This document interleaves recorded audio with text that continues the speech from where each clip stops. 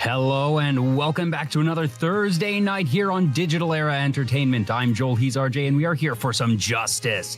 Some Ace Attorney Apollo justice, that is. We are, I think, actually about to end our current case. If not, we're certainly in for some other stuff. RJ, don't you dare spoil any of this for me. Oh, no, I was going to say, no, this game ain't Apollo Justice. This game is Among Us. Because literally... Literally, we got everything. We got imposters, we got murders, we got venting. What the heck is going on? Oh my god. Well, let's get back to the case and find out, shall we? Oh my god, Ace Attorney created Among Us before Among Us was Among Us. Among Us has always been Among Us. Witness, you will clarify this statement for the court. Are you, in fact, saying that you were up above the ceiling of the room? And that's where you heard the moment of the crime? Yes, in fact, I was. I'm sorry. I never imagined it would become such an important point. Yes, yeah, well... I'm gonna press X to doubt on that one. Oh, there's a good reason, but anyways. There's a reason. She could be the imposter. I'm just saying. She could be the murderer. I'm just saying. Anyway, yes, well, why the heck were you up there? Bum. Hurry, this is an emergency meeting. Yeet. I believe it's time for another testimony. I'm not sure I can't. Ooh. May I remind you that this is a murder trial. We will hear your testimony. Wow, for once the judge has a spine. Tell us why you witnessed the crime from above, please. Well, looks like I'm on the right track. Witness testimony. Venting.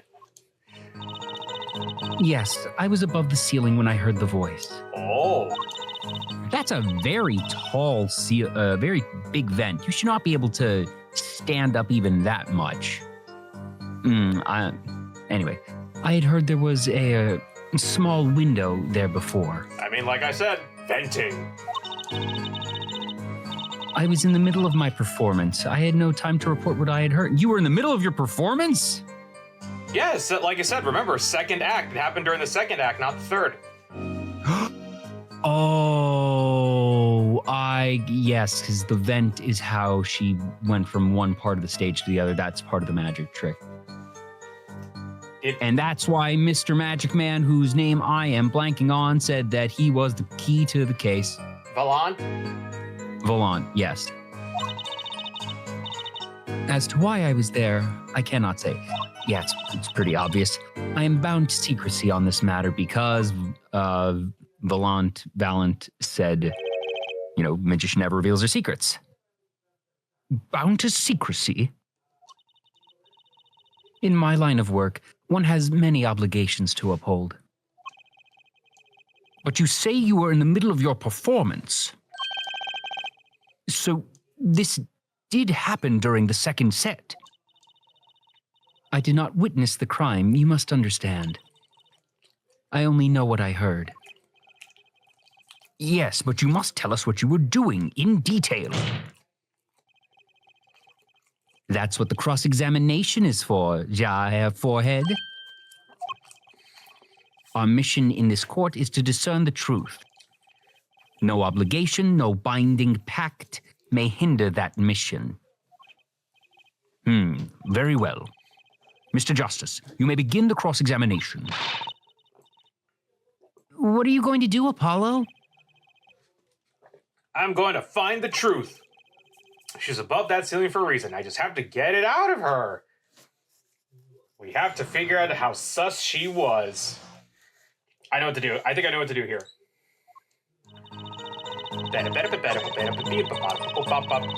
Small window. I can time to report what happened. As to why I was there, I cannot say. I can't tell you what it was. Here, can I do it? Yeah. It's gonna be. Also, Ivan, what Eldritch Horde did you walk into? Among Us. Next page over. No. Actually, it's right here. Is it really the Why Is was it the she tape there? or would it be Let's bring it. Why was she there? Why was she in there? Yeah, okay. I guess that's sort of a roundabout way of presenting it, that I would have thought potentially that it would be, if you go over,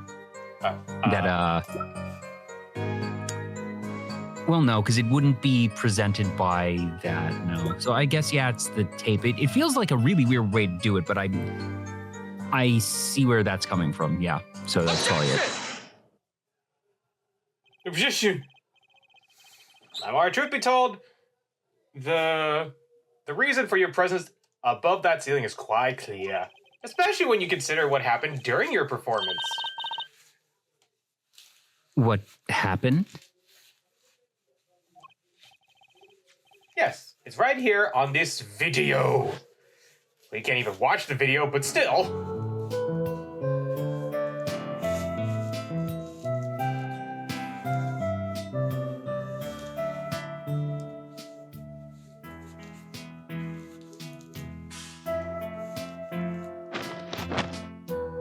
Oh, there's a trap. You can see a trap door over there. Can I skip this? I can't skip this. What the frack? I also like how they were able to manipulate that cloth right at the right time. Ah, yep, there's the trap door right there.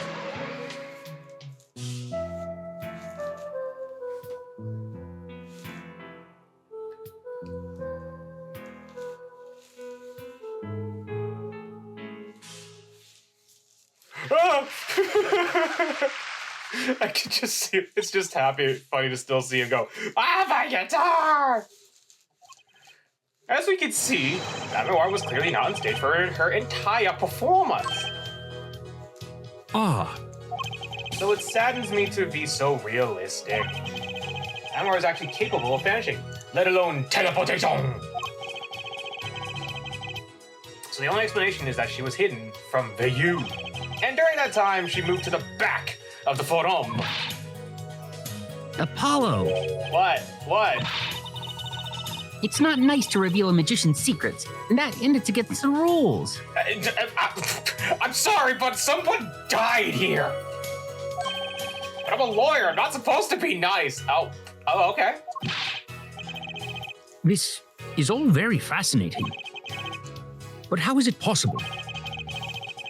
There is only 20 seconds between when she disappears and reappears. She couldn't have moved that fast. Wow, that's actually one of the most logical observations the judge has ever made. Like, actually. Is something wrong, Prosecutor Gavin? This was his concert, his show. He knows how the illusion was performed.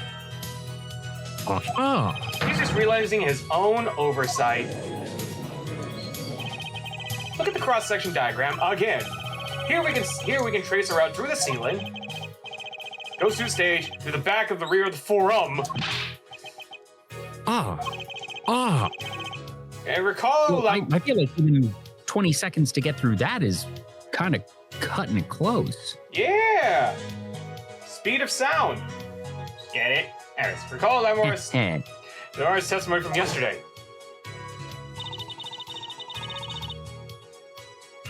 Oh, something like window there.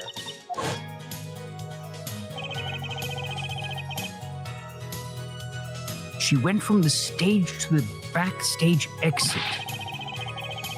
A perfect description of this route from a route above the ceiling. Amor knew of this because of her part in the illusion. But she wasn't the only one who knew. Just now in the lobby, Machi told me something. I know. If I opening vent, I can leave stage and backstage. He said that? Oh, were you not informed, Prosecutor Gavin? I knew about the vanishing act, of course. Yet I had no idea of the route that would be used. Why didn't that magician tell me? Magicians only reveal details of their acts on a need-to-know basis. They're bread and butter of a magician's life, you know. Which is why he bound Lamoir to secrecy. Damn. Well, Lamoir. Lammy whammy. I am impressed, Mr. Attorney. Machi was right about you. He was? So, what does this mean? What does this mean? Are you saying you used this route above the ceiling? I did. Well, that's that. But I'm still a bit confused. Why is that, Your Honor? As I said before,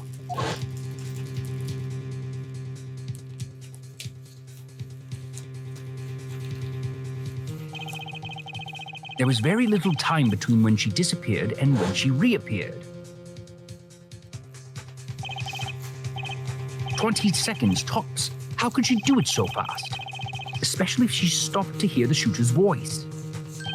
That's a good question. Wow. Judge being competent. Interesting. And the witness explained this to the court. I cannot. You having a delay there, dude?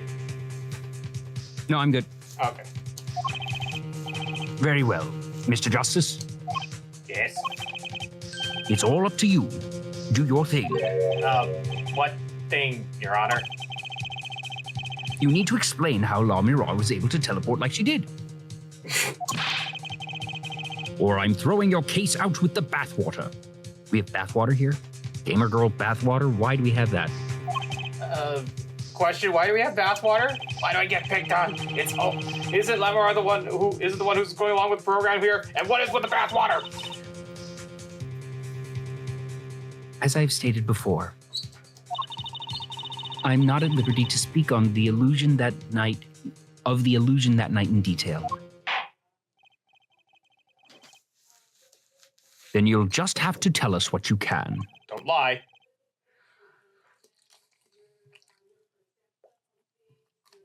Oh, sorry.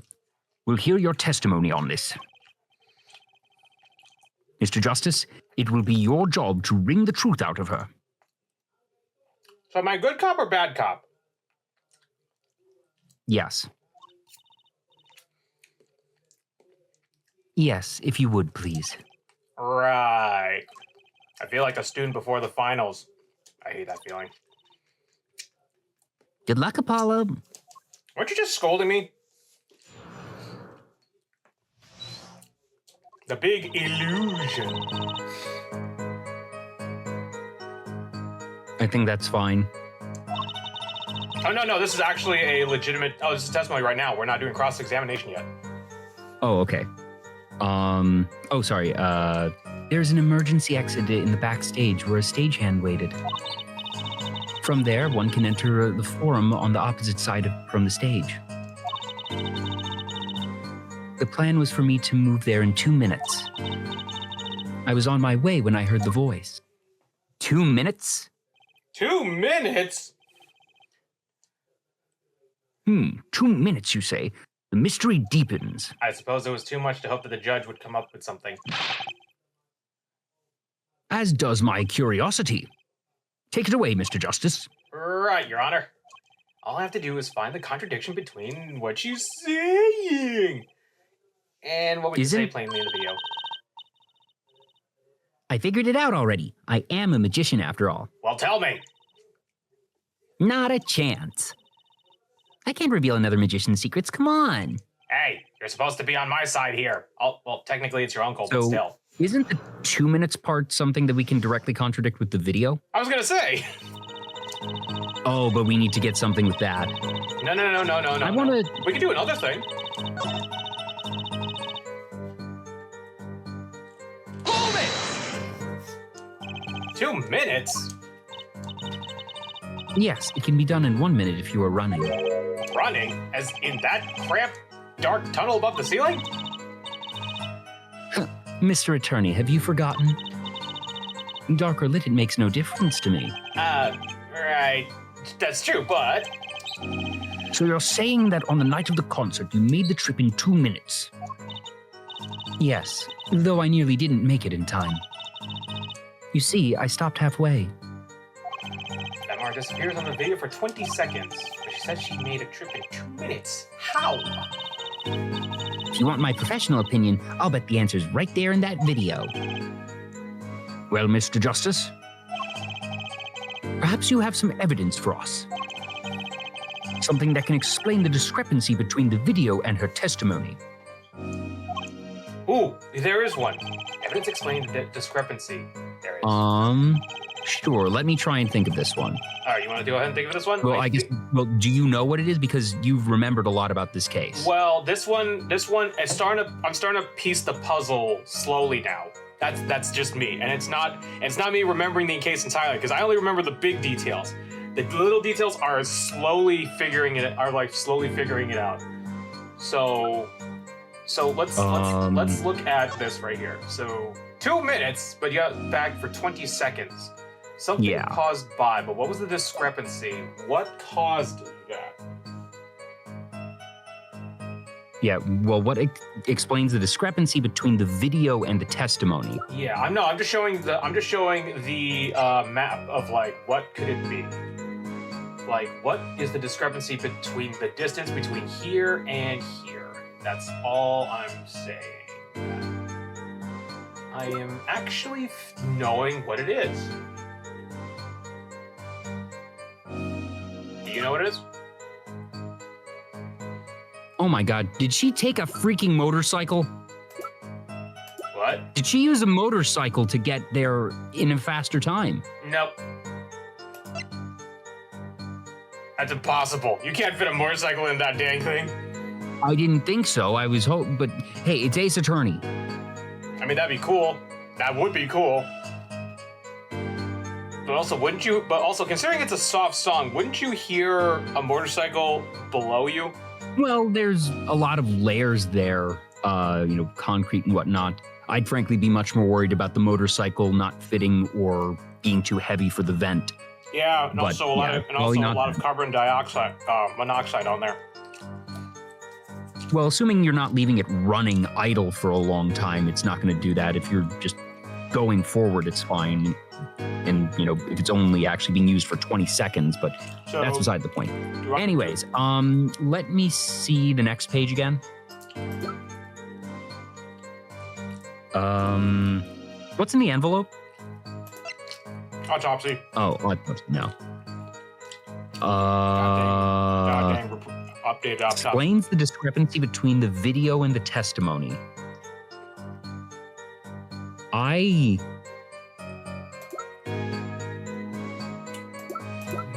figuring it out now. So. Yeah, I don't know. Okay, so let me tell you right now. When we were on the time of the murder, it took place in the dressing room, right? Yes. And the vent where the window was in the dressing room. Mm-hmm. What else did we find in the dressing room?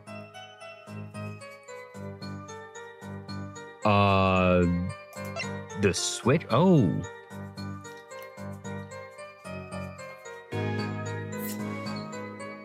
Take that! Lamar, do you happen to remember this, Baruch? Ah, yes, the brooch. We saw that yesterday, did we not? It was found at the scene. Because the other obvious explanation to all this is she had a body double. And my guess is that if you look at one and the other, the brooch is on one and not the other. It was found at the scene, Your Honor. Yeah, I mean, that could work too. And you're bringing this up now. Why? I thought we had already determined when that was dropped. So did I, but we hadn't. Take another look at the video.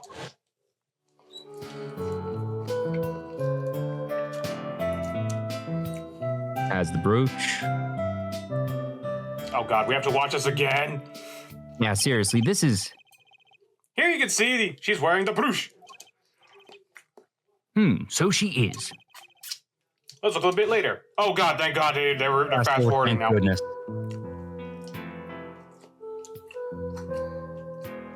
Yep, not there.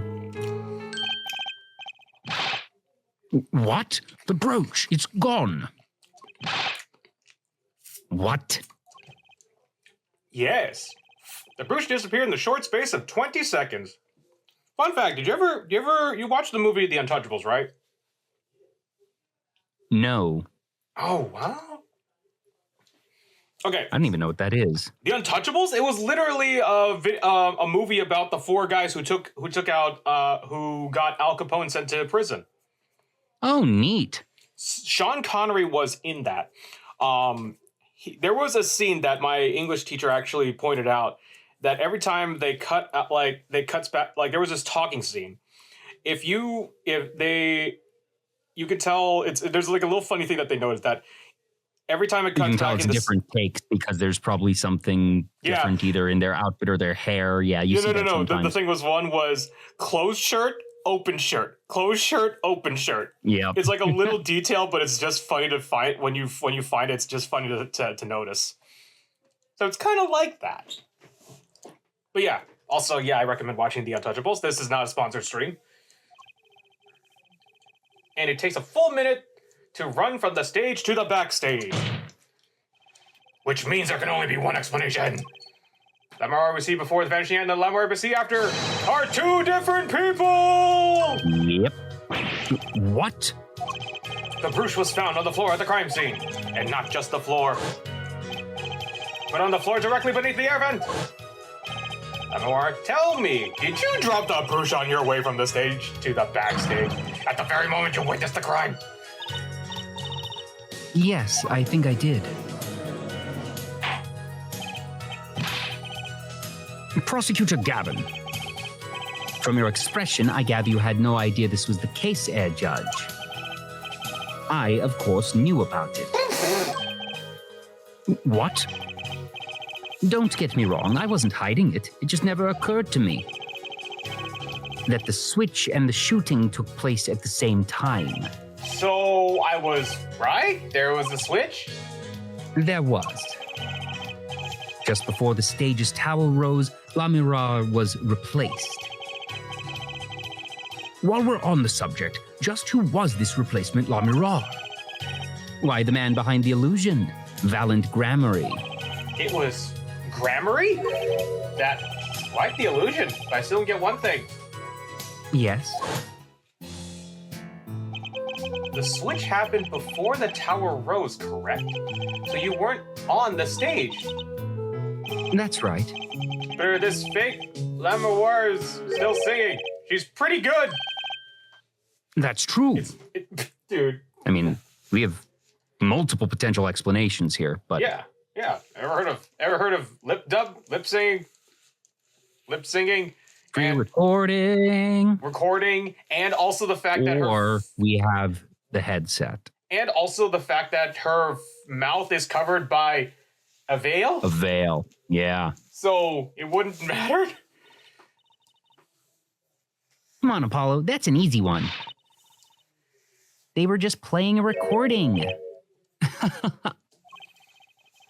The Gaviniers aren't some kind of air guitar band, Fraulein. Oh, you mean I'm wrong? When we play a show live, we play live, no recordings. Yeet. Perhaps you can explain, La Mirage? Very well. Yes, do tell, and add it to your testimony. Oh boy. I had to keep singing even while I moved. Hold it! You were singing? Yes. Mr. Gavin expressed a dislike for recordings, so I used this. Wait, so you were singing the whole time? Even when you were crawling above the ceiling towards the backstage? Why should it matter where I sing, when everywhere I go is in the same darkness? I mean, acoustics, for one. Yeah, with the... But if you were singing while you were walking... Wait!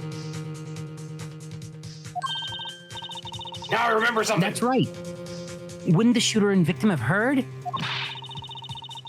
She was singing right over their heads after all. That's right.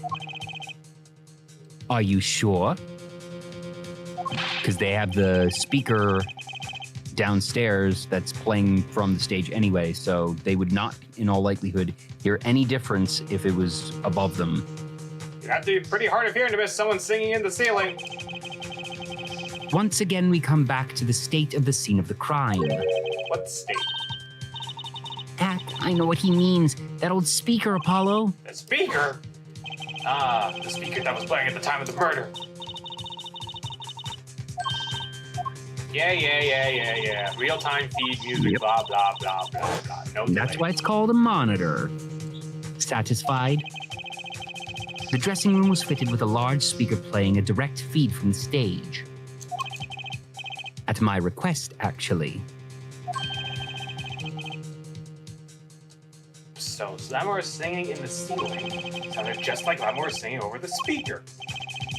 Ingenious. Her voice was hidden by her voice. Lamar, I have just remembered something. do tell. Do tell. When I heard the noise, the gunshots, yes? It startled me, so I stopped singing. What?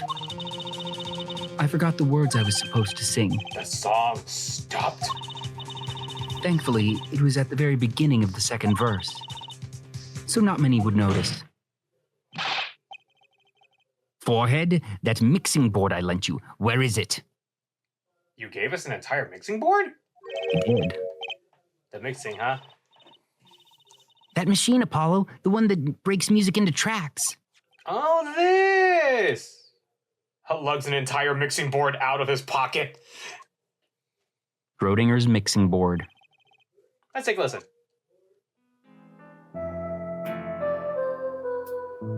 Sugar, sugar, ba-da-ba-ba-ba. Oh, I can't. Oh, wait.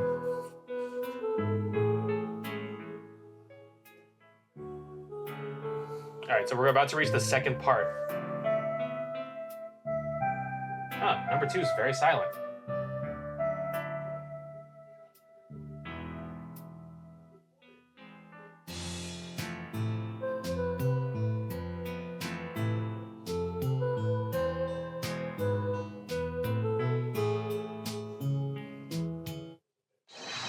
The song does stop there. It does? I must have missed it. Look at the lyric sheet. Ah, that's right. Yep, there we go. Look, know where it says pleasure. Yep. See where it says pleasure? Oh, there he goes. Now listen again. Oh God, why did you at this? Why didn't you just do it right at the second verse part? Skip this. Like, try hitting start. Does it do anything? No, nothing. Oh.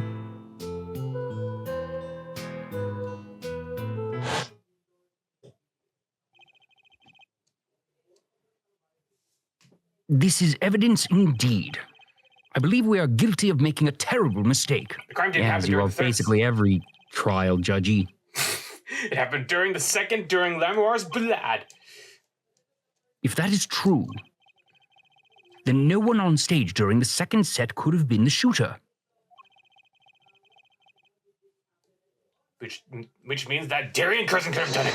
He wasn't on stage for the second set. Well, Prosecutor Gavin? Fascinating. I don't believe I've ever seen a trial turned around quite so thoroughly. You could say it had a turnabout. Ha ha ha ha ha. Eee. Yet one problem remains. Uh-oh. What's that, Prosecutor Gavin?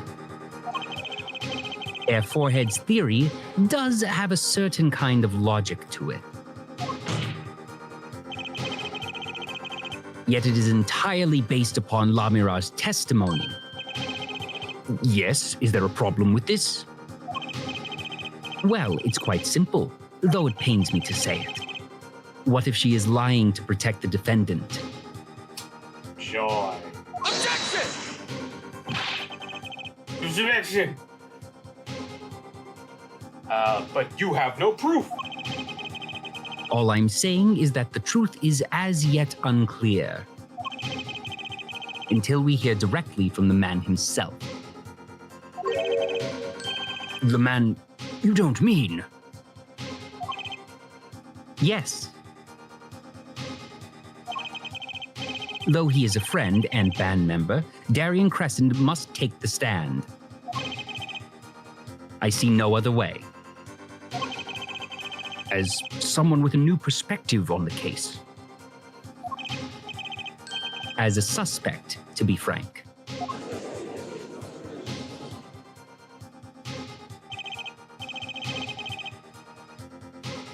Finally, the rat's coming out of his hole! Or the shark coming out of the water. I'm ready to catch him. Darren Crescent, get ready for justice. I'm gonna catch the shark. Get ready, boys, it's Shark Week! I don't think that's the reference you want to make here, RJ. Anyways, this is as good a time as any for a pause for a brief recess. Was there a reason why I shouldn't have? Don't worry about it. The prosecution will summon the witness. Okay, then. Have him here and ready by the time we begin.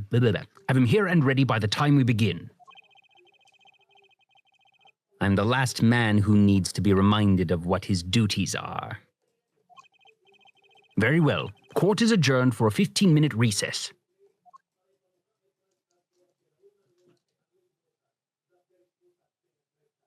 To be continued.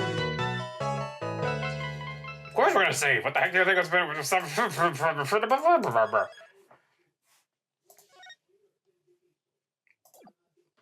Yes. Yes. It is July 10th at 140 District Court, Defender Lobby 2. Apollo, I can't believe it. It really happened during the second act? And right in the middle of La Mirage's performance?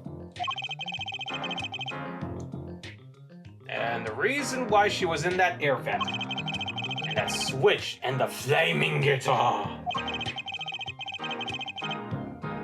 When you link it all together, that's what you end up with. Yay! I'm guessing this is Grammary. I knew you had what it took. Nope, it's Dad. Ah, Daddy. Mr. Wright. Mr. Wright. Oh, sorry, that was your line. Mr. Wright, you believed in me? Not really. Huh? I just thought it'd make a cooler entrance than say hiya.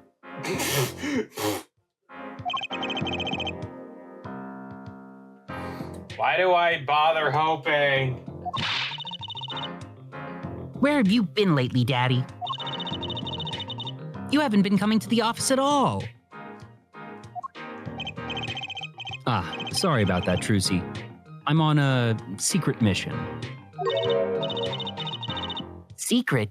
You mean like you're undercover? Like Mr. Lettuce, only shorter and not well dressed. And not shot. Oh no! What if you're shot too, Daddy? Would I do a thing like that to you? Oh, don't say that. That's a red flag. That's a flag. Anyway, Let's I'm be off honest for a while. here. Would this really happen to Phoenix Wright after? Well, technically, he did deal with a lot. I feel like what would happen is at the last case of the game, we would be led to think that he has been killed, but he has not actually been killed in the end. Like, let's be honest here. Would they really kill off Phoenix Wright? I mean, considering No. considering the games that are coming after this one, it's basically a spoiler. To that question, I mean. But anyways, also Phoenix has dealt with like the worst. I remember third game, he dropped in a river and all he got was a dang cold. This guy was hit with a car and all he had was a hurt leg. Like, this man is literally like, what do you call that? This man literally has extreme plot armor at this point. Huh? You're leaving? Oh, one more thing before I go. What? Good luck. Right. Is that all you came to say? I think you have things pretty much under control. You'll get Machi to buy off the hook, no doubt. Yeah, but... But you're after that detective, aren't you? Darian Crescent. It won't be easy proving he did it. Especially not under the current court system. Ooh. The current court system? What did Prosecutor Gavin say during the trial? Your case is based on one fragile assumption. Namely, that our Diva Divine is telling the truth. But what about all the proof? The brooch and the switch. A piece of jewelry and a lyrical blunder. There are plenty of other ways to explain these things. The flaming guitar, too. All because you lack definitive proof of their connection to the case. But the sultry songstress is lying. Your case melts like butter in a frying pan. Butter. Leaving behind the faintly singed scent of failure. That's not delicious. So what do? Make buttered toast? Like I said, good luck. And be aware that it will be impossible to prove his guilt by conventional methods. Phoenix, are you telling us to cheat? Oh, that reminds me. I have something to give you from our detective friend. I bet you had a lot. Remember, he cheated. Who was it that cheated in the first case where they had the extra card? Yeah. Detective Sky, but this one was from a police person.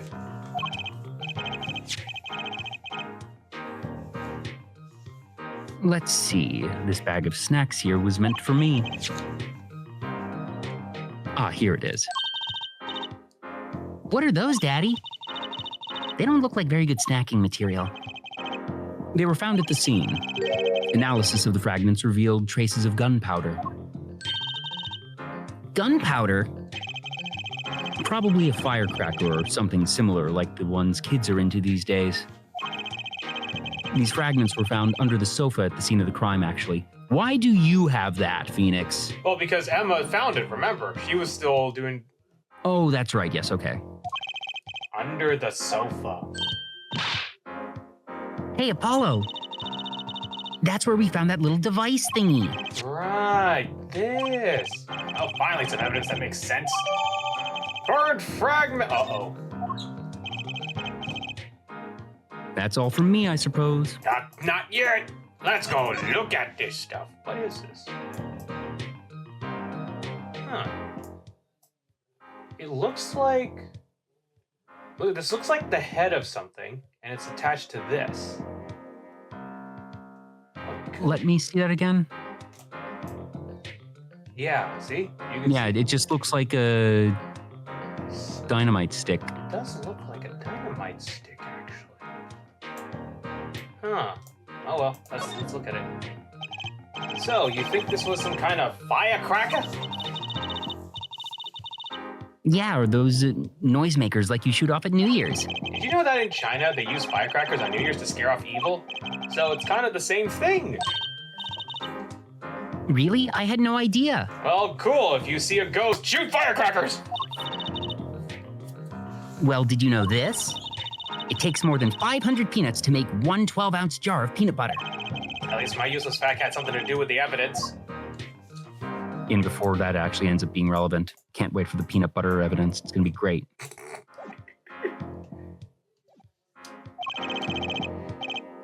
See you after the verdict. Maybe. Right.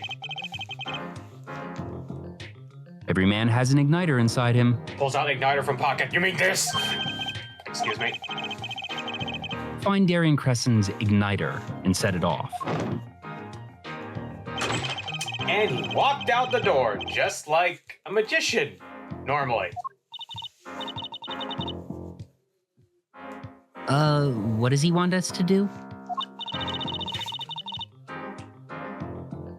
No conventional methods? What does that mean?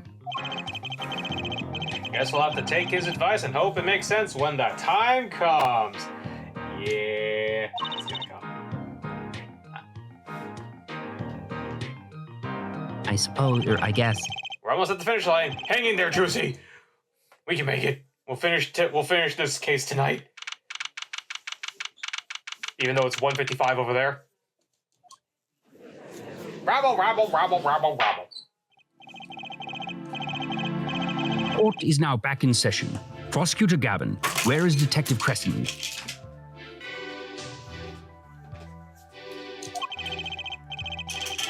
In the witness lounge, ready to be called at any time. Sorry, I dropped something. Sorry, I think I might be on a delay suddenly. No. I just dropped something. Oh, very well. Might I add, I don't believe any of this. Darian was the first detective I ever worked with. We stopped working together when he moved to Criminal Affairs Division 3. But his guitar playing fires my imagination.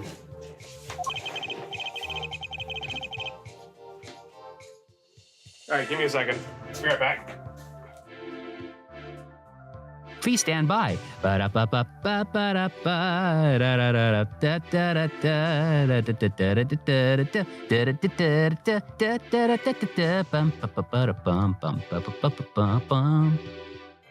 Well, hopefully you all are enjoying Thursday nights here on Digital Era Twitch. I'll be back tomorrow afternoon for DKai, our weekly anime podcast. It's going to be a lot of fun. We're actually going to be doing a game show of the recent trend of foghorn leghorn commentary on anime. It's going to be... I say, boy.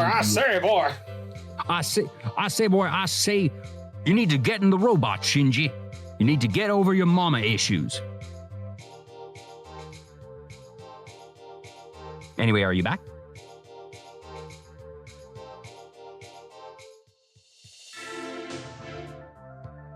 Guess not. And then on Saturday, we have our radio drama presentation of Cowboy Bebop the movie, Knocking on Heaven's Door. That's going to be a very, very fun one. So if you want to be hearing just a simple bounty hunter, ma'am, it's going to be quite a good time there. As always, we have lots of fun things going on here, and we're currently knee-deep in our Kokoro no Pro Kickstarter campaign. If you are able to, please consider backing. If the campaign does not get fully funded, nothing is actually taken from your bank account, so please do consider giving generously but responsibly.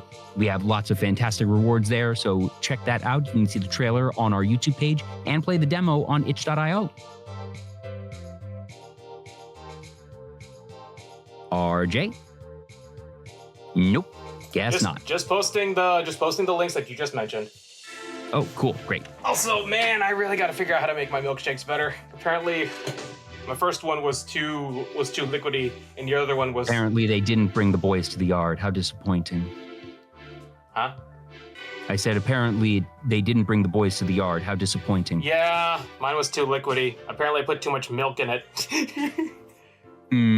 I was like, oh no, wait, did I put, because I thought, hey, maybe if I put more milk, it'll probably fill it up better. No, it just made it more liquidy. I'm like, probably should have thought of that beforehand. Anyways, that's nice, but it has nothing to do with the matter at hand. Correct? Oh, I know, Air Forehead. Then why, then why, never mind. Very well. Call the final witness to the stand. Oh, why is it the final witness? How do you know it's the final witness? Because I'm pretty sure that's the final guy that's going to be dealing with us. Yeah, probably. We basically know it's him, we just don't have the proof yet. Detective Darian Crescent.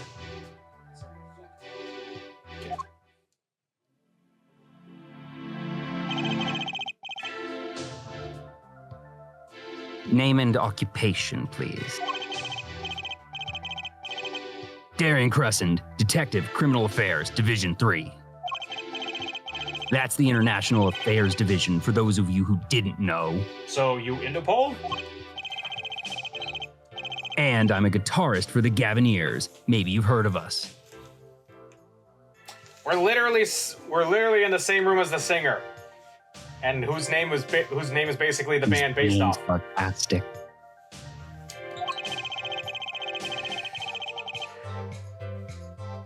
Do you fully understand the circumstances under which you stand before us today? Yeah, I understand, Your Honor. What I don't understand is how you let this happen, partner.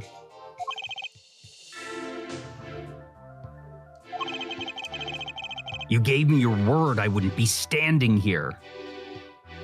Hey, yo. Wait, go back.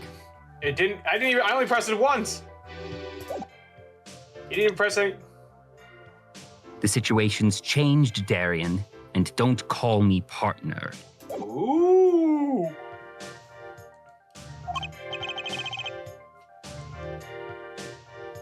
So much for old friends. Hey, yo. Wait, hold on. What?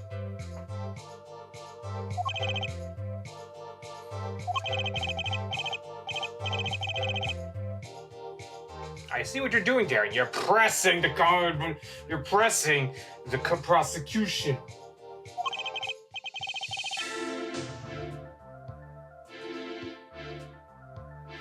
Your Honor, here we go. Begin the trial. Yes, it's high time we did. Let's hear your testimony. You may begin with your response to La Mirage's testimony. If in fact you have anything to say about it. Oh, I've got plenty to say.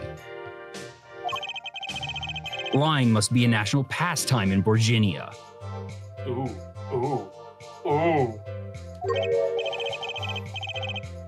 And wherever you're from, Mr. Justice, huh? Jeez.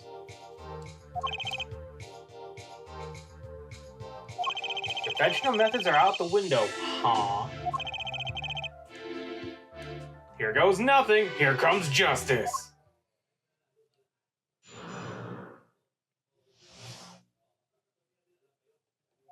Darren's rebut. Get it? I'm just kidding. The diva's lying, plain and simple. She's got nothing to back up her story. In the first place, she never heard my voice. She forgot the words because she heard gunshots, as if. Didn't Detective Emma Skye hear those gunshots during the third set anyway?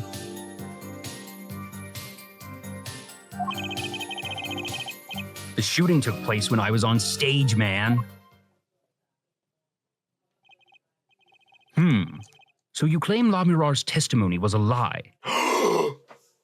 Oh! That's it! Hey, don't get me wrong. I dig what she's doing, trying to protect that kid. And she's got the court eating vague statements out of the...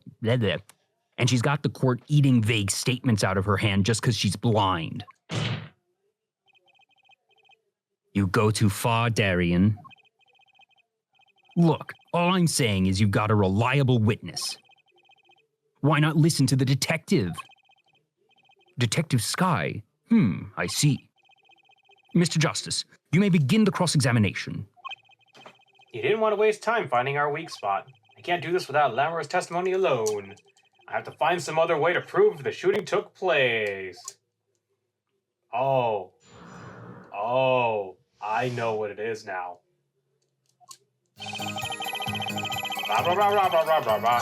Never heard my voice, forgot about the words, as if. Didn't Detective Emma Skye hear those gunshots during the third set anyway? I know what it is. So, speaking of Detective Emma Skye, wasn't something she just got? Yeah, those little poppers. Look, bearing gunpowder residue, possibly a firecracker. Are you starting to get it now? Yeah. Ready? No, Yep. Go ahead. Explain. So he has his igniter is what set that off because he was creating his alibi. Yep. Objection! Some things were found at the crime scene after yesterday's trial.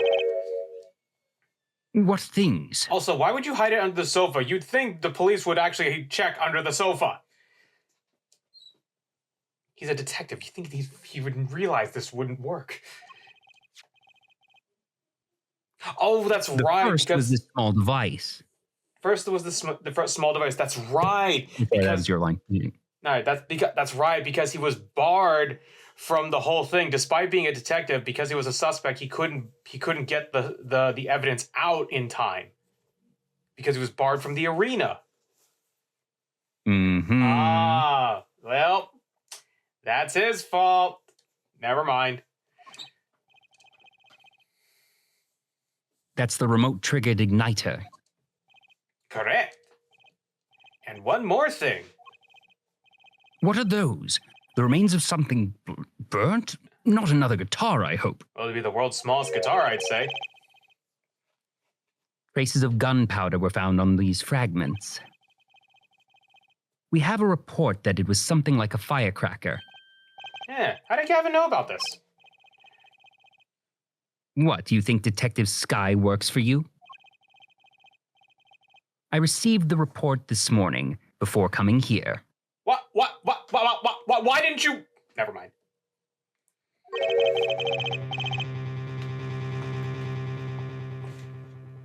That's when I made my decision, actually. What decision is this sorry, I'm just flopping all over. What decision is this, Prosecutor Gavin? I registered Darian as the final witness, just in case. Ooh, the betrayal. Sorry. This raises another possibility. These gunshot-like sounds during the third set could have been those two firecrackers rigged to go off by the remote control.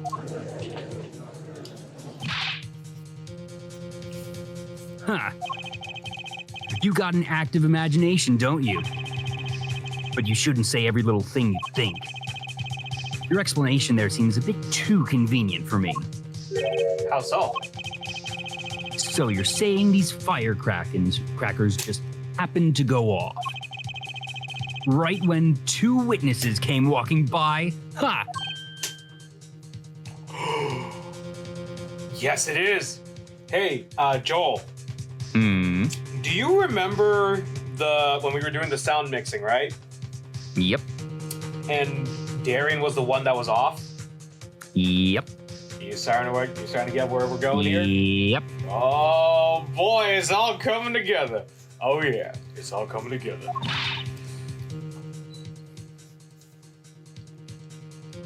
That's right. Darian was out on stage. How would he know someone was backstage right then? If a firecracker goes off in the forest and there's no one to hear. You get my drift? Why go through the trouble, man?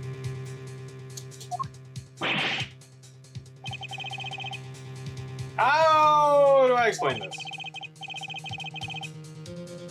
He may not look it, but Darian is a gifted detective. Show any weakness and he's sure to find it. He may not look it, partner. Gee, thanks, man. That reminds me. I happened to pass through that very hallway several times that day myself. And I saw something odd there just before the third set. Something odd? A headset, the kind all the band and staff members were wearing.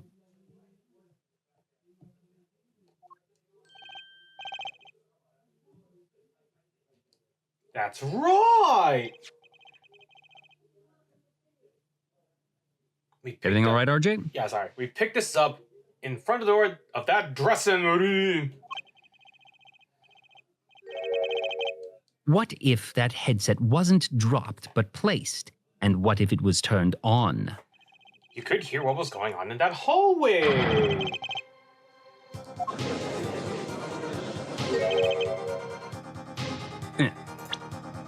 Even if you were out on stage.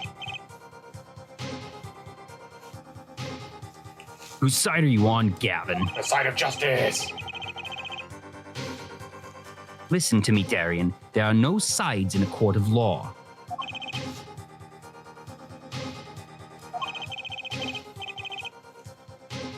Which is why I now turn to you, Air Forehead. I have a question for you. For me? The igniter and the burnt fragments that were found at the scene of the crime. It's certainly a possibility that they were part of a ruse to fake the sound of gunshot. Throw the headset from the hallway into the mix and you could fabricate an alibi. But we're still no closer to proving anything. Those gunshots might have been real or fake. We can't say. Ugh.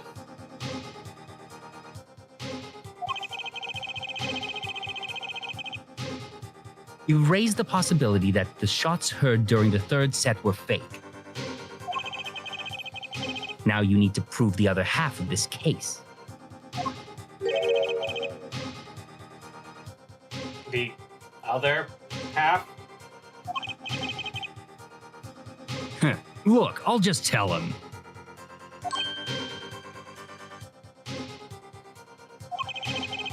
He wants you to prove the thing went down in the second act, while our little piano player was on stage. That right, Gavin? Indeed, if you can't prove that, then to continue this cross-examination would be pointless. Well, Mr. Justice? Can you prove the crime took place during the second act? Yeah, I think. Sure. You better know, Apollo, otherwise we're through. We're burnt like those firecrackers. It can't be proven.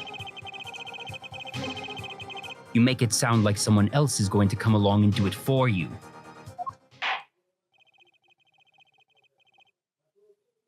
Let's continue with the cross-examination then, shall we? Witness your testimony, if you would. This isn't going to be easy. I need some decisive proof and fast. You ready, kid? Because I am. Nope. Nope, that is. Oh, yep, yeah. Sorry. So, proof is gonna be in the mixing board. Yeah. Yeah, but Jackson! Thank you, music. It seems there was clear proof left behind. Right here in Lamoire's song. Wait, the song? I thought it was... Never mind. Her song? What exactly, is this device thingy? A new variety of gramophone, perhaps? Oh, come on, Judgy, you're not that old. He's not wrong. More like a super advanced version of a gramophone. Come on, we just use this, and don't get me started with the gramophone. This device was used to record the performance part by part. Part? You move the sliders to adjust the volume. Each instrument is adjustable separately, La Mirar's voice included. Oh, but what does this prove? According to Lamoire's testimony, the moment of the shooting, she forgot the words to the song. Ah, you intend to examine the recording at that moment, yeah? We might even hear those gunshots. Exactly. Ridiculous. How are you supposed to hear gunshots back in that dressing room out on stage? Have you forgotten, Darian? We were all wearing these headsets. Oh. Ooh.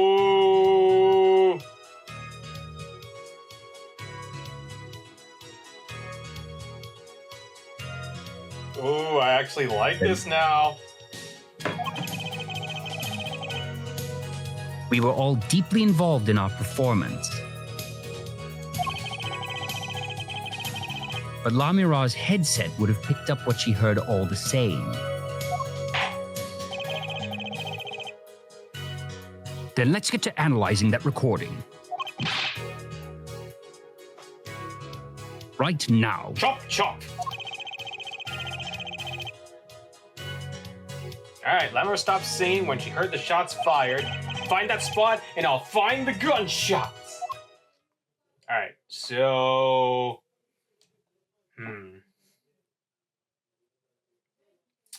Second segment, right? Alright, no, this one. Alright. Let's see. Oh, that's right. She was singing. So this is the one she was singing, right? Yeah, okay. Let's remove this down, this down, this down. Go back here.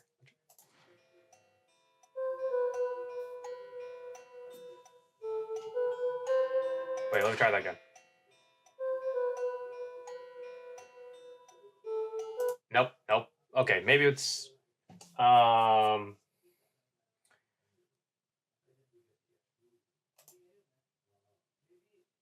let me try 3. Whoa! Did you hear that? Yeah.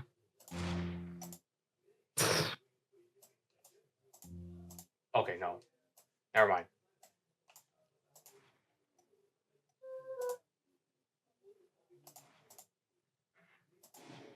Oh, yep, I heard it right there.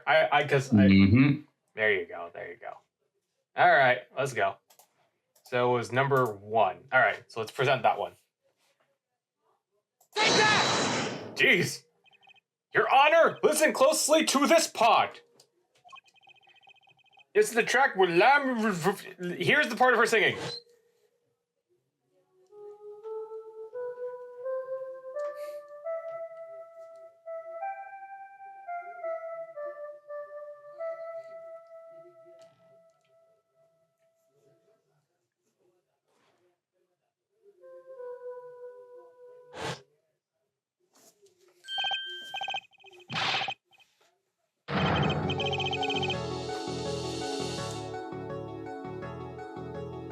Why, it sounded like a gunshot.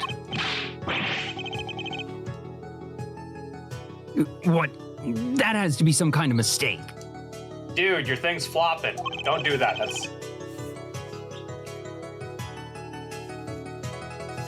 I believe a case has been made.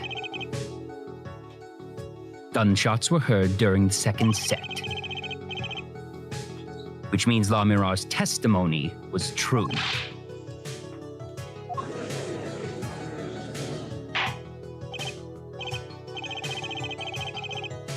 So, she was telling the truth about what she heard.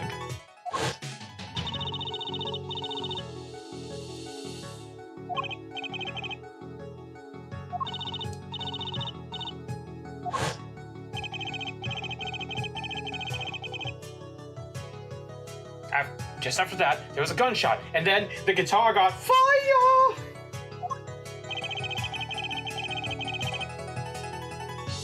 Detective Crescent, you weren't on stage during the second set.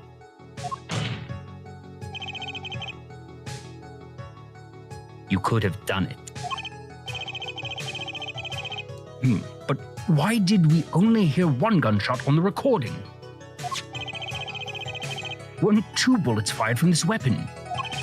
Lamira was moving through the air vent, Your Honor. She must have not been close enough to her mic to catch the first shot. But then as she passed over the dressing room, the gun fired again, and Mr. Lettuce was taken. The lettuce. was cooked.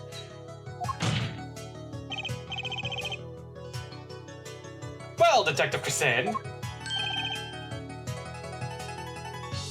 What? Hold on.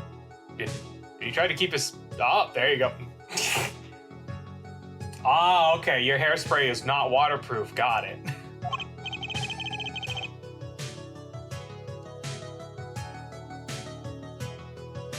Joel.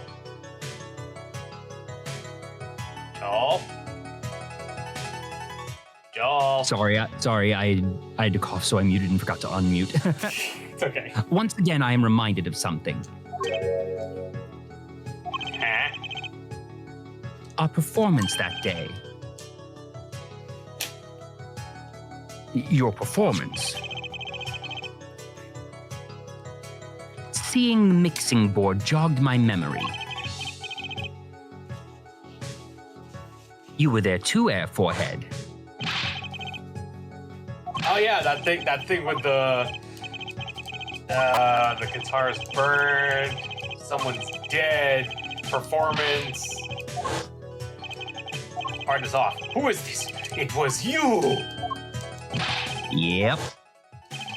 Darian was ejected. He was the I thought imposter. it strange at the time.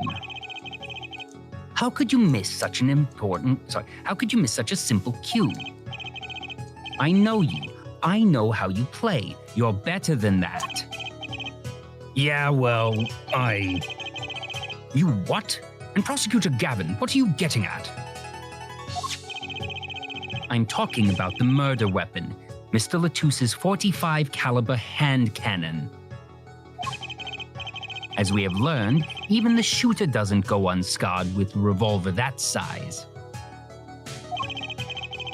The kickback is enough to dislocate your shoulder if you're an amateur. Wait, you mean his plan was effective because he hurt himself shooting that revolver? Ha! You're forgetting something. Yes, Detective Crescent? I'm a trained police officer, you know? I've had firearms training, plenty of it. I'm no amateur. The standard sidearm issued to police officers is a .38 caliber weapon. A much tamer beast. Also, the murder weapon belonged to the victim, Mr. Latousse. Which suggests there was a struggle between the killer and victim. So, the killer might not have been holding the revolver correctly when he fired. Is that what you mean? Yeah. The thought had occurred to me, yes. Well, does the witness have anything to say to this? Detective Crescent. What I want to ask is what Mr. Sleeves rolled up ready for action has to say.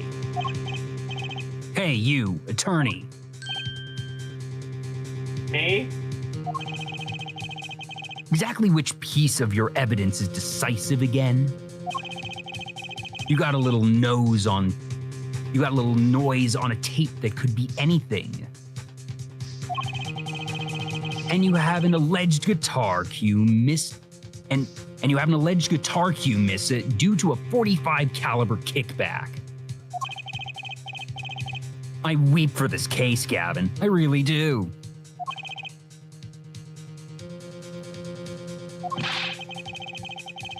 You can line up your little weak pieces of evidence all you want. I didn't shoot that manager. And that's the obvious truth. The witness has a point. I mean, you've tried to end the case and send people to their death for less than that, Judgy.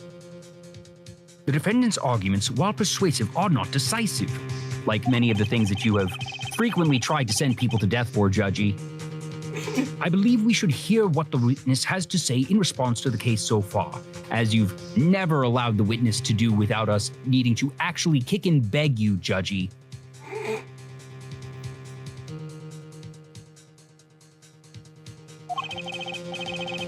Your testimony, please, Detective Crescent. Tell us your reasons why you couldn't have done it.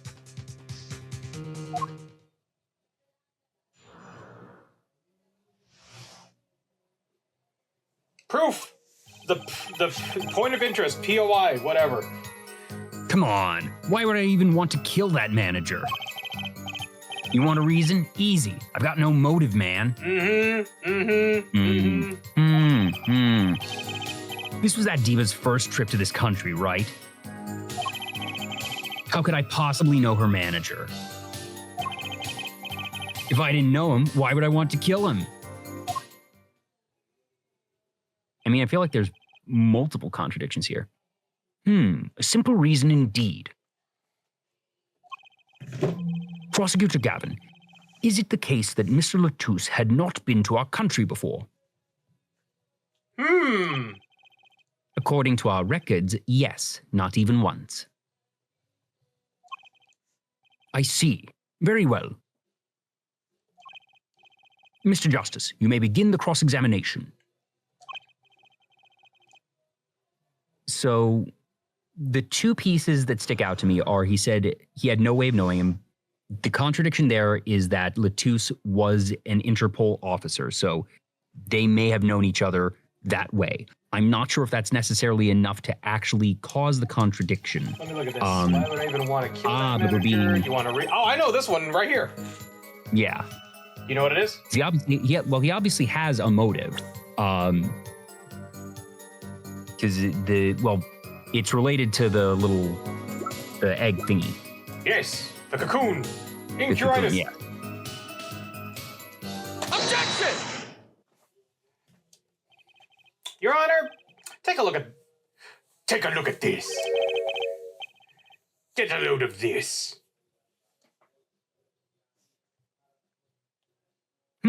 What's that?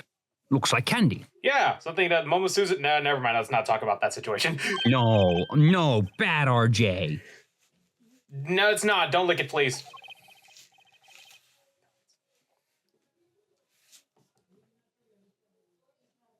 Oh, right. That's my line. Detective Crescent, ever seen this?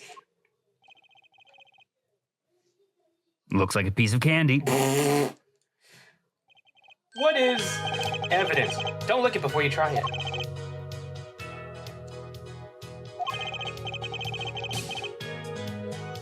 Specifically, this is a replica of a cocoon. It was found among the victim's belongings. A cocoon? Never seen one that color. It's a variety only found in the Republic of Borginia. Nowhere else. All right, but what is this cocoon replica doing in my courtroom? Surely this has nothing to do with a motive for killing Mr. Latouche, does it? I mean, I think it does. You don't sound so confident, man. A cocoon. Is it one of those silky cocoons? The kind that you can make, silk out of?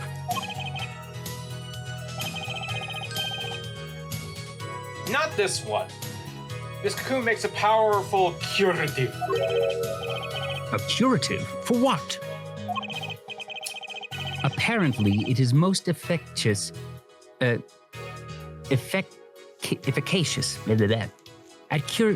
treating a disease.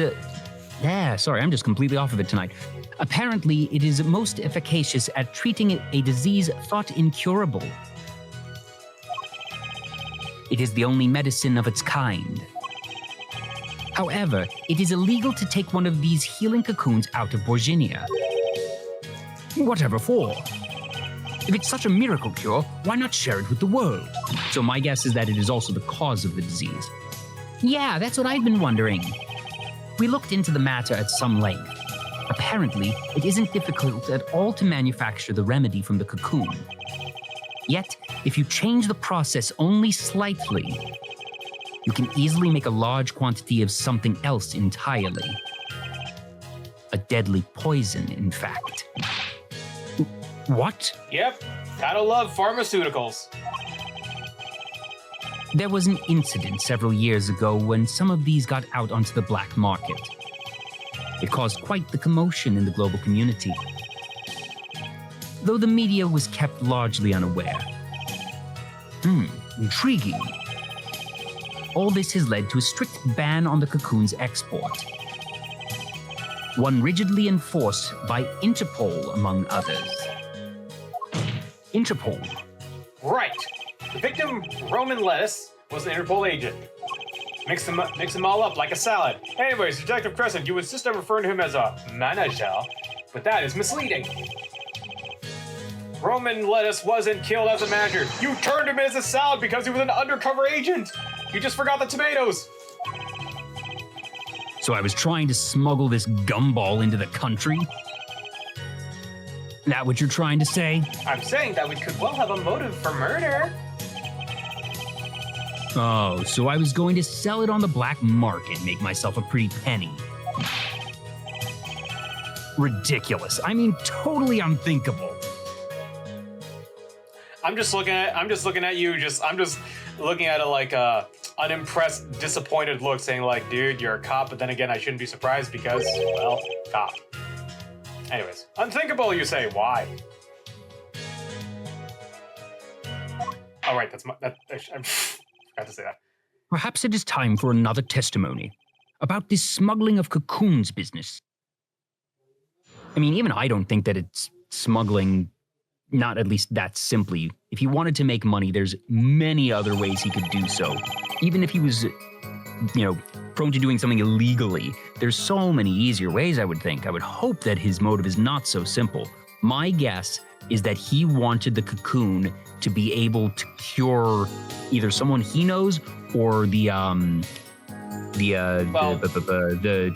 judge, the head judge person. Because remember, didn't that boy just get healed?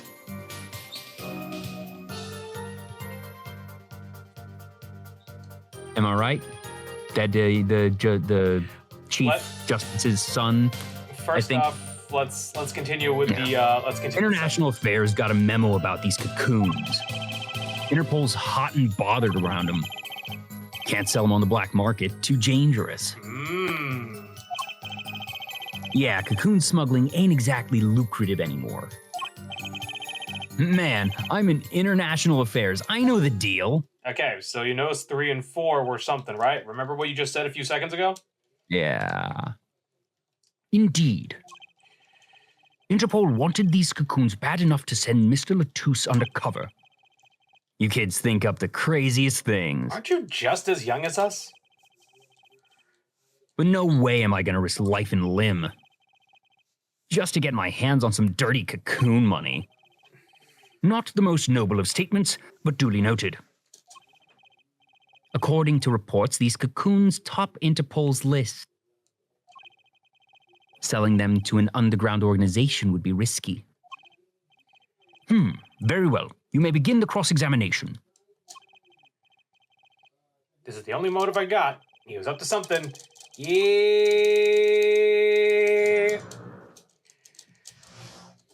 The cocoon smuggling. Yeah. Can't sell on the black market. Who said you needed to sell them? What if it was for something else? Let's see that headline. Yeah! Objection! Why not choose a less dangerous buyer then? I would. How clueless are you? Everyone in the market's dangerous. The second they found out I was a cop, I could kiss my keister goodbye. Why sell it to the black market buyer? How about someone like this? That article. That's about the Chief Justice's. A deadly poison can be extracted from the cocoon, but so can a cure. And not only a cure for just any disease, a cure for incuritis. Incuritis? I've heard of that somewhere. You went to visit the victim of the disease this morning. Aha! Why, that's the disease the Chief Justice's son has.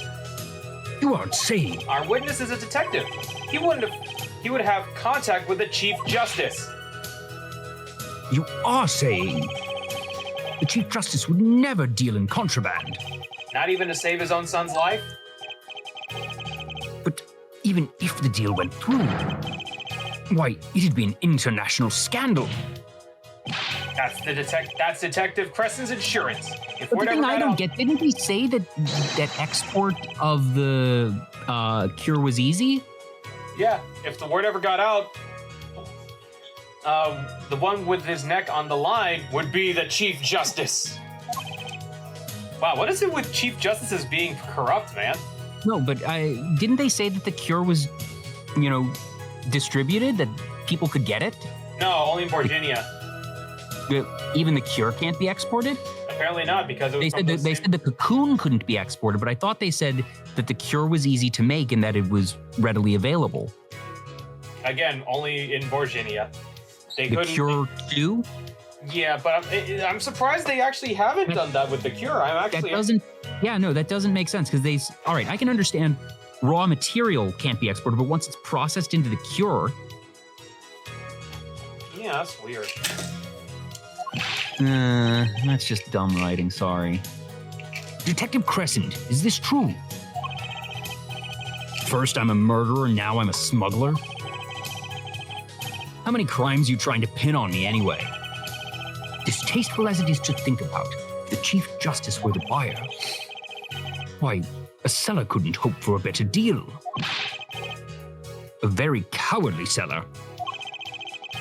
Don't let sleeves over there trick you. So I made a deal with the Chief Justice. Where's your proof? But, well... Oh yeah, and you're forgetting one other important thing. Do tell. Interpol isn't the only ones out there watching this.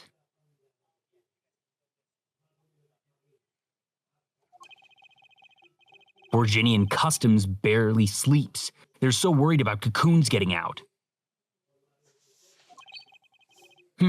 So we were informed. Let's continue with the cross-examination. Okay. Virginian Customs is very thorough. Everything and everyone gets checked. Cocoon possession will get you arrested on the spot and then sentenced to death. Hey man, if there's a way to get cocoons out of there, I'd sure like to know. I know this one! So, let me ask you. What else was from Virginia and sent to America? The guitar case. Objection! Actually, there is one way. What? One way to get something out of the country, no checks. What is it? You could become a prosecutor. A prosecutor? I don't believe it. Believe it, Prosecutor Gavin. What was it that you told me yesterday at your office? It was a beautiful instrument. It was played lovingly for many years. Oh, sorry, there's a... Ba ba ba ba ba ba ba ba ba ba ba. I enjoyed playing guitar. Made a present of it from Virginia. Couldn't carry it on the plane. Changes in air pressure. Blah blah blah. Vacuum packed. Special shipping service for transporting evidence. Brought it right up to the office. Pristine and untouched. Did I get that right, Prosecutor Gavin? Untouched. Quite. The guitar was wrapped in several sheets of vacuum packed in Virginia. I'm so out of it.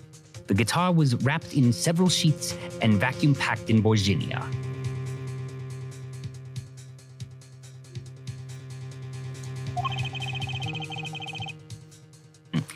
The pack was untouched until the day of the concert. Are you saying that guitar was... With the cocoons this small, it would have been very easy to use your guitar as a mule to smuggle a cocoon out of Boshinia. What?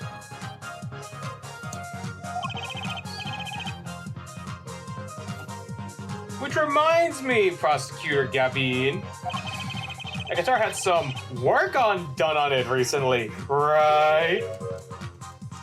Work. Good memory, Air Forehead.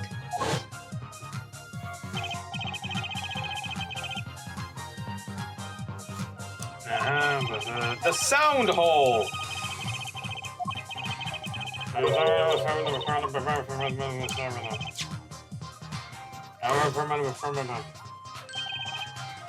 An igniter.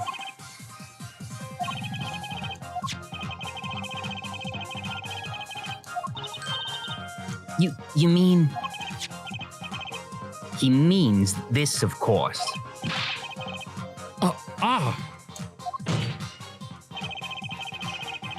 There's a way to get the cocoon out of the country.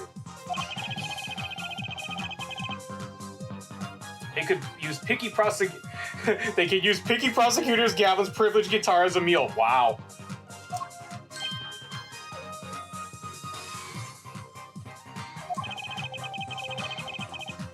And someone like a member of the band. Wow, thanks, Otto. And better to do that than someone with the access. York.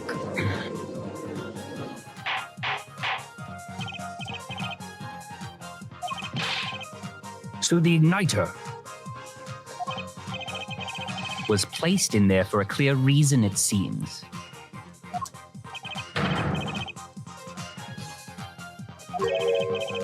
A precaution. Ah, Air Forehead. At last, it all comes together. RJ, you there? Yep. You've been missing like half of the lines in this scene. Sorry. Every strange thing happened that every day. Care to review? Maestro. The gentle sounds of the lemons right about. Oh God, are we doing this again? Okay, good. Oh God. Oh, hang on. My keys were stolen. A harmless misdemeanor. Oh God, I thought it was gonna go on autoplay. Or worse, we would have gone back to that dang video. Yeah, please no. Which forced me to break the lock on my guitar case. The key was stolen to retrieve the guitar from the cocoon. The cocoon from the guitar, but yes. I see. But things didn't go so well. The smuggler wasn't counting on the guitar being rahapped. Only a member of the band could get near that case. Unwrapping the guitar would raise too many suspicions. Then the concert began. Right about this time, a very large problem presented itself to the smuggler. What's that? Mr. Lettuce. Ah. Mr. Latouche, an undercover agent, was onto something. He would have known about the guitar. He'd only have to check the shipping records. So, Mr. Latouche tried to examine the guitar himself.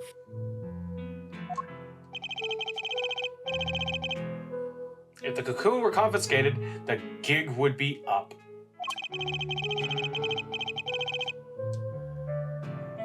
Only one thing left for the smuggler to do was get rid of the whole... yeah, basically. Yep. Burn it!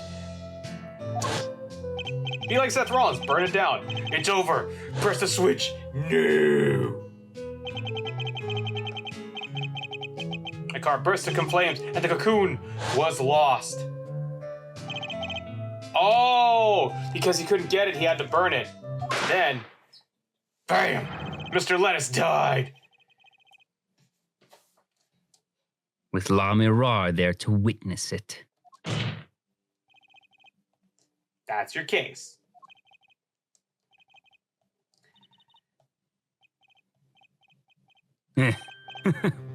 Brilliant, man. Boy, here. He's still gonna deny it to the end. Detective Crescent. I gotta know. You make all that up on the fly? For a made-up story, it makes a great deal of sense, Darian. Republic of Virginia? Sorry, man. I haven't even been there. True, you haven't. Huh. Let's see you make up a story for that kid.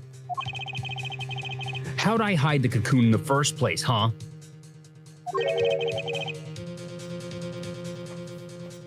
It's not so hard to imagine. You had help. A Borginian Oh, there we go. That's all. And you had an accomplice was clear from the start. The voice, Lamiroir, proves hers.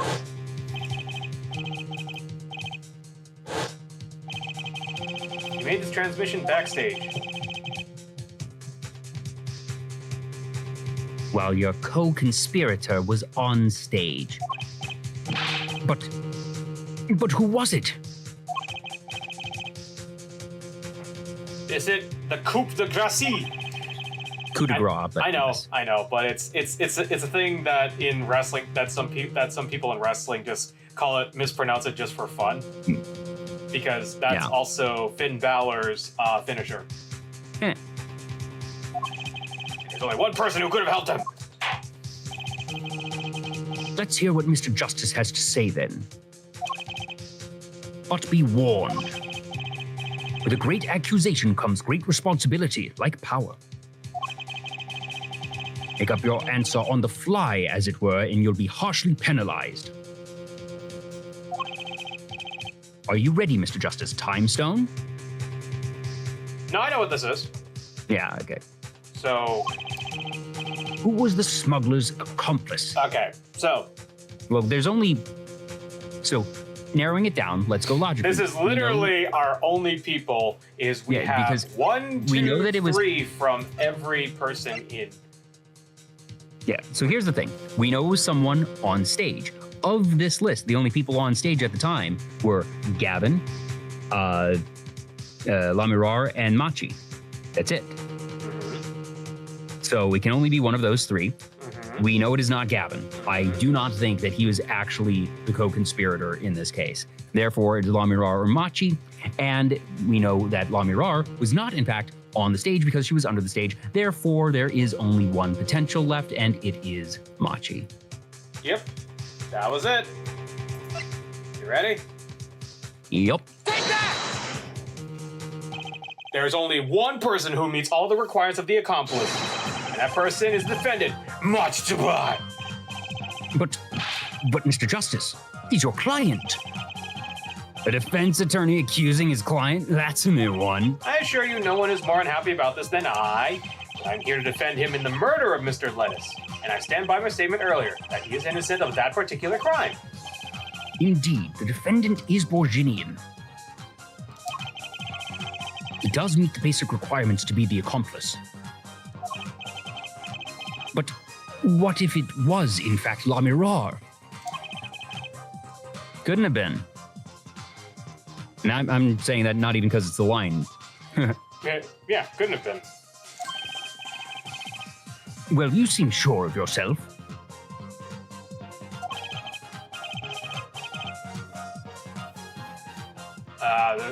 The reason is electronic signals, Your Honor. Electronic signals. Recall that this remote only works a range of 30. Ah, yes. Do you see what I'm seeing here? Mm-hmm. Beyond that, it's useless. Yes, that's true. Now think back to the testimony.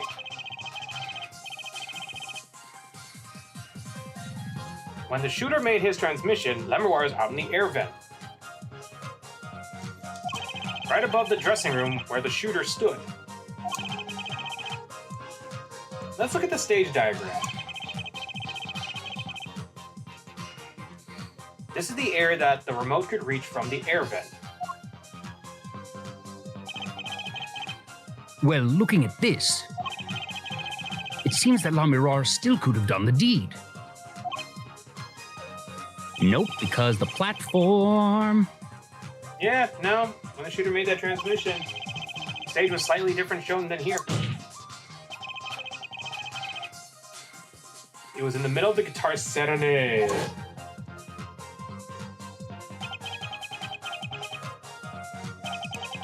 Prosecutor Gavin and the lot. What? Stop going fast, man. And standing in the air. They were on the tower, which happens to be 15 feet tall.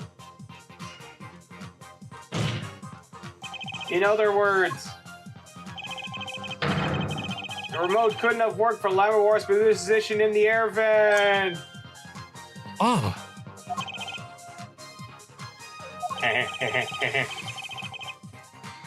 Well, Detective Crescent, what do you say to that? Your Honor? Ayo. Yes, Detective. Could we see the video where Gavin's guitar burns? Just one more time. Oh. Well, I don't see why not.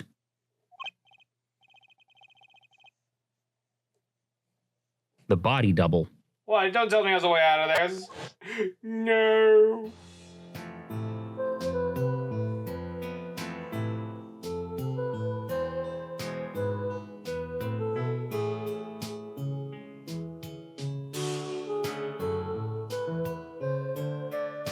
Yep, you see it right there.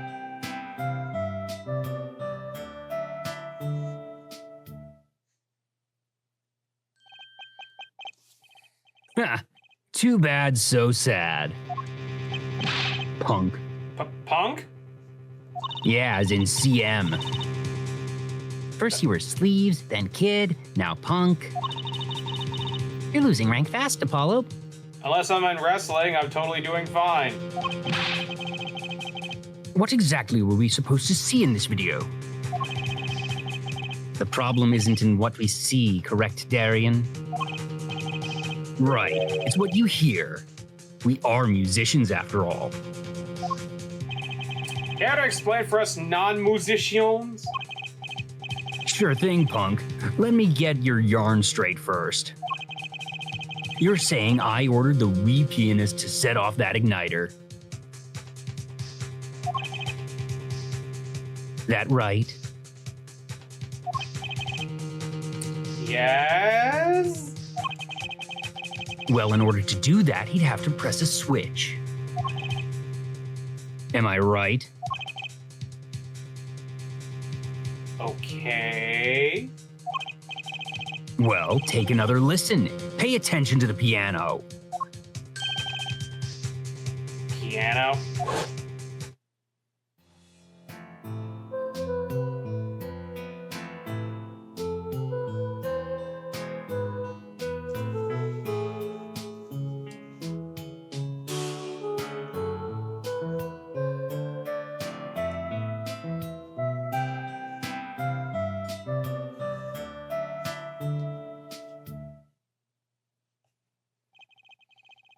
What seems to be the problem there? The piano sounded just fine. And that's the problem. Man, you still don't get it. Ah. Yeah, how is he supposed to hit that switch if he's playing? You've got Miss Diva, the guitar, the bass, the piano, and the drums. The only one note with her hands free was the diva. La Mirar. But according to you, she couldn't have been the accomplice, could she? Your accomplice would have had a hard time helping out. If they couldn't even press a switch.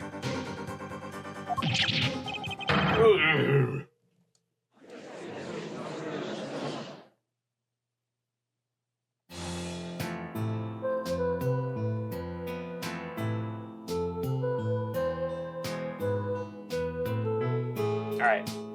I have a feeling I have a feeling of what we're gonna do here. The piano plays nonstop. God, is there any moment where we can just skip, like, fast forward this part? Seriously?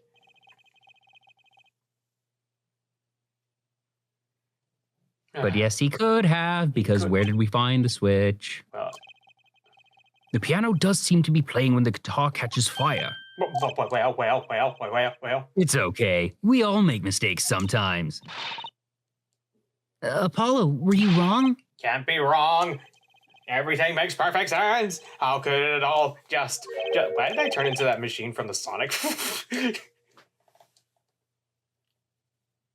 Strange. What's strange? Doctor? No, it's just... something's odd about the performance there. Ah, yeah, because he's a perfectionist. Odd? And remember, we found the igniter in the piano. He pressed a certain key or hit a certain chord to use the igniter. Mr. Justice, if Machi Tabaye didn't press that switch, then he could not be the accomplice you claim he is. But everything points to it. Every fact he says is he's the accomplice. You got the facts wrong, man. Here's some facts for you. Gavin's guitar is on fire, but the pianist didn't press that switch. In other words, your story's full of holes. Mr. Justice, let's hear your final opinion on this matter now. Was the defendant Machi Tabaye the accomplice? Your answer will reflect on everything you've said here. Give it some thought. Apollo, if Machi's not the accomplice, then our whole case is ruined. I know that. It has to be him. He was the only one who could have helped the smuggler. He had to have pressed that switch. Well, you'd better find a way to prove it. I do. What do I do? Heck, there has to be something that doesn't fit. Something odd. Something odd. Wait a second. What? You thought of something? What was Gavin saying just now? We don't need a flashback for what happened 30 seconds ago. Yeah, seriously. Not much to go on, but it's all I've got. What exactly did he hear was odd? Have you come up with something, Mr. Justice? May I remind you that everything rests on this? Sorry, I fast-forwarded too quickly. You're fine. Can you prove Machi Tabaye pressed that switch? Let's hear your final answer. I can prove it. But I don't know if you call this proof per se, but I can prove it was possible. Then as a prosecutor, it falls to me to ask you to show us this evidence supporting this. Air Forehead, you're sure about this? Accepted. There's no evidence, man. Let's see your evidence, Mr. Justice. On what do you base your claim that the defendant pressed that switch? The soundboard. Take that! The basis for my claim is music, Your Honor. Music? What about music? Let's listen to the piano part. This is the piano part around the time when the switch was to be pressed, right before the guitar burst into flame.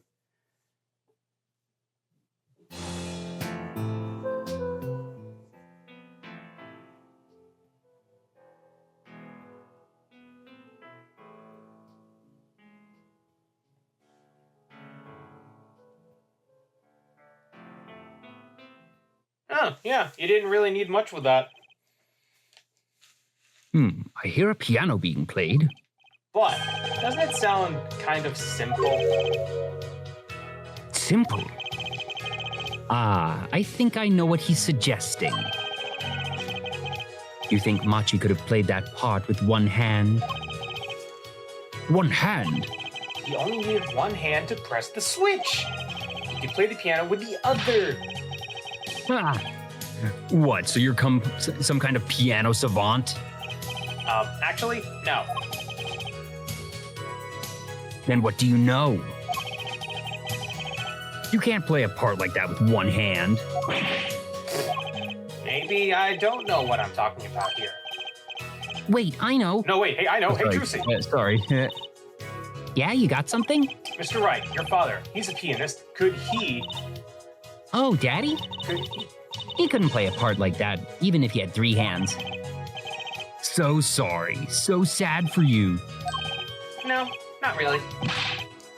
Huh? That was just the easy way to prove it. There's always the hard way. Man, how are you going to prove whether you played it with one hand or two? Easy. You can't.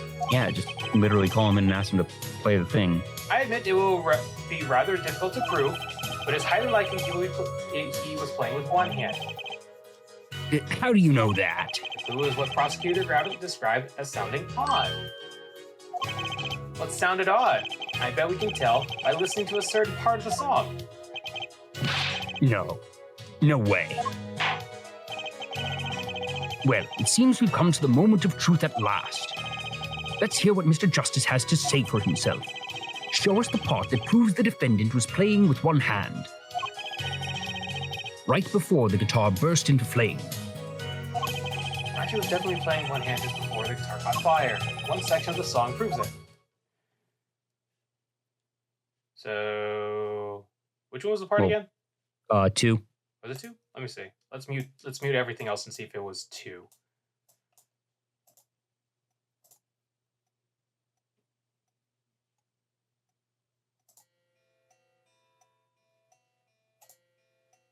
Oh, maybe not? 4?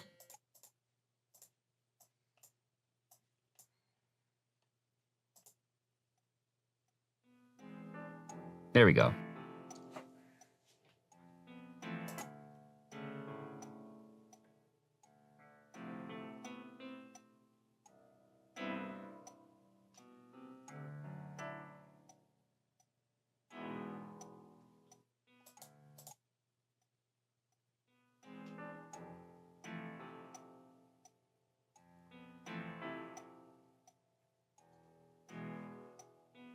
There. Prosecutor Gavin, I'm sure you've realized by now just what it was that sounded odd to you. As I'm sure you've realized it yourself, Forehead. Realized what? Well, oh, geez, I did it again. I'll demonstrate. Let's listen to that part again in question.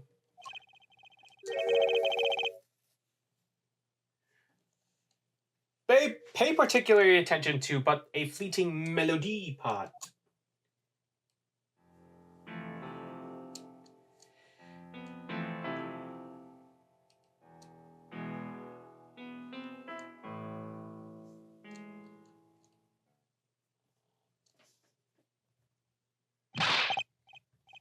Man. How many times do we have to listen to the same thing? I'm asking you that too. Right. Enough of that. Please, enough of this. Seriously.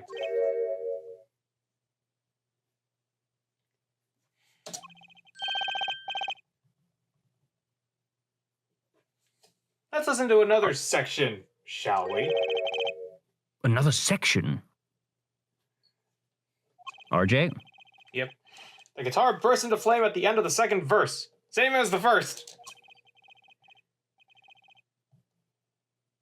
Listen to the first second verse, same as the first. Let's listen to the same spot in the first verse. Pay attention to "Oh, That Night in Your Embrace."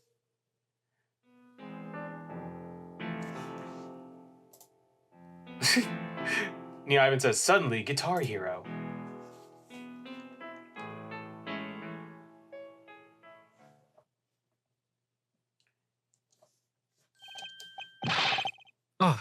Play verse 2 again. Oh God, here we go again.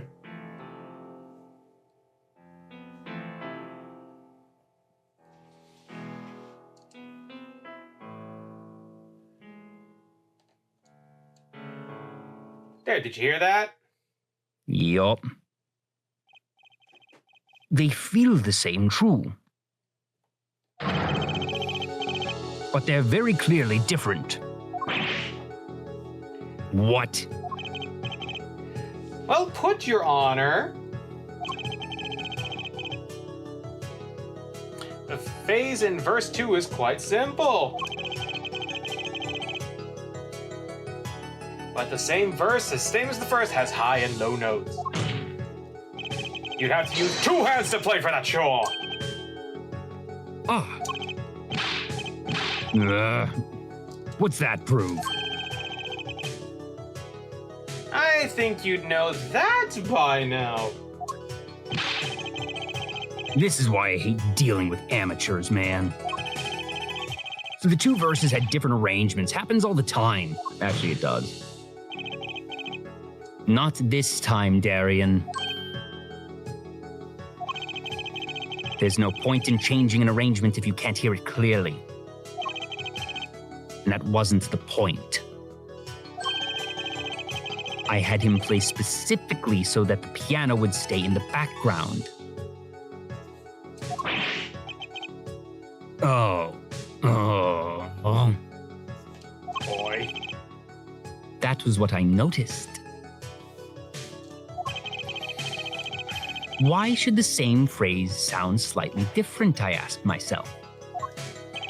Now ask yourself why Machi changed how he played, and there's only one answer. He needed a free hand in order to press the switch.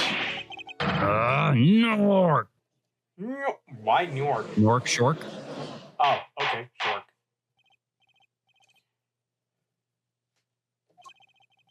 I believe this ties all the facts together. I mean, that's still very loose of just, oh, he messed up playing and is perfect otherwise, therefore this is absolute proof. This actually really is not proof. Oh, This is actually... Yes, We're quite. reaching the end here. We gotta reach this. We're reaching the end in both stream and the case. I said yes, quite. Oh, okay. Though personally, this comes as a terrible disappointment. Huh. What? No. Come back? RJ, you okay? Sorry. I can't believe it. I finally did it. I shut him up. Very well. Barring an objection from the prosecution, I will now state the court's opinion on this matter.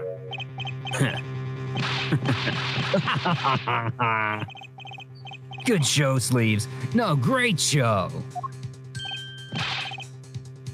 It's not over. I don't like it when he looks so happy. You tell him, Gavin. Tell him what's so disappointing. Personally, I'm terribly disappointed in you, Air Forehead. Huh? Me? Yes, don't get me wrong, your case is solid. The facts all check out, but even now, you have yet to show us a single piece of decisive evidence. Yeah, but the facts. Anyone can see it with him. Unfortunately, anyone does not include the law. I'm afraid your case doesn't cut it. Joy. But... 1,000 facts might point toward the same conclusion. But without decisive evidence, it's not proof. That's the rule under our current legal system. Current legal system, eh? Eh? I don't believe it. It does not seem as though the defense has any more evidence to present. Oh, I think if he did, we would have seen it a long ways back.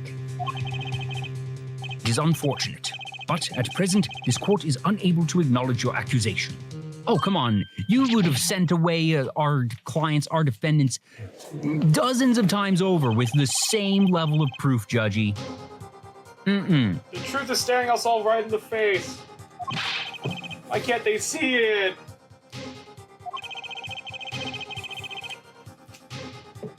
What's the point of the legal system that protects criminals? Apollo, remember what Daddy said?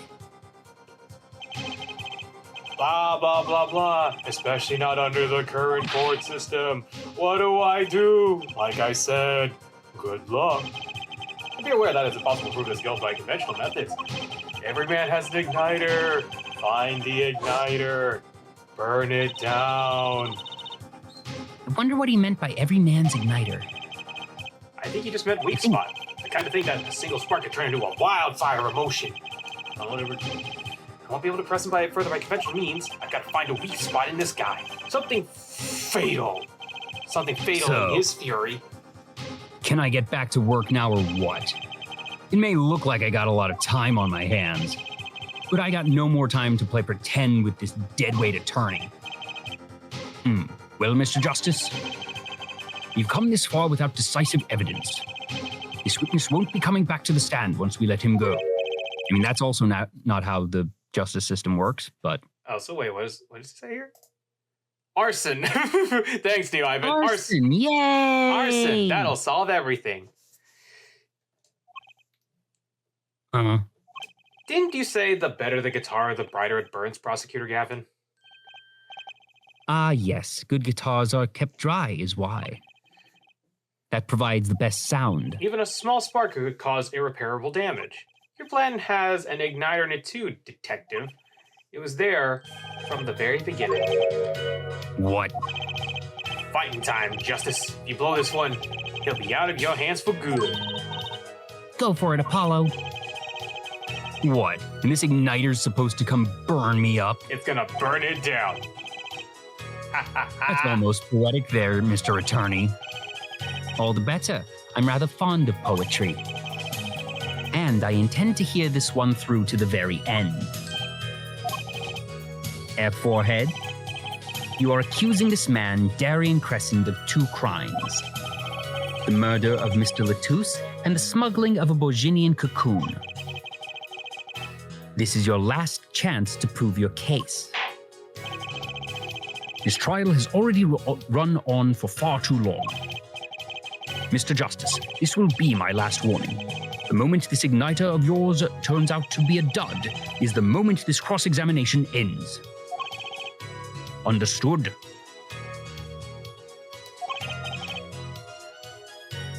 Yes, Your Honor. Then let's have it. Show us the basis for these accusations against Darian Crescent. Okay, this is really my last chance. The key that will take apart Darian classes. Call witness. Yeah. Your igniter isn't a piece of evidence. Huh? So what is? It is true I couldn't show decisive evidence, but perhaps what I needed to do to prove my case was something else. You mean a witness?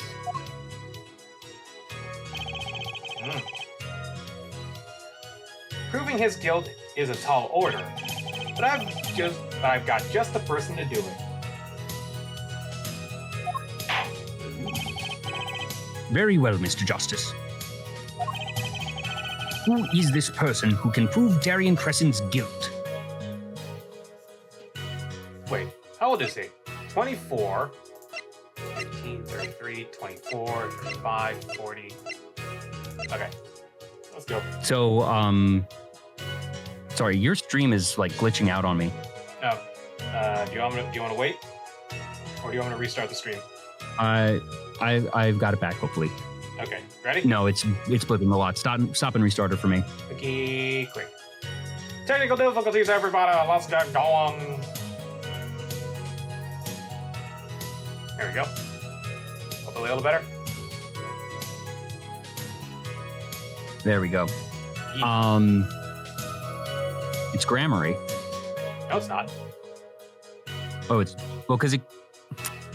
Well, I guess it's just Machi, because I suppose it could be Grammary based on like the trick, but otherwise, yeah, it's Machi.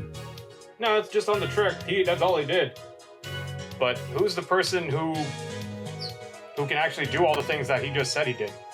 Yeah, so it's just Machi, and that basically we need to get Machi to confess. The one person who can prove Darian Crescent's guilt is the defendant, Machi.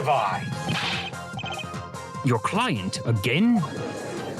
Peas and carrots, peas and carrots, peas and carrots. Machi was an accomplice to the cocoon smuggling law. Without him, Darian Crescent could have not gotten the cocoon. Furthermore, he can easily prove that the one who plotted to smuggle that cocoon is the real criminal in this case. How so?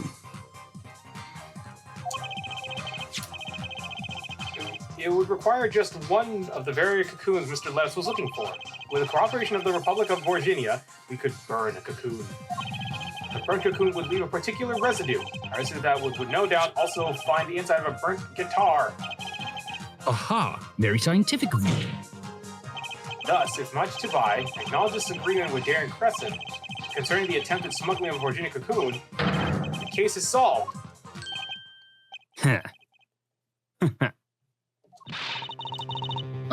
Darian's laughing again. Your unrelenting passion is remarkable. You really want to get me, don't you? Too bad you'll never be able to. Why? Why not? Wobbuffet. The little key ticker won't acknowledge anything. Especially not anything to do with cocoon smuggling.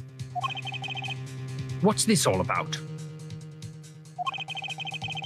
Taking a cocoon out of the country means death. By Borginian law. Ah. Yeah, see? Yeah, Our see? pianist really was a smuggler. Then testifying about it would be suicide. Believe me, he's not talking. But you're wrong, Detective Crescent. What? It's the other way around. If Machi doesn't admit to smuggling here, he's in deep trouble. Huh? How? Look, if Machi admits to smuggling here, there you go, then he'll be tried on our You're courts. breaking up again. By our, wait, what? A few moments later. Could be a little better? Yeah, well, we'll see. Then he'll be tried on our courts by our laws. You don't get the death penalty for smuggling in our country. The victim in this case was an undercover Interpol agent. I'm sure that news has already reached Virginia. And they'll likely broadcast our dealings in court today, including the part about the Virginian cocoon. Yeah, but... But if Machi doesn't admit to smuggling now, he'll eventually be picked up by the Virginian police. And it's not like he's in any danger in our court. We're not going to find him guilty of murder here. Not now.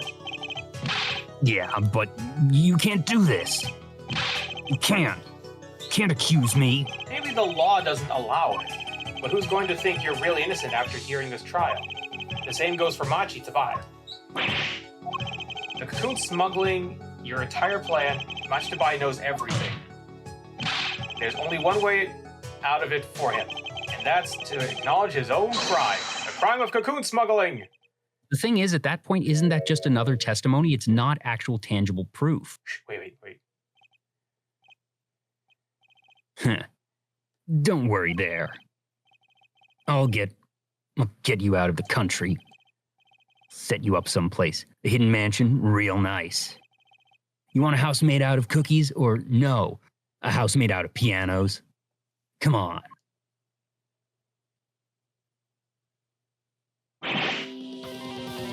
Please, don't talk.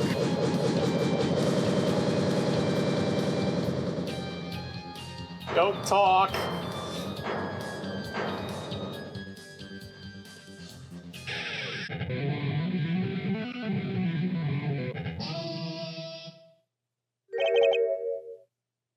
Darian, I consider that my last session with you. We rocked.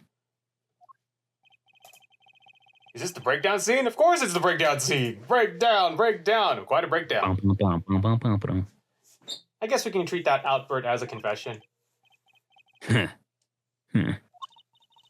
Uh-oh, he's laughing again. There's kind of a sick desperation in it now, though.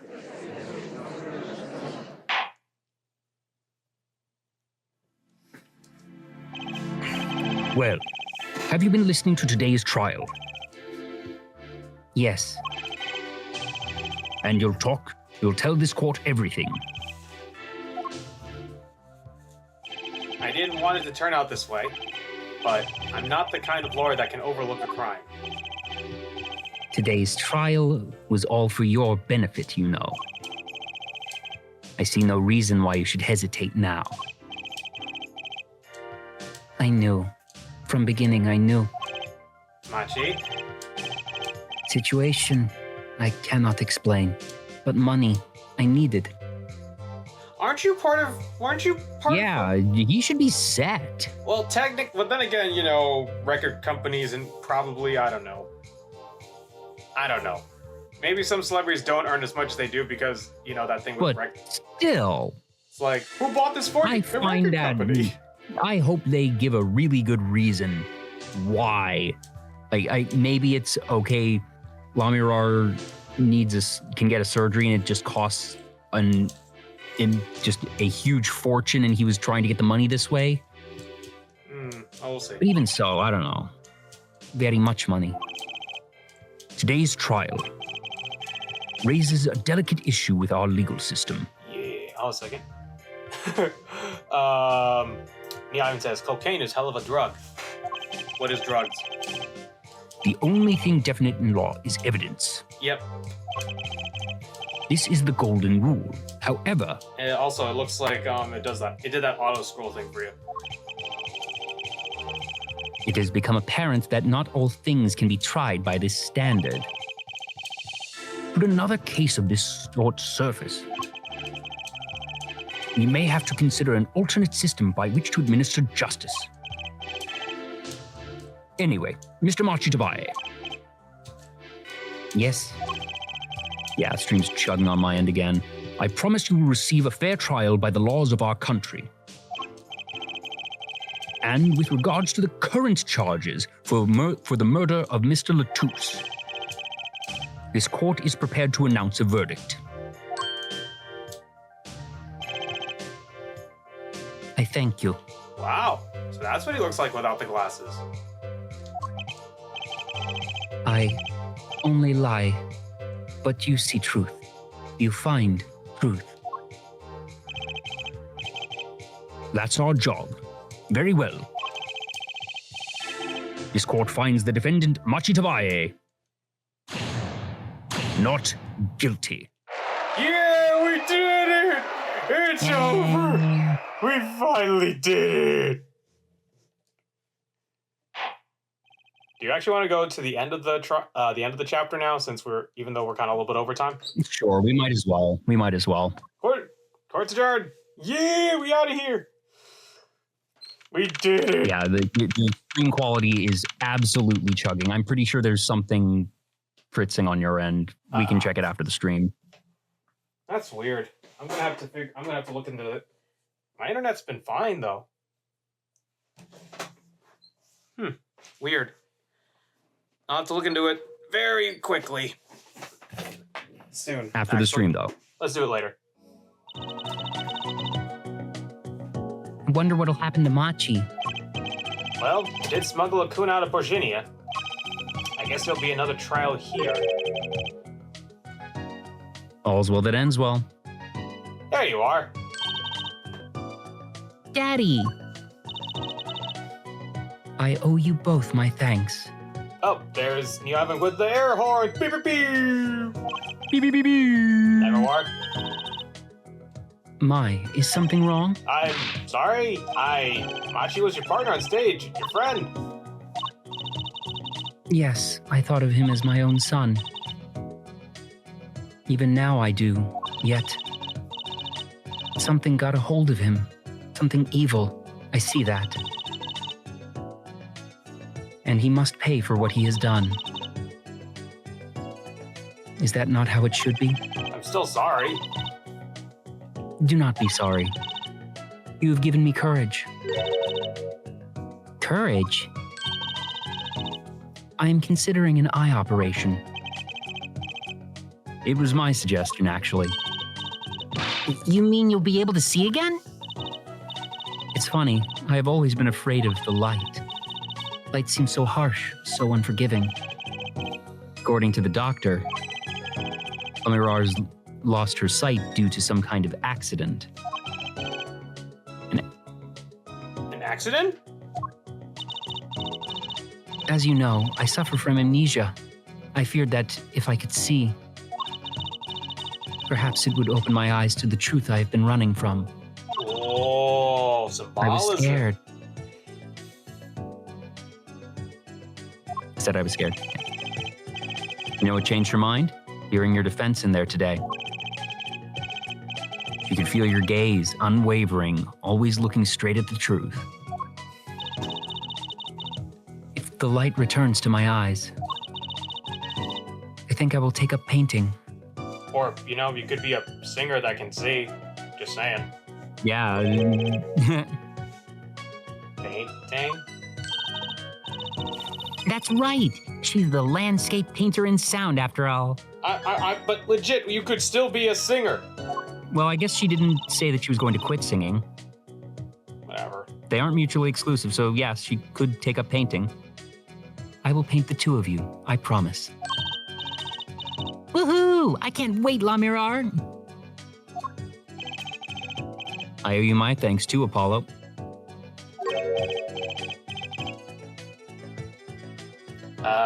Thanks? But for what, Mr. Wright? You reminded me I need to hurry things along. Okay. On my secret mission, that is. Secret mission? Secret mission? Right, your secret mission. Apollo, Trucy. I hope that we will meet again someday soon. You bet, me too.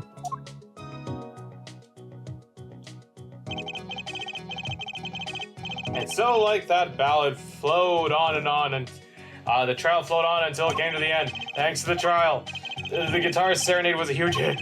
Prosecutor Kevin's even more dazzling to look at more now. But there's something I want to say to that guy. Next time you write a ballad, Have them catch the killer at the end. Hello and happy Thursday. Welcome to another Ace Attorney Apollo Justice Trilogy here with Joel. That's me. RJ, that's him. RJ, we are back. It's been a couple weeks. We're ready for some justice. we're ready for justice. We just got the not guilty sign. Which means it's time for somebody to die. You mean another person to Yes. die? Inevitably. Yay, murder! Oh boy, I love Moida. Alright. Oh, crap, I forgot to... Oh, wait, no, never mind, I did the right one. Yeah, Turnabout Succession. It was that one.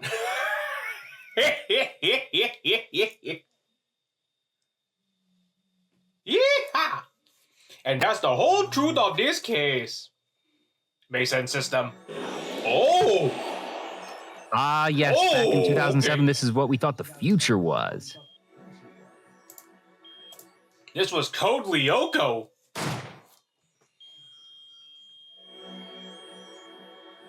Told you, Someone died in Moida. their mid-morning run. In order to understand it myself, I had to know the story of the last 7 long years.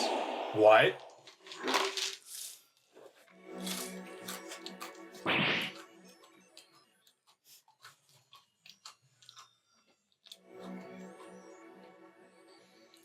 Nothing happens by chance. Everything's connected. Oh yeah, it's all coming together. Oh yeah, it's all coming together. Bang!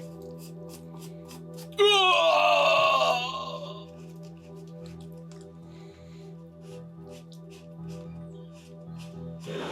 You stand to begin, ready for the final mission. Oh, it's this case! No!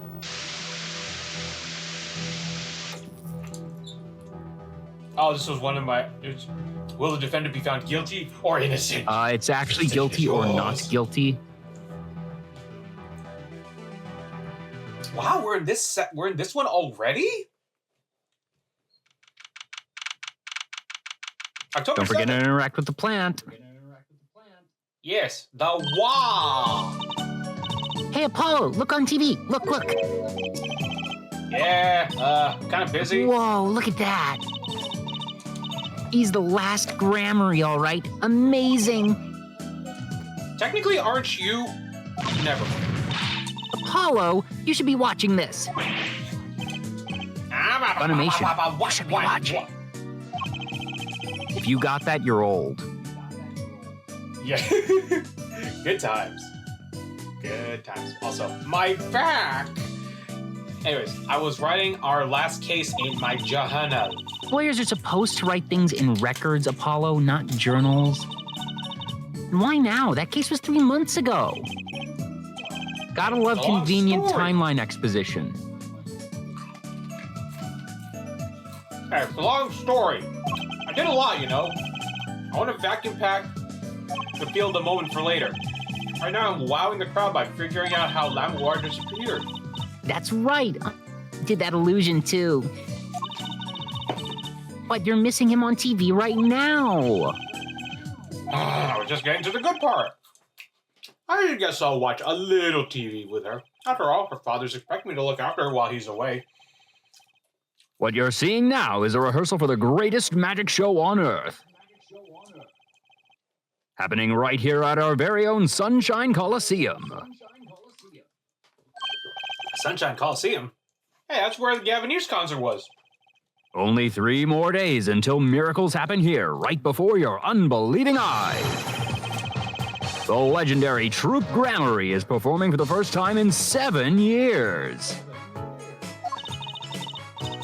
That's going to be great. I'm so there. You and Daddy are coming too.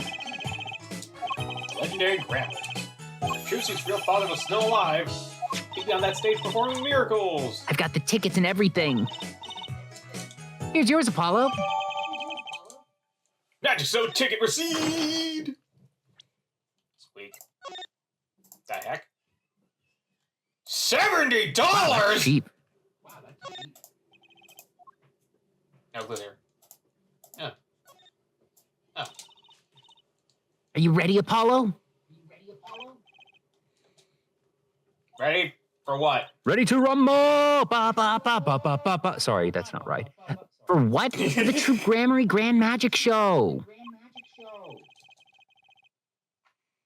It's not like I'm getting up on stage or anything, baka. What are you talking about, Apollo? You can't enjoy magic if you're not part of what's going on up on stage. I'll lend you my spare costume if you need one.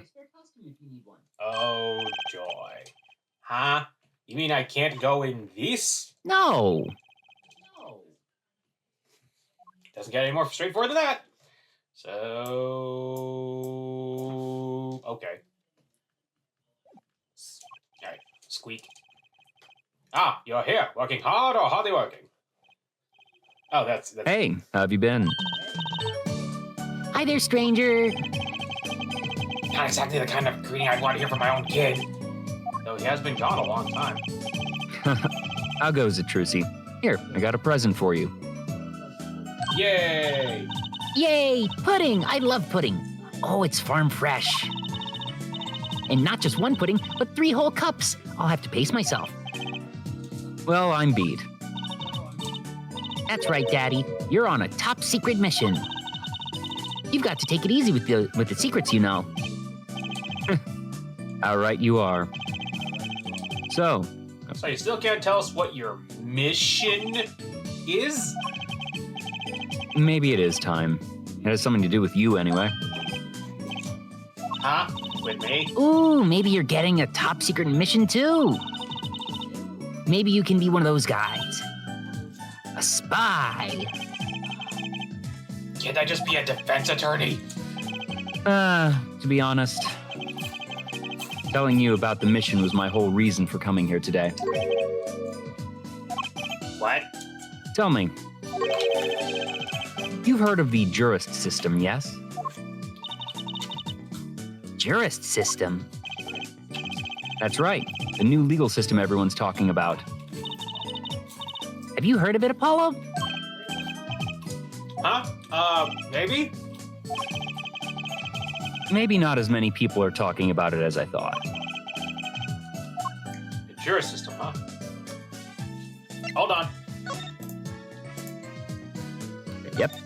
Very important, very important. The plant. It intrigues you, doesn't it? Not really. It's just the only thing in here that doesn't have some secret function. No secrets, but lots of memories. And a name, too. Want to hear it? Not really. Its name is Charlie, if you were curious. Really, I wasn't. Anyways, back and talk. The Juris system. So, Daddy, what's this jurist system thing? Well, Trucy, do you know what a jury is? I've heard of it. Isn't that those people who sit in court, all those old courtroom dramas? The ones who get to decide if a guy's innocent or guilty? Do you know Apollo? Only from TV. It's 12 people chosen from the community, right? We say that, but considering our history from the great Ace Attorney... Yeah, no, it's obviously people who are handpicked and done so with total bias and coincidence and not given a cooldown period.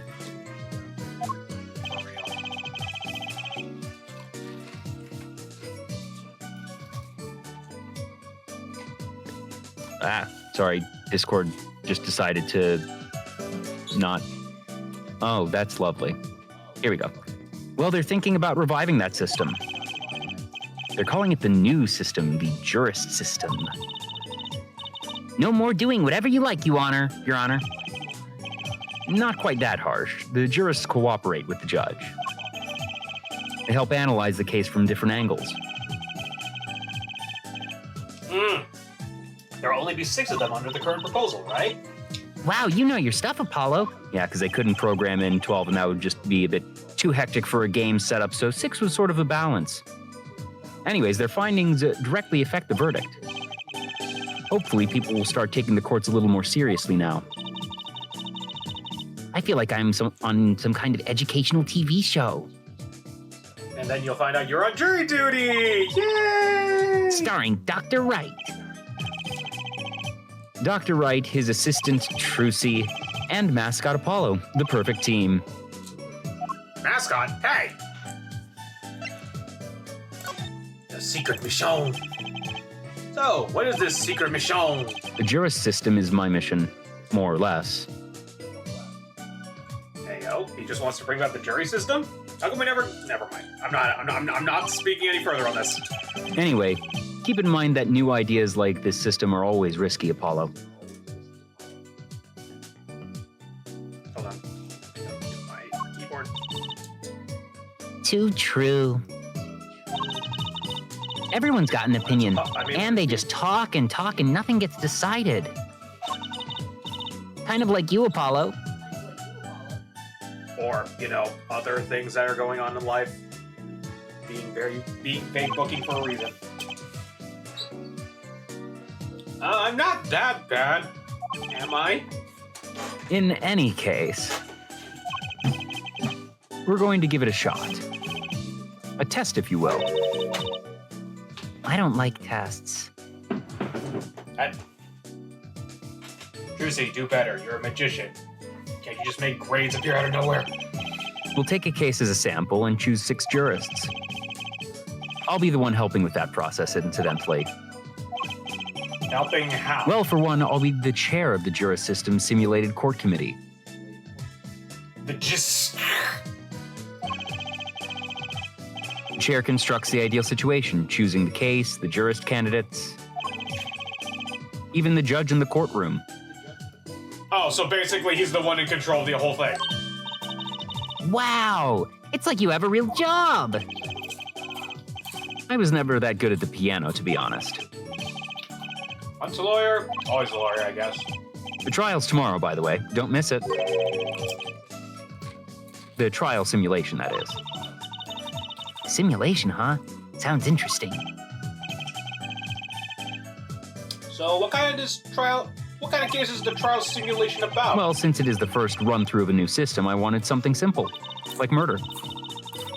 Good thinking. No sense wearing yourself out on something too serious. True. The case is a murder. That's not simple at all.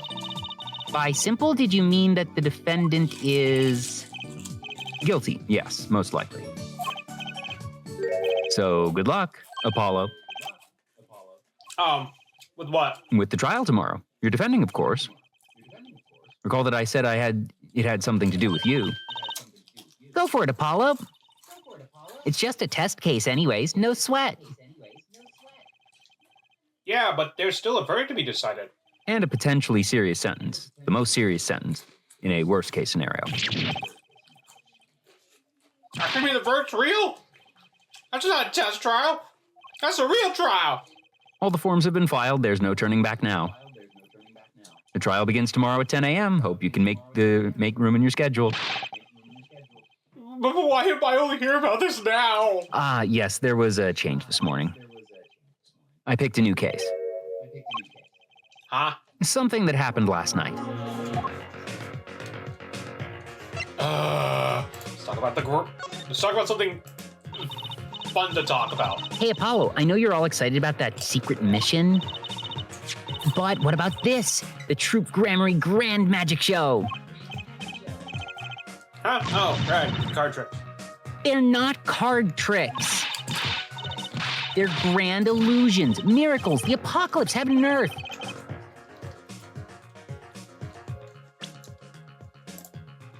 Heaven and earth will shake. For a second, I thought they were going to pull a Ghostbusters reference. Anyways, so what? That's 3 whole days from now. It's at Sunshine Coliseum. Let's go. Let's go today. We can say hi to Uncle Valent. Have fun. What? I can't go by myself. You know I'm not very outgoing. Huh? Huh? Huh? Whatever. Right. Why not go with her? But what about the secret mission? Oh, don't worry about that. You'll hear all about it tomorrow regardless. I don't trust that smile. He knows something that he's not telling me. Yippee! Now you can take me to the Coliseum.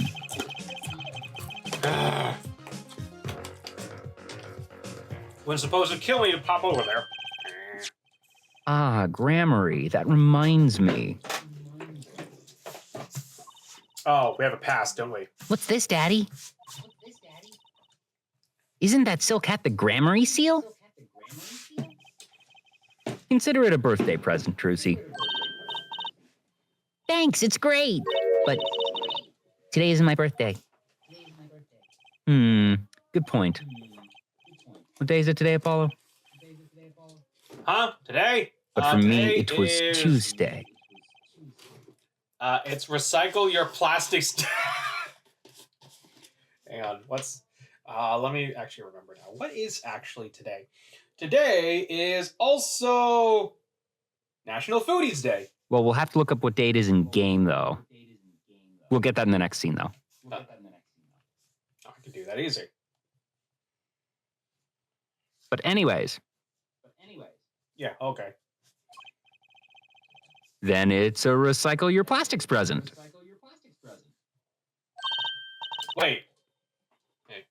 Yippee! So it's plastic. I've given up trying to understand them. It's much easier that way. So, what is it? Don't look like plastic. Can I open it, Daddy? No. No. Huh? You'll need that envelope someday. Someday soon. Don't open it until then. Well, why didn't you just hold on to it until then? Because that would be the logical thing to do. The grammary envelope. Do not open until time is right. Oh. An envelope about the grammary. Let's go look. Huh. Oh. Okay, what's that? Looky here. A handwritten signature. It says, I can't read it. That seems odd to me. I mean, isn't a signature intended to show ownership? What's the use if no one can read it? Isn't it? Isn't it enough if you can read your own? Oh, I never thought of it that way.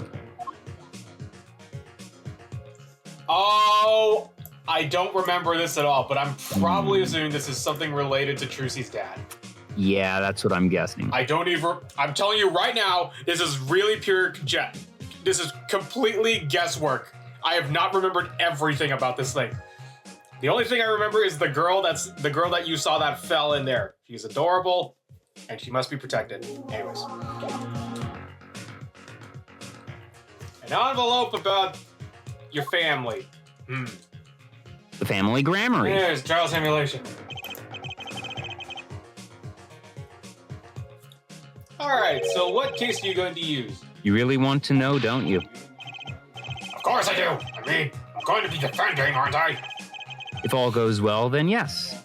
Of course, this is just a test. We wanted everyone to start without preconceptions. Blank slate, as it were. That's the cost of someone's life. That's not how cases work, though. You go into the courtroom knowing the case. You're supposed to prepare beforehand. You're supposed to actually have information beforehand. That's not a test. That's not an accurate simulation, Phoenix. I think he's hiding it on purpose for certain reasons, if I recall. Well, obviously, but I'm saying it's a BS excuse because that's literally not how it works. Yep. There's a difference between having a blank slate and being totally clueless.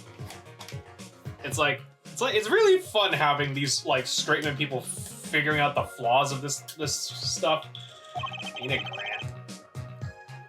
Whose dumb idea was that anyway? Well, mine. Committee chair, remember? Also, geez, this committee chair, imagine if they were corrupt, they could really just control the entire justice system. Well, let's be glad it's at least in the hands of Phoenix, right? Well, if you want to know that badly, I suppose. I could give you permission to examine the scene of the crime. Oh, there we go. Good. That's better. But you can't talk to anyone involved with the case. What? Then I was supposed to defend! You let me worry about the details there. That doesn't help! Remember, I'm in charge of this trial. All of it. But you don't want it to backfire, don't you? Apollo, if I'm in charge of the whole trial, that means the entire affair is my responsibility, for good or for bad. Just do what you can. And don't worry, I know what I'm doing. Okay. I'd recommend going down to the detention center. Your client's waiting for you. You can ask about the scene there.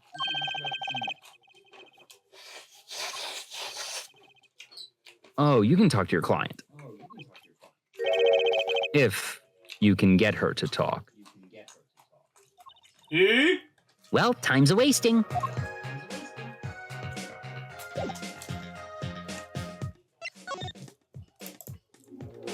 To the detention center! What date is it? October 7th. October 7th. Wait a minute. Let me actually remember this one. So if it's actually October 7th... Then it's Recycle Your Plastics Day. It's National Frappe Day. Don't ask. Anyways.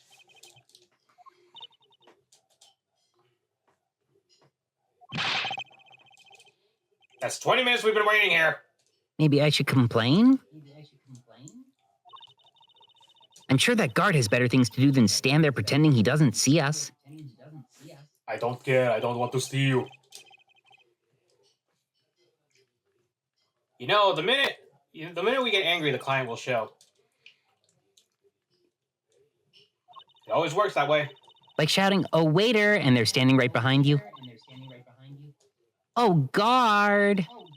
Is our client going to be much longer? What are you talking about?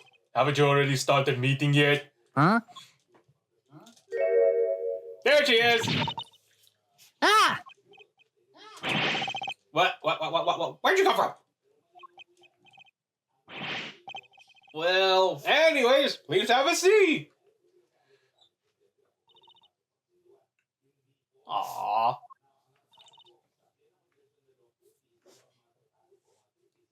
I'm gonna tell. I'm nervous, Apollo.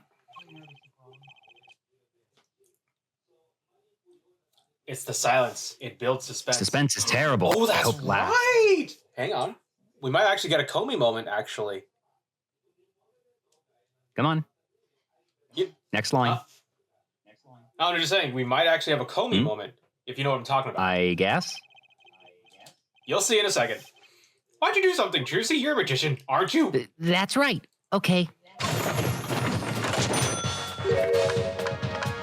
I'm the amazing Mr. Hat.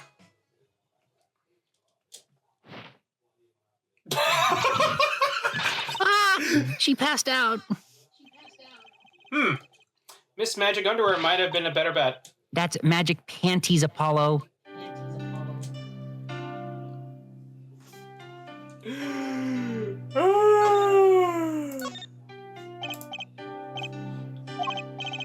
Hi! Well, I'm your defense. I really think this has to be fate, you know? And by fate, I mean destiny. You know, I'm good with astrology. Why? Why do you work? Tell me, what's your sign? It's hard to talk about. I can tell you mine if you'd like, Apollo. No, never mind. I just got carried away there. I seem destined to get difficult clients, it seems. What's your name? So, what's your name?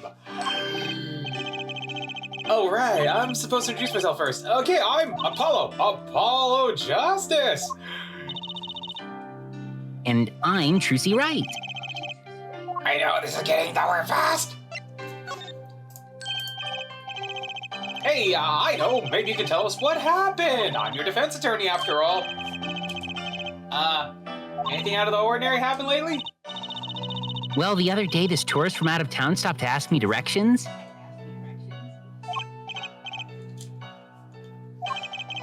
Later, Tuesday. I feel like I need to ask directions myself here. Well, that was fruitless. I think I understand despair a little better now. You did good, Apollo.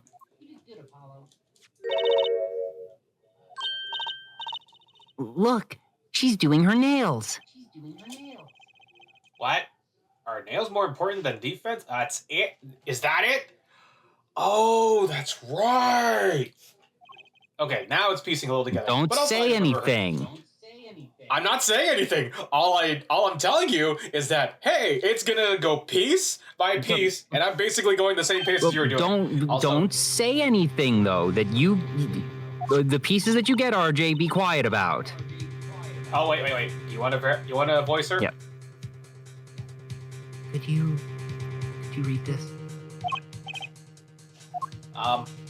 Sure. I feel like a teenager on a first date.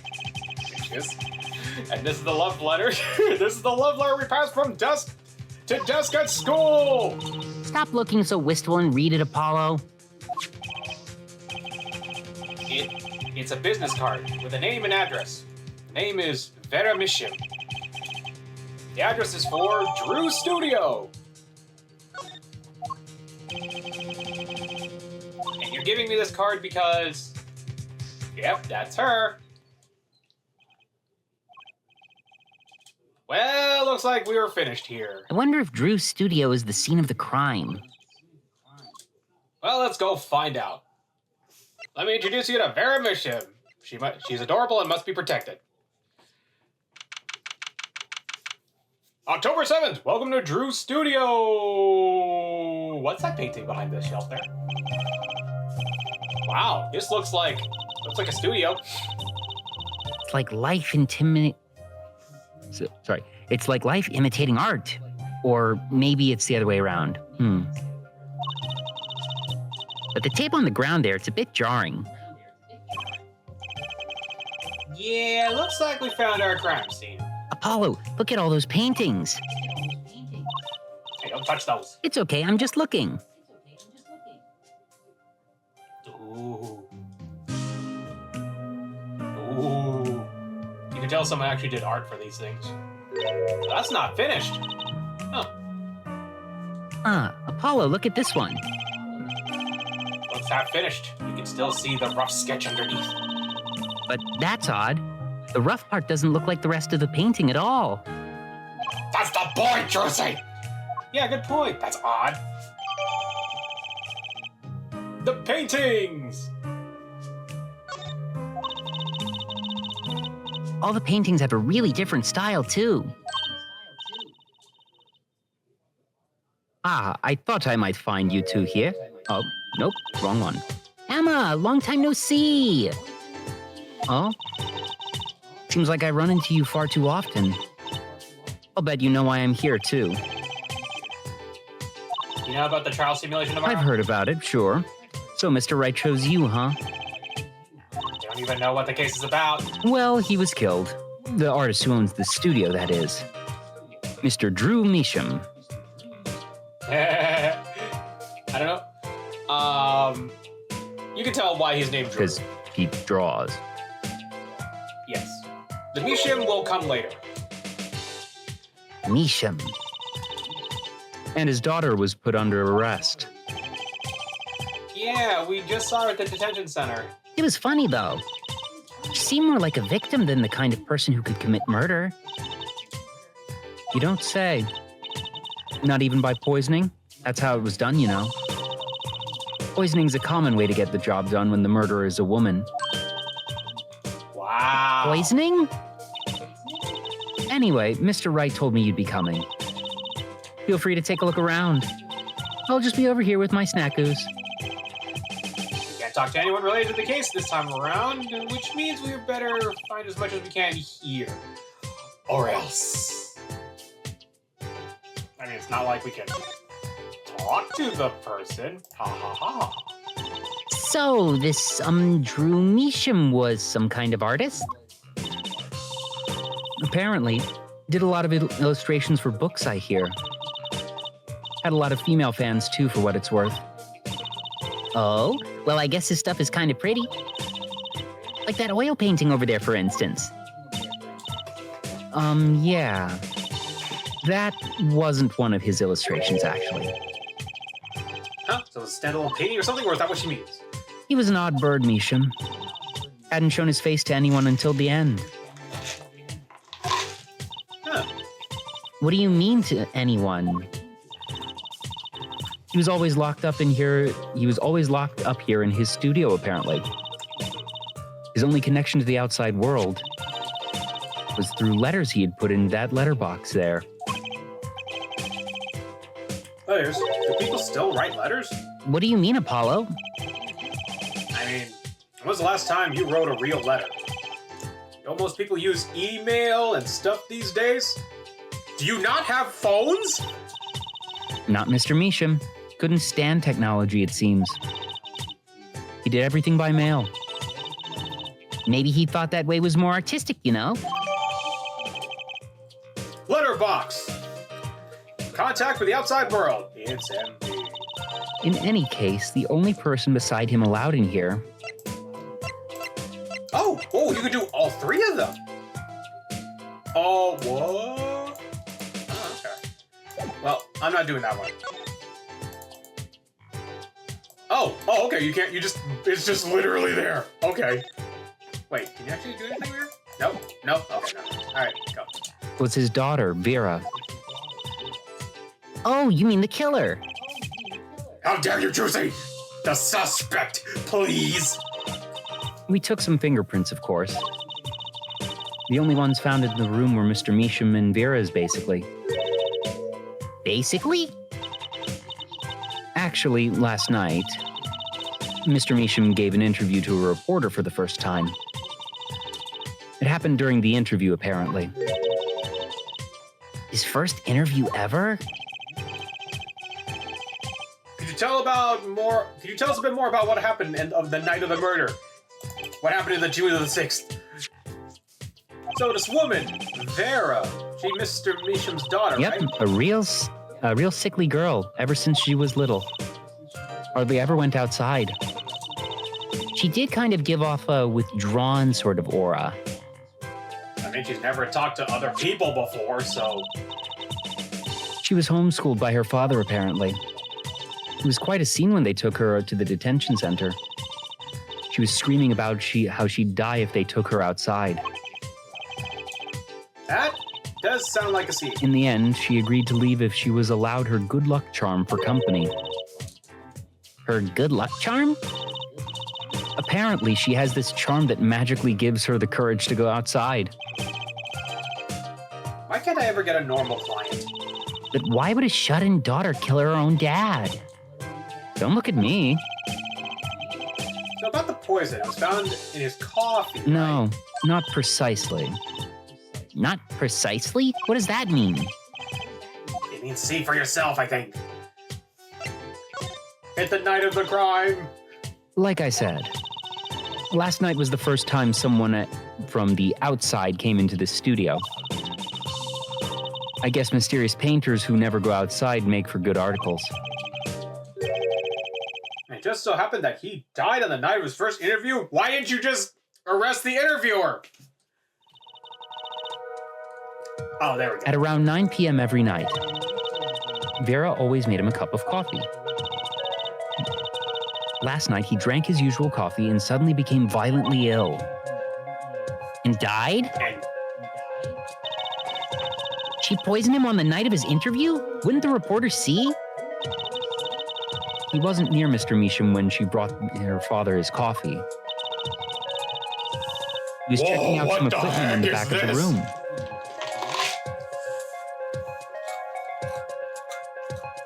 whoa. I was like, oh, that's a regular art studio. Oh my god, that is totally different. It's like a science. Supposedly, that's why she didn't notice he was there. It was the reporter who called the police, in fact.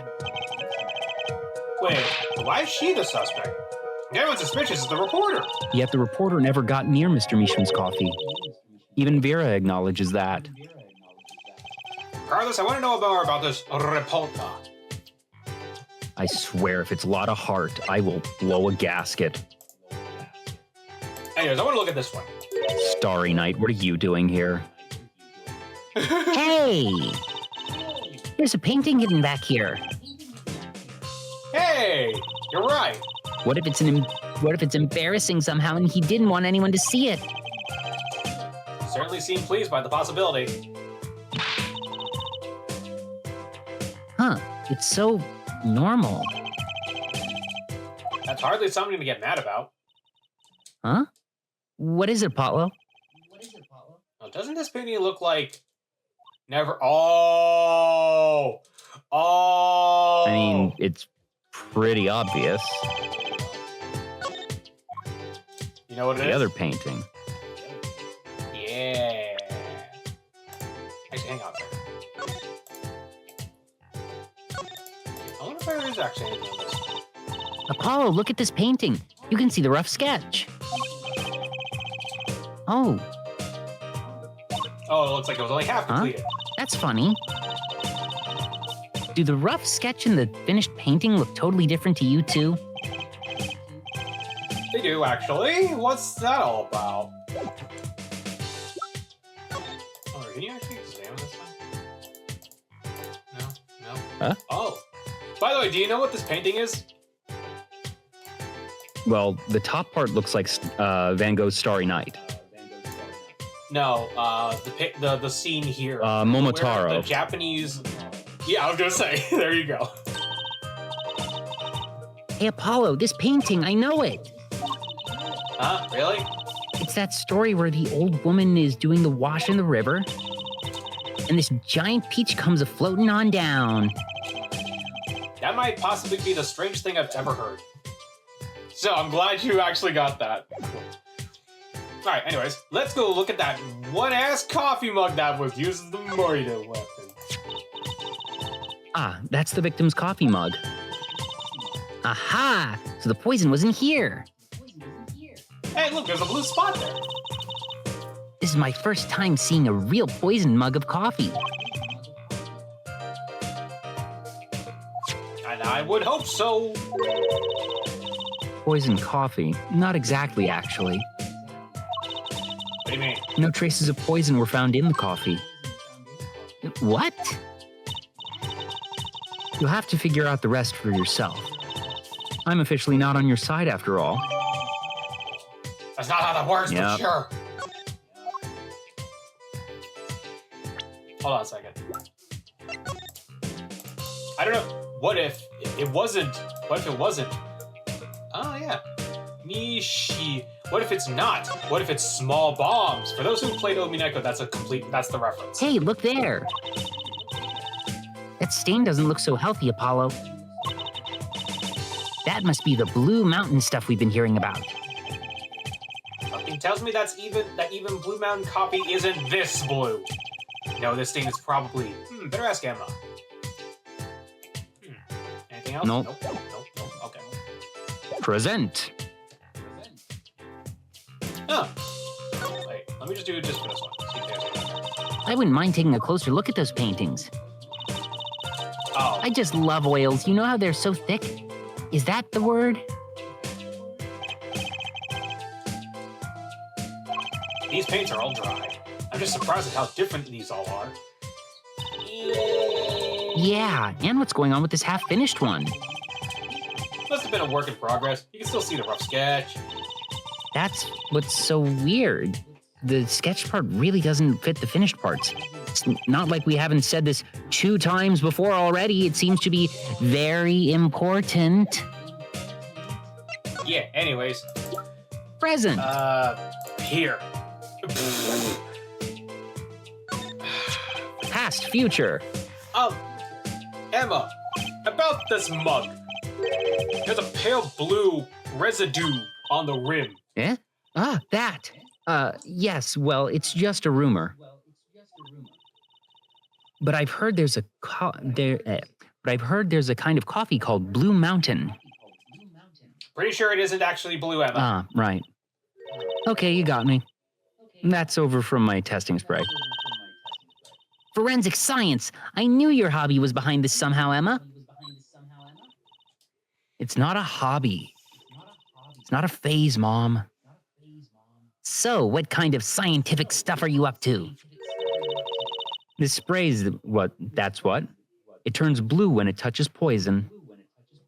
But you said there was no poison in the coffee! No poison in the coffee. Ah. On the mug, though.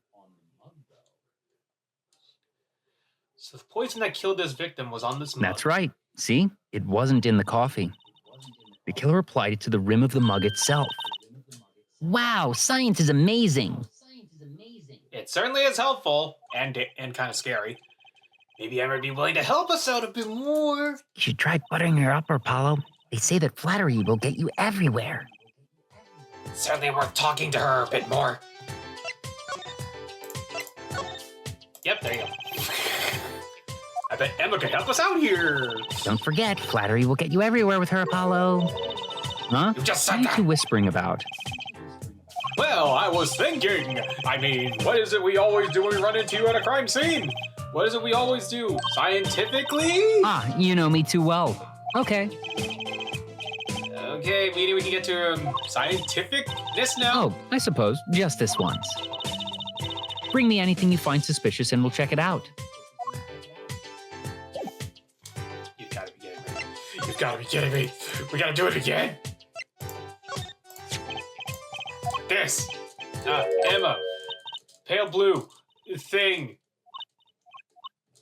Well, I guess that wasn't it. Come on.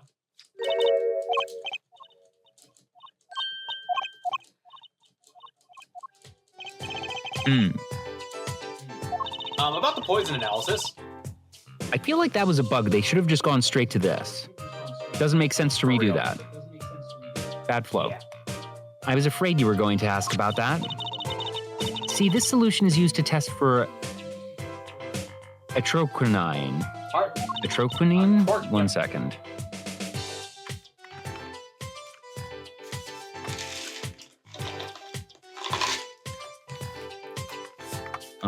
Might not be real.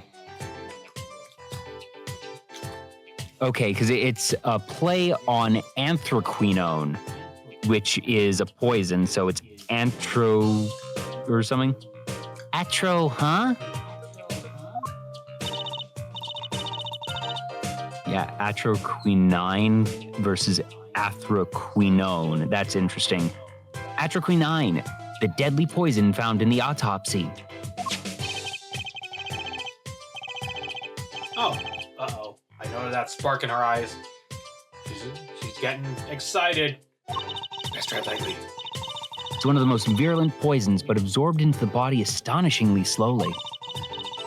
It takes at least 15 minutes to get from the time of ingestion for the adverse effects to show. Oh, and guess what? Recent research has shown...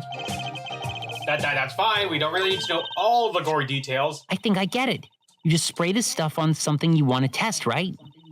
Precisely. You can find even the slightest trace of poison with this. I want to try too, Emma. Pretty please. You don't have to ask twice.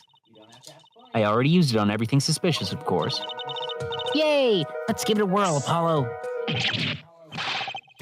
Ah! What are you doing? I was just seeing if I got a reaction off you. How is this for a reaction? Never do that again. I'm not poisonous. Gosh, well, you're acting toxic. Tell that to those hapless witnesses on the stand. Just called me toxic? Huh? Tracy just called me toxic? Yeah, what about it? Forget it. Let's just get down to checking out the real poison, shall we? Yeah, the box. Nope. Okay, not on the box. The painting, or the easel. Yeah, sorry, not... nope, that's not it.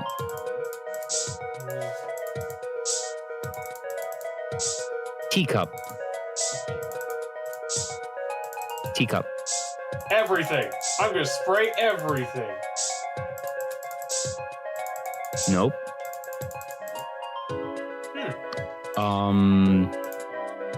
What about here? Yeah, over here's probably... No. Check the eyepiece of the microscope. Yeah. Here? Nope. Nope. What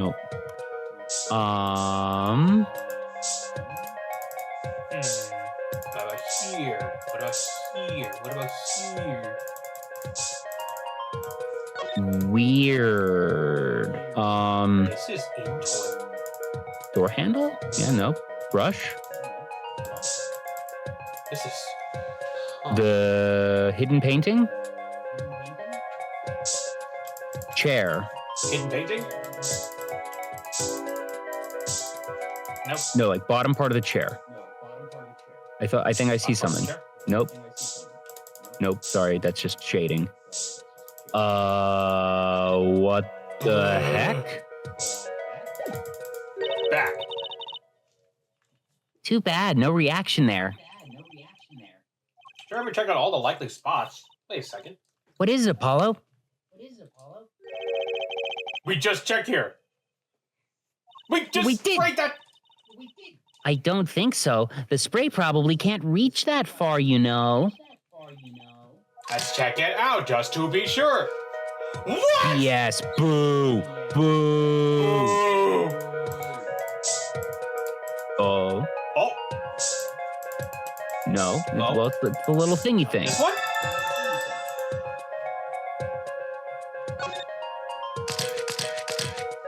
You mean to tell me Ah, a reaction, Apollo. that was so stupid? Yeah, boo. Where? The inside of that cute little frame. Look. Well, would you look at that? Nice going, Trucy. I'm known to work magic. It's almost. Never mind that I was the one who found it.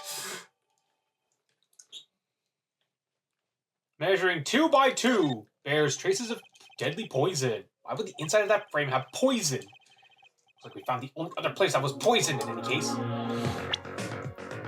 Let's go look at. Wow, we found so much stuff.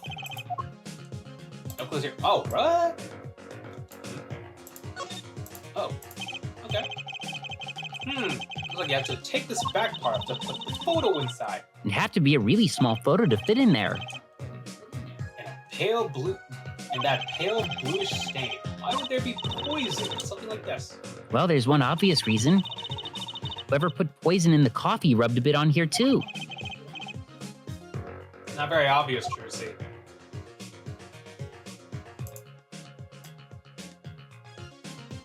Oh!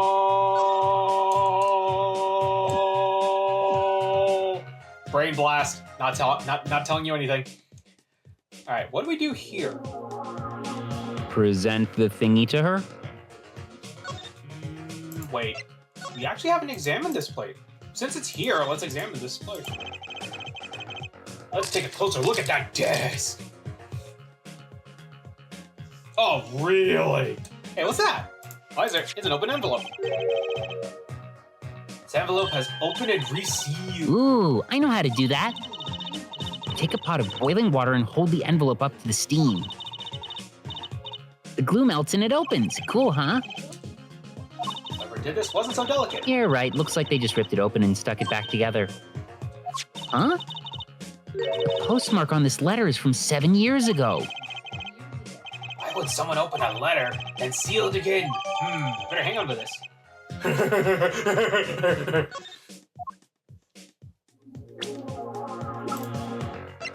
Totally not. Definitely not important. 7 years, Apollo, look. It's been opened once here. Right, I wonder if there's something we can see inside. Should I try and get it open and then stick it back shut? Let's not tamper with the evidence, shall we? I've got a better idea. Emma, let's ask her. Are we actually gonna do some weird science thing just to hold on. Right here, just in case. Alright, there we go. Here. You have anything for this? And fudge. Here. Emma, about this. Oh, that. Yes, why, that's a bright red envelope. She sure is jumpy. Someone opened this, didn't they? My lips are sealed. Your lips are... She opened it, didn't she? That's a first. You mean you know what's inside the envelope? Sure, I read it after all. Ah, you mean you were the one who ripped this open? Huh, please. I would have steamed it open. But she did sneak a peek at it, apparently. Know that I have a powerful weapon on my side. Weapon? Yes, the use of tools. Highly specialized tools for information gathering.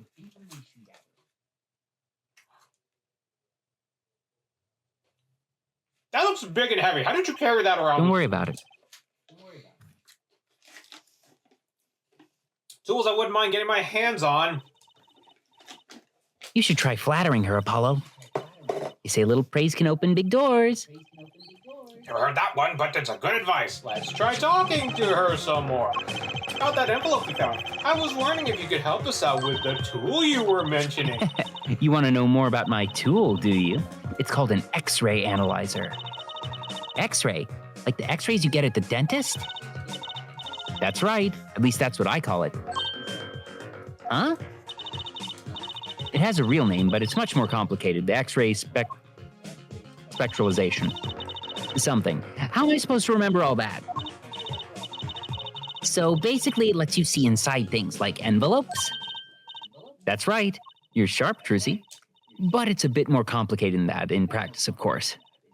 Actually, as someone who's worked with X-rays, yes, it is very much more complicated, and I'm very worried why you have an X-ray machine that big around with. Actually, to tell the truth, I'm not really sure how it works scientifically. Because you're probably not. Are you certified to even use that equipment? Oh, absolutely not. Can I try it out, Emma? Please? You're also not certified to use it either! Oh, what am I doing with this? Of course, I've already checked out everything suspicious myself. All right, let's give it a spin, Apollo.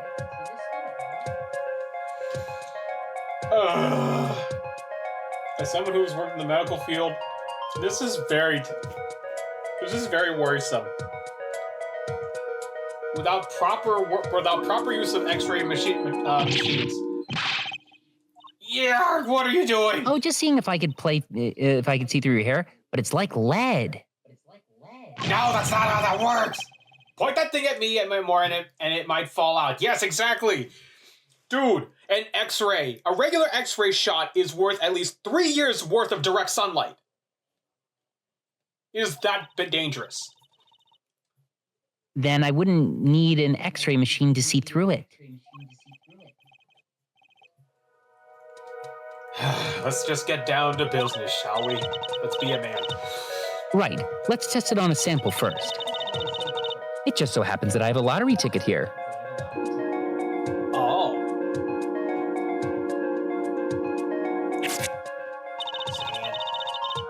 You set the sample in the device like so. I don't see anything. Patience, there's no need to get all antsy. Look at the right side of the screen. That's the layer view of the envelope. Layer view? You've got it set to display on the outside of the envelope now, see? Actually, it's quicker if you just give it a try. Turn that dial with arrows.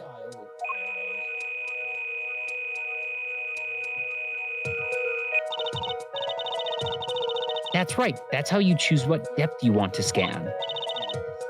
Hey, I got something. See, that's how you can read the letters on the ticket inside. Cool, huh? Except, I can't read them. Just turn the dial a little more. What you have to understand is that a sheet of paper isn't really flat at all. When you zoom in that much, you see through that the paper is like a bunch of hills and valleys. Wow, really? This X-ray device uses a beam with a wavelength of only 0.05 microns. It breaks cards down into thin layers so it can only show what's written on that layer. I'm not entirely following you, but what good is it if you can't read anything? That's why we go on to step 2. Try rubbing the image a bit if you would. Rubbing, like going over with WASD and holding with space. Oh my god! There, that fixes the image on the screen. You can tell that this was meant to be done with a touchpad. Yep. Good, now you can rub this image to fix it too. Hey, I get it, we just keep doing this until we get the whole thing. Exactly, not bad. Neat, let's do it some more. Can I actually... Oh, I can just use the mouse! 0016.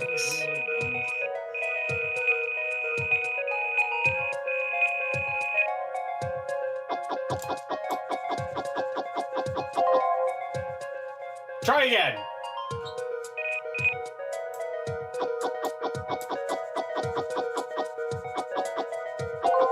Okay, so let me also talk about a bit of the science of X-rays. They were talking about layers here, right?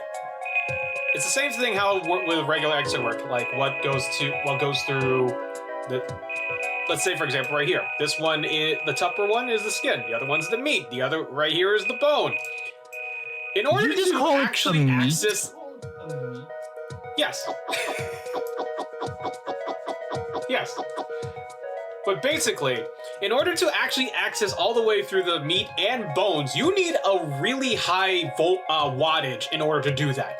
Hence why it is very dangerous to actually use an X-ray machine without proper protection. Again, like I said before, one X-ray is worth 3 years of direct sunlight.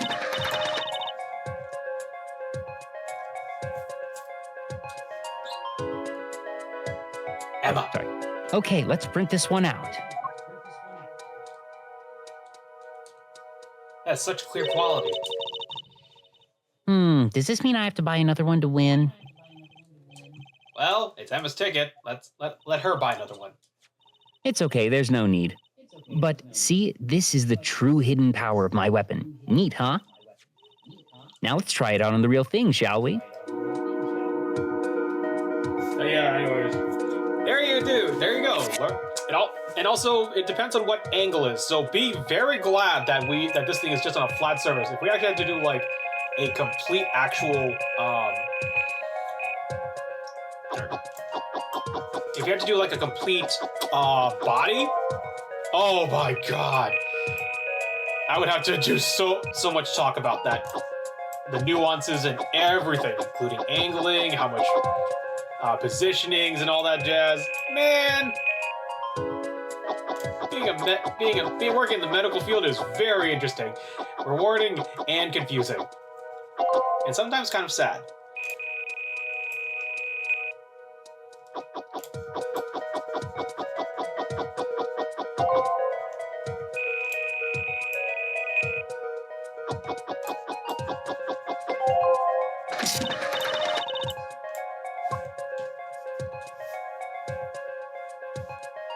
Through mission, I have deposited the $100,000 in the designated account. Please send a receipt once you confirm the transfer. Someone deposited $100,000 into Mr. Measham's account? His paintings must be really valuable. There's another page in there. Care to take a look? You bet I do. If you're going to read someone's mail, you may as well read it all. Wow. Here goes with the second page then. Oh my gosh, why do we need to go through this animation? It's such a waste of time. It's fine. It's fine.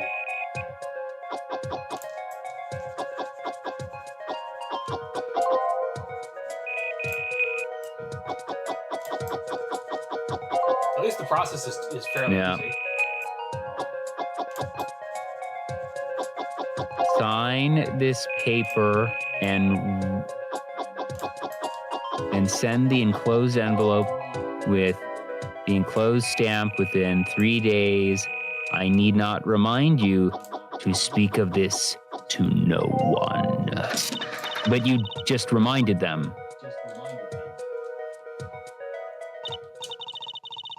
So it was a letter about payment for one of his paintings. Why the secrecy, though? And what? Why was this letter the only one in here? It's 7 years old, right? Maybe it had some special significance to him. Well, Emma? Well, indeed. She knows something she's not telling us. Looks like she's keeping mum about it. Contains 2 sheets of writing paper. I was wondering, what's the story about this reporter? They came here for the night, sorry, to deny the crime. I am afraid I can't tell you because he's going to be a witness tomorrow, I hear. I thought so. I'll never forget that face. But what was his name? Oh, right, Brushel. Brushel? He's after a scoop to sell to the papers. So a reporter comes for an interview with a painter. His first interview ever, and that night, he's killed. Seems strange to you? Really strange. It does raise a few questions. I'd like to speak with this reporter if I could. Well, I hear he's on the beat today, too. And he said something about covering a magician. Magician? Well, if it's not Trucy, that leaves only one other person. It wasn't Valiant Grammary, was it? Yeah, something like that. He's got some big show lined up, I hear. So he's out interviewing Valiant Grammary. Looks like I'll have to be heading to that Coliseum again sooner than I thought. Here, I'll give you that reporter's card if you want. Spark Brushel, freelance journalist. So it's not a lot of heart. Thank goodness. Why, did you want to get Barry to come over and voice her? No. Sorry. I want to make this very clear. I think having Barry on the stream would be super fun. I dislike the character of Lotta Hart. I don't dislike Barry. Having Barry here would make Lotta Hart bearable. Bearable. Yeah. Anyways, welcome to October 7th, Sunshine Coliseum. The same people are still here, and they just changed the show to a magic show. Ooh, this is it, Apollo. The place where magic and dreams converge. Just a while ago, it was a place where murders and nightmares converge. Yay! Let's go say hi to Uncle Valiant. What about the case? Whoa! Ha ha ha! Only a performer laughs like that. The young Miss Trucy. How often I've hoped that we would meet again, only to tell myself it was an impossible dream. Hey, Uncle Valent, how's it going? I'm glad to see you too. Of course you are. Humility is definitely not one of his stronger traits. Well, Miss Trucy, how does the day find you? If you've come to give me flowers, do it after the show, I beg you. Actually, we came to wish you good luck. And congratulations on the big magic show. Isn't it bad to say good luck before a show? It's BS. Oh, but it is I who wish to congratulate you. Not everyone is so lucky to witness miracles, such as the one I shall perform. Yeah, you're amazing. We get the picture. The world will watch in wonderment as Magnifi's illusions are reborn. Here, on stage, by my hand. Yay! So what about this big show? Everyone's talking about the big magic show. Is it true that the Gramarye miracle is back after a 7-year absence? Miss Trucy, I must apologize. This show and this honor should have been his. Daddy. My co-magician in training, Zach Gramarye. That terrible thing hadn't... It's okay. Your father was a great magician, Trucy. If he were alive, then I, Valent Gramarye, would have been proud to stand upon this stage as his assistant. Thanks, Uncle Valent. You know, I'm happy you're doing the show. To think, we get to see the great Magnifi's illusions again. She's really looking forward to this, isn't she? I mean, it's her family business. What happened to Magnifi? My mentor, the magnificent Magnifi Gramarye, was a true deity among magicians. A creator god who gave birth to magic and illusions that defied our very imaginations. I was so little when I saw the last one, but I still remember his shows. He did wheelies in a sports car through the air above the audience, and then sped off to outer space faster than the speed of sound. I'm guessing that memory was a bit embellished. For 7 long years, the world has been waiting for a miracle to match his. As heir to the Gramarye Troupe's secrets, it falls to me to provide one. It is my God-given destiny. Yes, you nameless face who speaks for the nameless masses, how can I help you? If the world was waiting, why did you hold off for 7 long years? It appears the lad is uninformed. Perhaps you've heard of the magic known as law, which governs our land. I have, though I'm not sure it qualifies as magic. The performance of Magnifi's miracle was impossible. A certain law prevented it for 7 years, but no more. 7 years? That phrase sure likes to pop up, doesn't Sure it? does. And why was that? A little matter called performance rights, Miss Trucy. Okay, that's What? actually really amusing that they have what's basically performance IP rights, I guess. I don't think it works that way, but I appreciate them using the concept here. So basically they're saying that after 7 years, magic becomes public domain. That's weird. Okay. Can you tell us about these performance rights? Magnifi's magic relied on an incredibly inventive idea, a trick, if you will. That trick was considered his property and as such was protected by property laws. Wow, you were right. Until An intellectual property, maybe? An IP? Magnifi knew this and bequeathed it in his will to one person. I mean, Yes, Miss Trucy, it was your father. Zach Gramarye was the inheritor of the Gramarye miracle. Daddy. Yet, as you well know, he is gone. He disappeared suddenly 7 years ago. I think I see where the story is going. Once a person is classified as missing for a certain period of time, are considered legally deceased. Oh, sorry, that's your line. Yep. In all absoluteness, those rolled-up sleeves conceal your competence well, young man. That certain period of time of which you speak is 7 years. Ah, Yes, Miss Trucy. Though it pains me to say it, this past spring, April to be precise, was the time. Your father was legally declared deceased. In the absence of a formal will, the secrets of our mighty mentor Magnifi passed to me. This was, in fact, stipulated in the will by Magnifi himself. Wait. In the absence of a formal will, is stipulated by the will himself. Like, so was there a will or not? I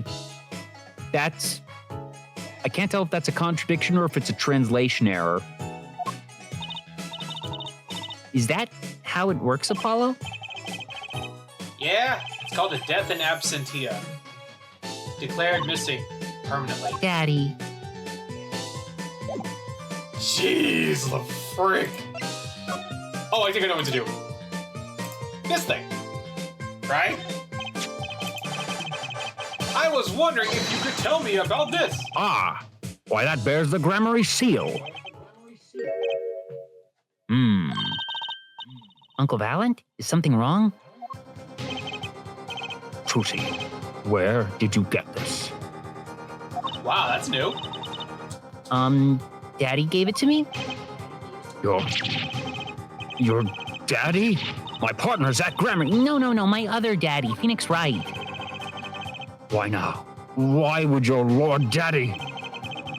Lord Daddy? That's kind of stretching the whole archaic thing a bit. The signature upon the back. Do you recognize it? That belongs to none other than Zach Grammary. Daddy signed this? Might I be so bold as to open it? I'm sorry, but I can't let you do that. What's in this envelope, I wonder? Oh, it's the will. It's absolutely the will. It's the freaking will. And everything was left to Trucy.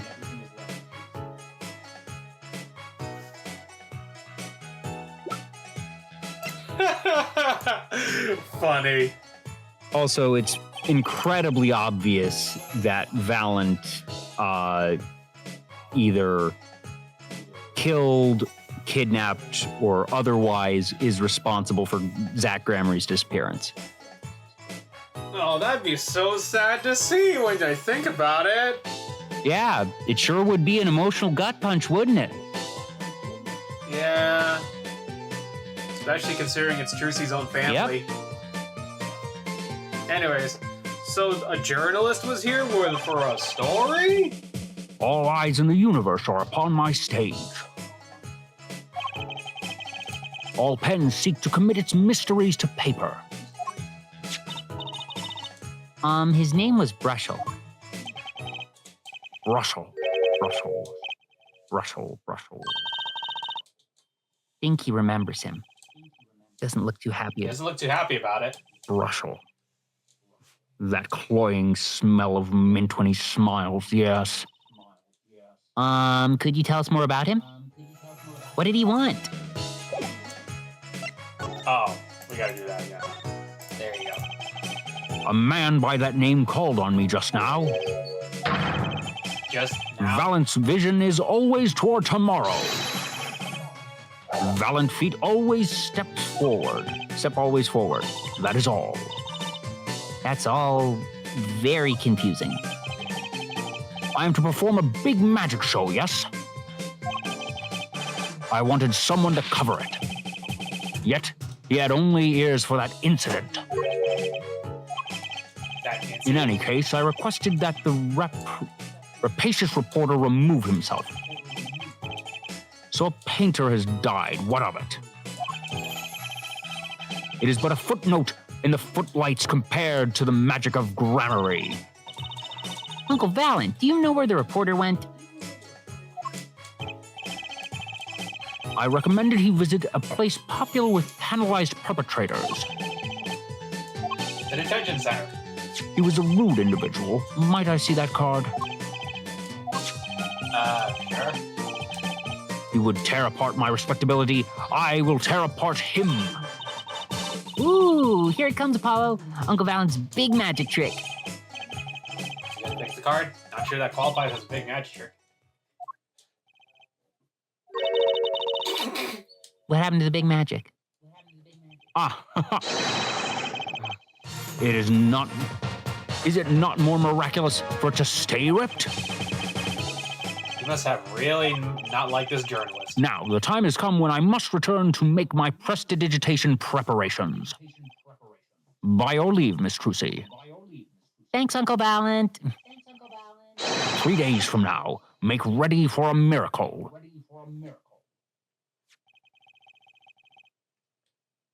What do you think that journalist was after? Why did Valent react like that to this envelope? I think it's time to pay the detention center another visit. Well, you heard him. Going back to the WA. And now to the detention center.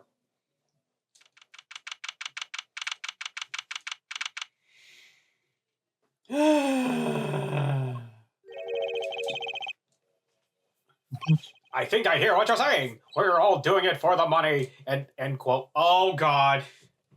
Yep. Okay, I'll let you decide the voice for this one, okay? Yeah, I need to decide. You'll see by one look at him. No, not at all. Looks like someone's already meeting here. Maybe that reporter? Oh boy.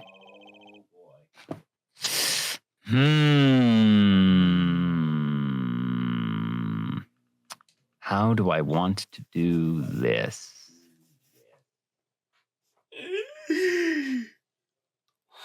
I remember this guy. I could make him. I remember this guy. I could make him Seeing him in HD does not make it any Tim better. Messenger. I could make him a clown.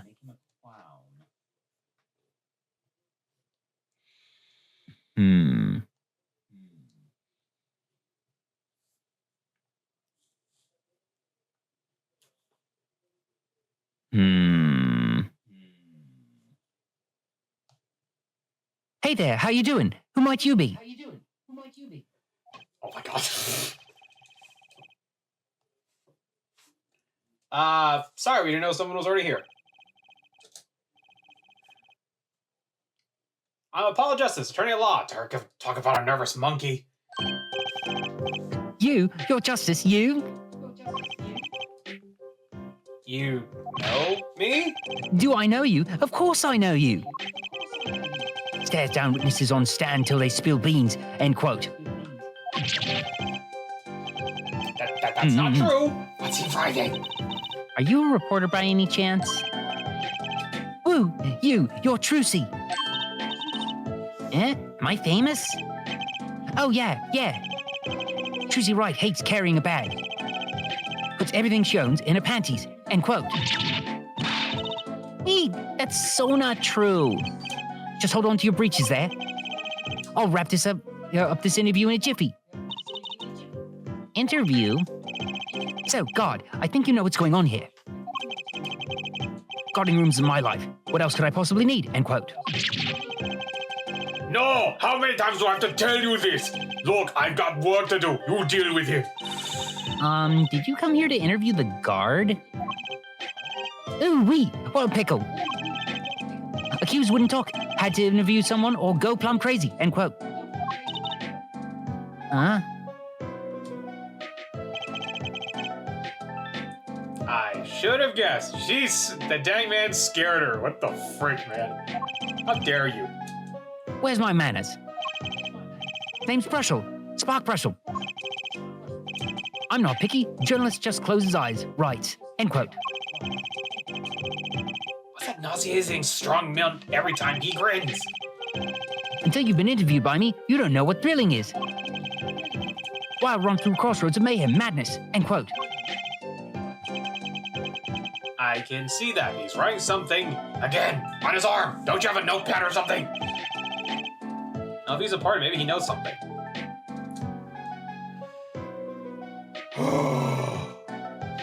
Are you having fun talking as him I yet? sure am. So, Mr. Brushel, you're a journalist? Ah, me? Look, let me state one thing for the record here. Yes? I'm the interviewer, you understand, yeah? I'm the one asking the questions here, end quote. Okay. For instance, you think a movie director watches movies? Yes. Well, I think he probably does. Exactly. I knew you'd understand. Huh? So the night of the murder, you were at Drew's studio? Who? Me? Look, let me state one thing for the record. Yes? I may look calm and collected, but I'm busy, really busy, always on the road. Journalist always buys one-way tickets, never looks back, end quote. I can understand that philosophy, but you want to know the thing about one-way tickets? Once you use them, they're gone. All because you have to give them to the guy at the airport. True enough, but don't they give normal tickets away too? Exactly, see? It's the same thing. What is?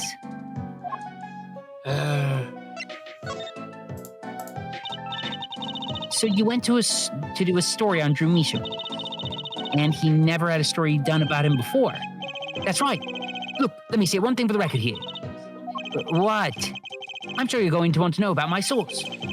What tipped me off to Drew? Why did I do the interview in the first place? Well, yes. Look, it's like...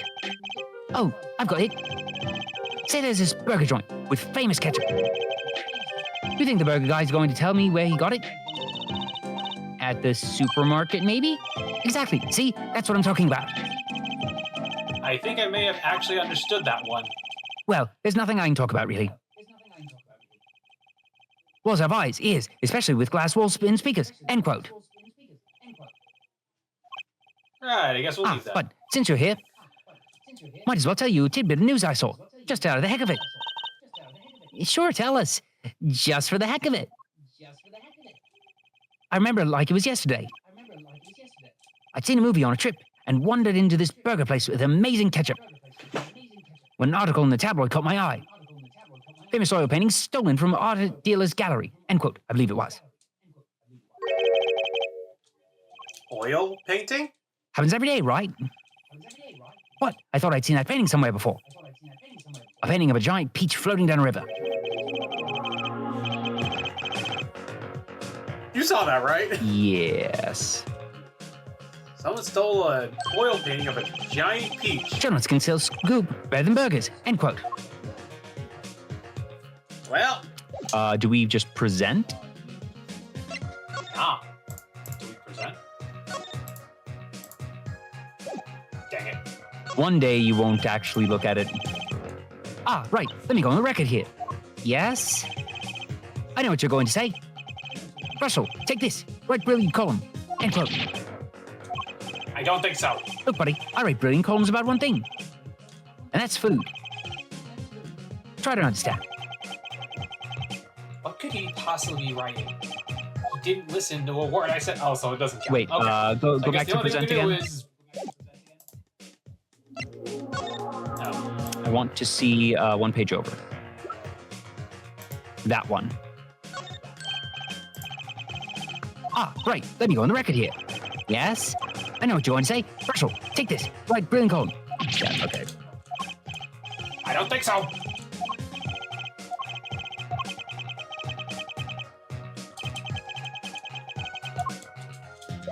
Okay. Yeah.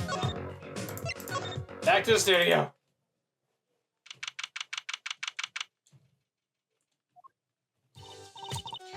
Well, how'd it go? Find anything out? Actually, there was one thing I wanted to check with you. What's with that scary face you're making? And what's with the I know something but I'm not telling face you've got going, Emma? I think it is this one. This painting came from behind that dresser. Yes. So? It was stolen, no. I was hoping you wouldn't figure that out. I'm sorry, what do you think I am? You think you could tell us a bit about this? I suppose it's what you think. Drew Measham was a forger.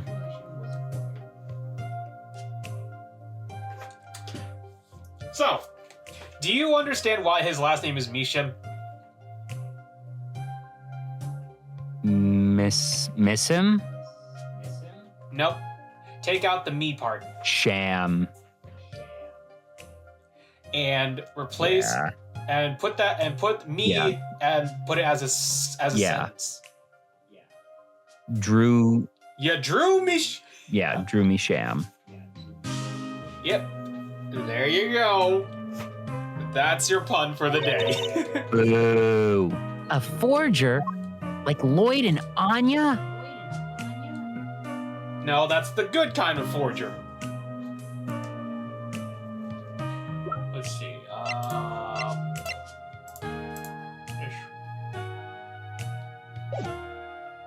Oh wait, no, we gotta talk to her about it.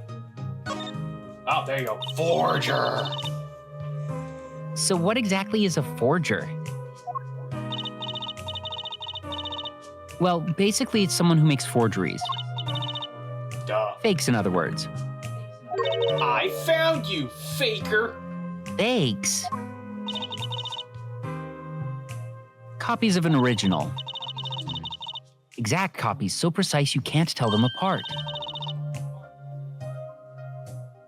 Well, why not just photocopy them? The big problem with forgeries is that people try to sell them as the real article. It's a crime, of course. So Drew Measham was... A criminal? I'm afraid so. He received money to create elaborate forgeries. No, it's so they can keep it and sell, quote unquote, the original.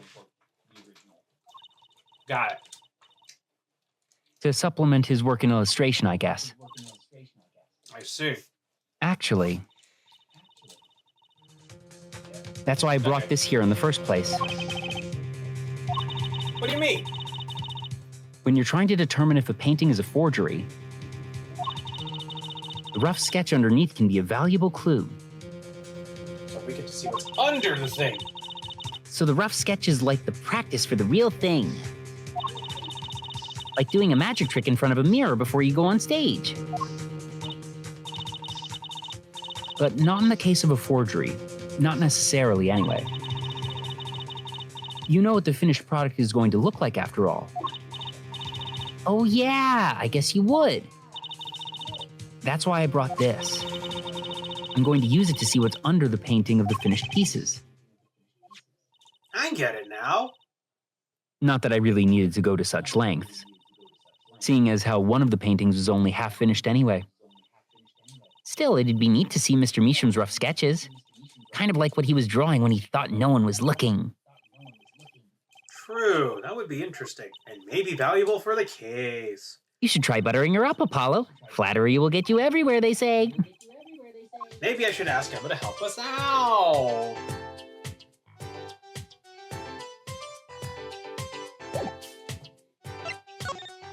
Ooh,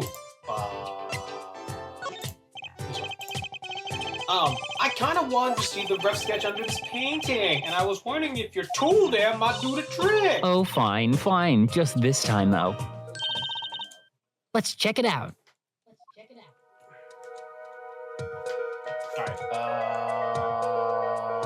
Yep, let's do all three. No reason not to. All right. Let's start with this one. Though.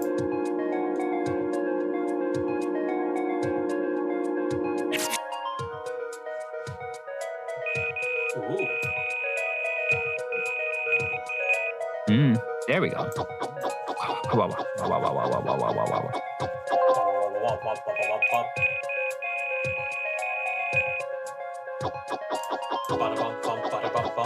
I really swear, if we see something that looks like that Mume face that she does, well, that's the high model, that'd be like a dang jump scare. because I feel like that's what I'm gonna get if I look at this.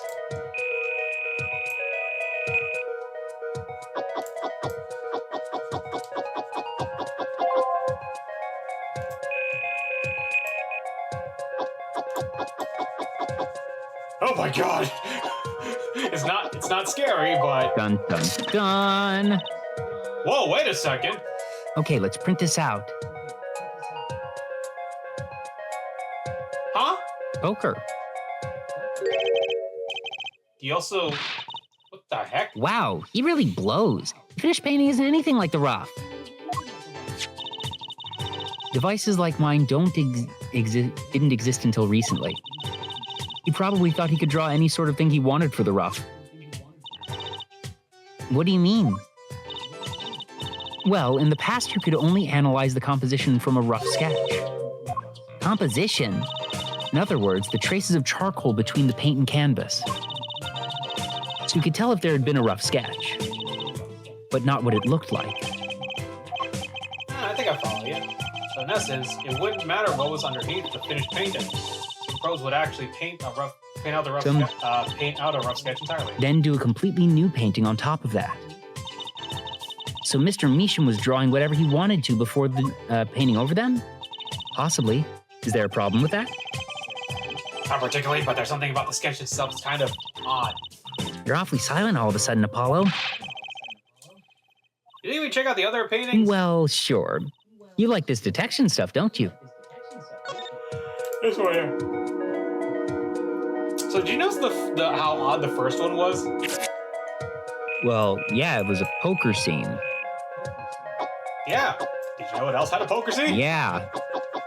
First case. Oh, goodness. If we actually... Let's see what this one is. The Ace Attorney series is many things. Subtle is not one of them.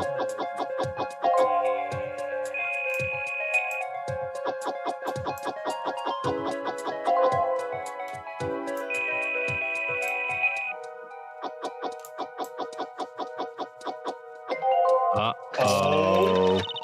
Uh-oh. God. This one too. What's wrong, Apollo? You look so serious all of a sudden. So hold on. So Trucy is asking, why so serious? What? You think I look at the last of these? Fine by me. Knock yourself out. This one. I've already seen half of it, but what's the full? So that means... This guy has been watching us.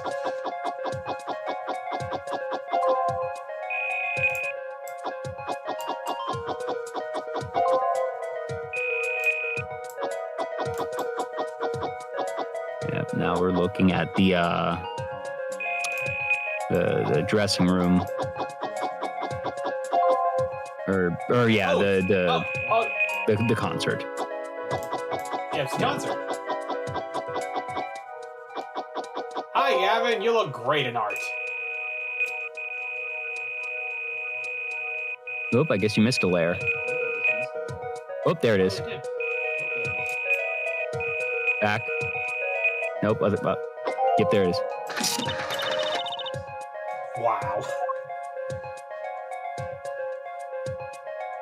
It's a man on fire. What the heck is all this? I hesitate to ask why you're getting so excited. You sure your device isn't leaking some kind of strange radiation? Trucy, look at these 3 sketches. Do you notice anything?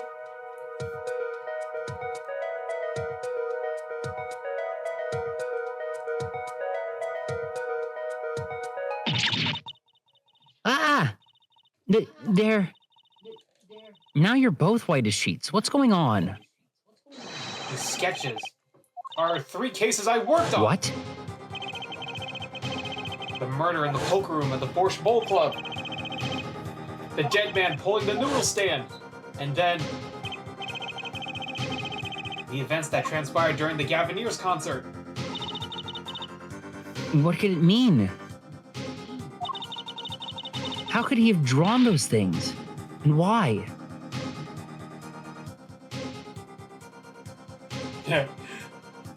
Nia Ivan says, poker? I hardly know it. That's what I want to know. Wait, is Drew Measham your father? Give me a break. Does that even seem remotely possible to you? I mean, in this series? I'd never even heard of Drew Measham before. I hadn't even seen a picture of him. But there were my cases drawn on his canvas. Every single one of them. And I only have 3. Could have been a coinky-dink. Who was this Drew Measham? And what did he do? What did he have to do with me? To be continued. Good thing, too, it is. I forgot to save, so glad I saved right here.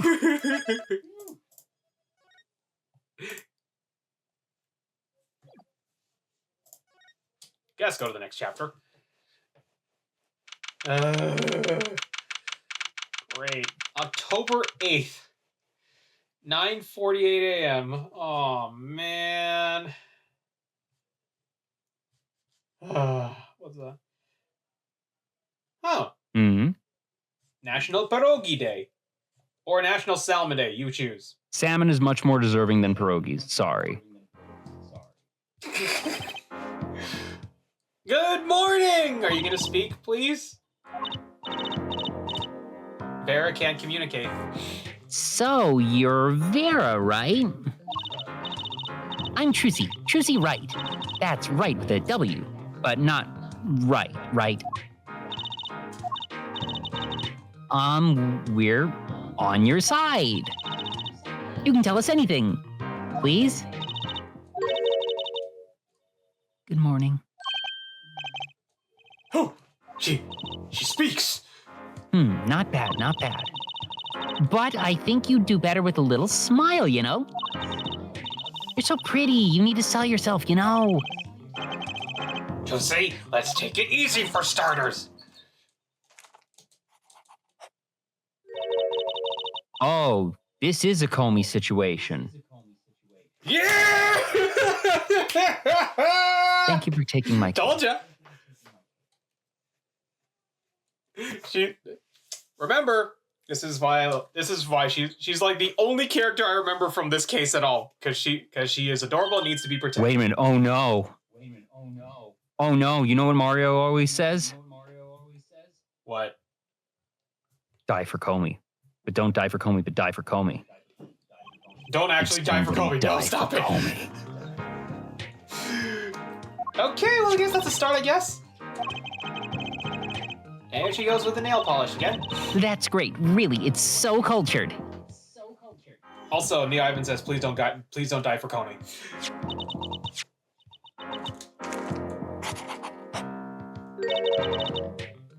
Want to try? Ooh, really? Girls. The victim, Drew Measham, was a forger. And stolen paintings was found in his studio. A life of crime, really. And maybe one that led to his death. 10 a.m., we're gonna have some salmon.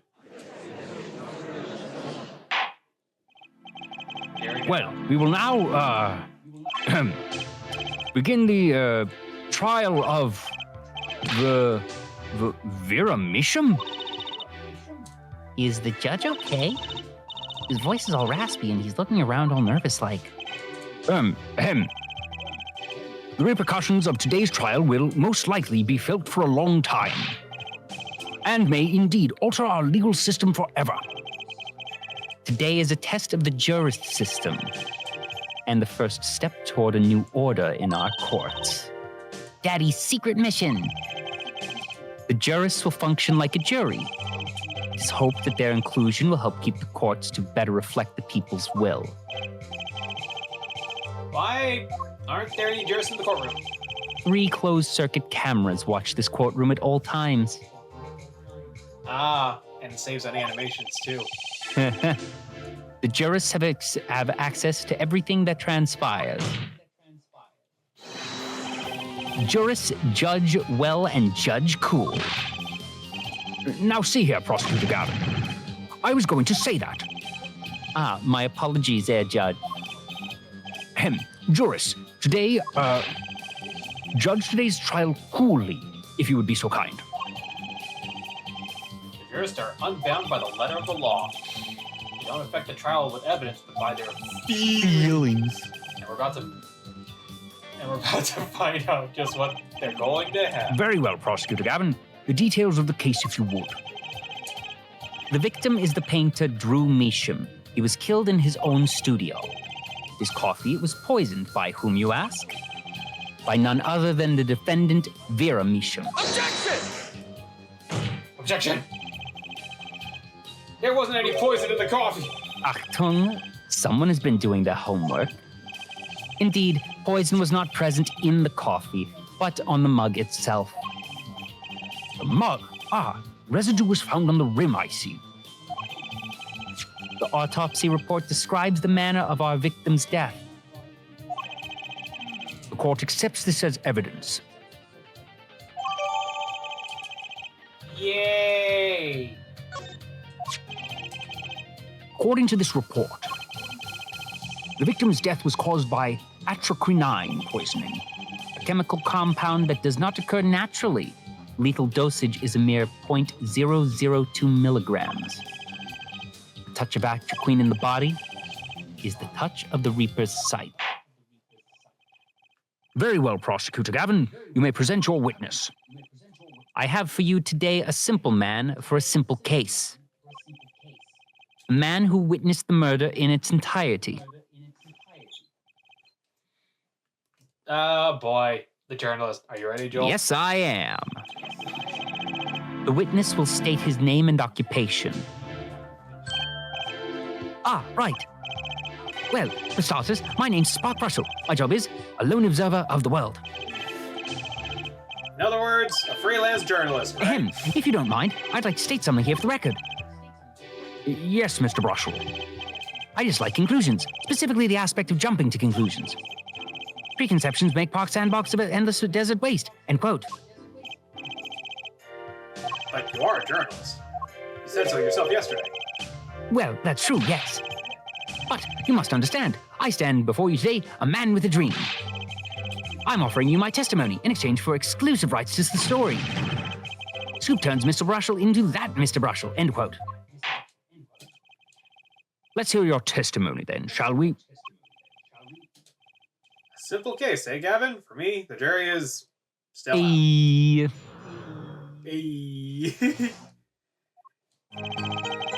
I visited the studio around 9 o'clock that evening to do the interview. The first outsider to enter the atelier. Journalistic history made, end quote. His daughter brought us the coffee right after we started. And you know what happened next. Star falls, end quote. No one else entered the room besides her the whole time. I'm going to be pressing on that one. Fourth That part. does sound like a simple case. Unless you were the one who poisoned him. What? What do you say? Judge. Him. Need I remind you that the cameras are rolling today? I felt the need to be a bit dramatic. You don't do it, do you? You didn't do it, do you? Me do anything like that? Come on, that's like newsmaker making the news, end quote. Or even contemporary witch hunt, end quote. I know, wild accusations rock courtroom, end quote. Rock indeed. Prosecutor Gavin sure does look like he's having fun. I am so happy for him. Very well, Mr. Justice. Your cross-examination, please. Well, I know what I'm pressing. You got anything you want to press, or... Not that. Not that.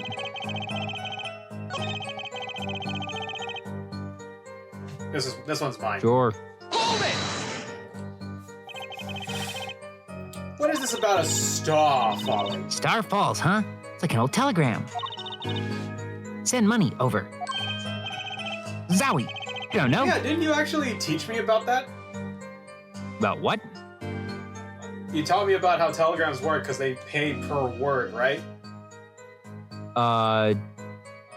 Generally, yes. Yeah, that's what you told me about. Oh yeah, it was during the other Ace Attorney thing because they had telegrams and it was like, why are the words so short, sentences so short every time? It's because they paid per word. That's cool. Zowie, you don't know? That's like a journalism code word. An important person passes away. Star falls. Get it? But there's no gravity in space, is there? I wouldn't think stars could fall, really. Does this matter? Oh boy, this is good stuff. Good stuff. How about star breaks? Nah, lacks punch. I know. Star dies? Nah, lacks imagination. Of course, you could go with Drew dies. Straight to the point. I like it. I think we need to hear about something a little more substantial. The moment of death. The coffee. I mean, we know about the coffee. I think it's the moment of death because he said star falls. I'm wondering, did he fall? Is there anything important about that? Alright, hang on a second. I mean, I don't see us getting penalized for asking the wrong question. I know, but I want to see if this will lead us to somewhere. Alright, let's try that one. I'll go with yours. About when Mr. Mishin passed away. Oh boy, what a scene that was. Puts his coffee mug down with a crash, right? Yes. And then? And the cold finger of death touches his spine. Ice sputters and falls. So cold was his touch that he could do not but tremble uncontrollably.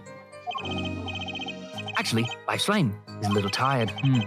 Life's river froze over? Yes, that's a go. I think he's starting his article already. Could you describe that a little more simply? Well, as you can imagine, I was pretty surprised. He hit the floor, as they say. Artist seizure is final performance. End quote. Let the bodies hit the floor. Atraquinine paralyzes the central nervous system. The body arches in like a bow. The limbs tremble. That's quite enough of that. Some of us want to be able to sleep tonight. Oh yeah? Well, I want details. Lots of juicy details. For that, you can listen to our last year's hit single, Atraquinine My Love by the Gaviniers, available at all major music outlets. Available on Spotify and iTunes. Spotify didn't exist in 2007. The point here is that the victim died of atraquinine poisoning. But no, but here in canon time, it's post 2023. Oh, you're right. Well, Mr. Justice, how did you find that testimony? Not important. No. I'm thinking go for something else. Very well. Please continue with the testimony. I'm gonna go back. Yeah, go ahead. Well, no, we can just do it again. You don't need to use the time stone. Too bad. I wanted to use the time stone. Makes no sense. Whatever. I'm Thanos. I need the time stone. I want to use time. Let's just say there are times where I just want to abuse the time stone. Okay.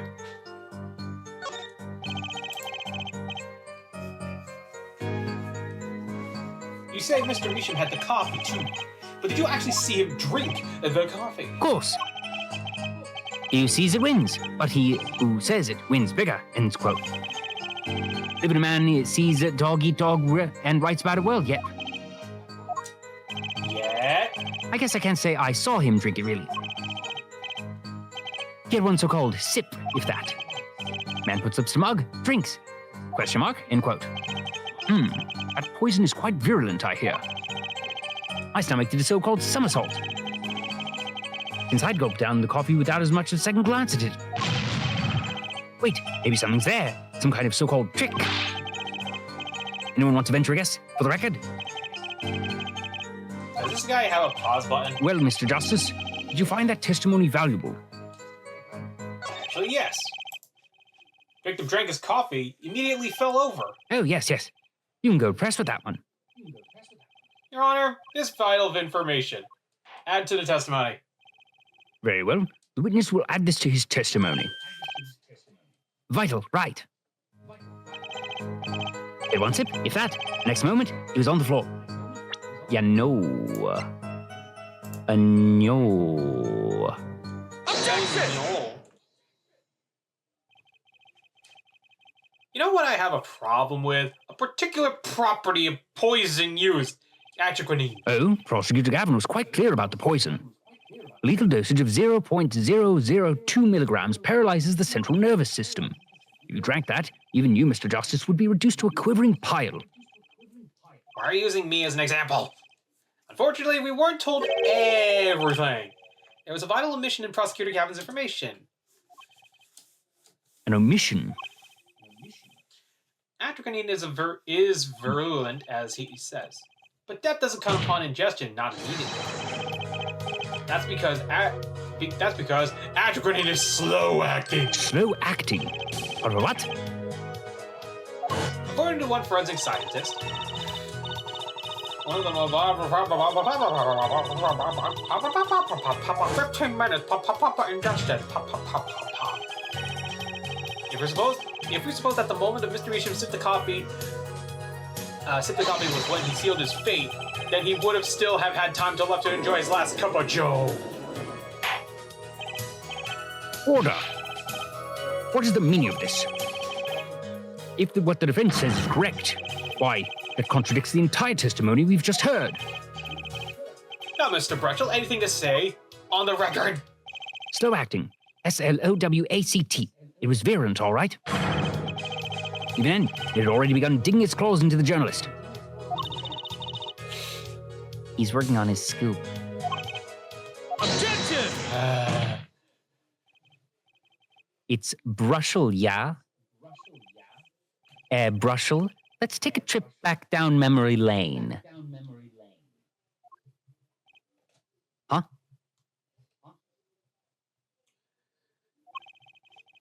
Did the victim really die the instant he took a sip? Think it over. This is vital. You know what I think? I think that was a not-so-subliminal suggestion, end quote. I admit it does cause a problem if he died when you said he died. I would be forced to say our feet are ashamed to my simple case. And you would be forced to say farewell to your article. Come again? You can't write an article. You can't write a story based on conjecture, can you? And as the case drags on, other reporters will pick up the scent. And you'll be forced to kiss your exclusive scoop goodbye. Scoop. Scoop.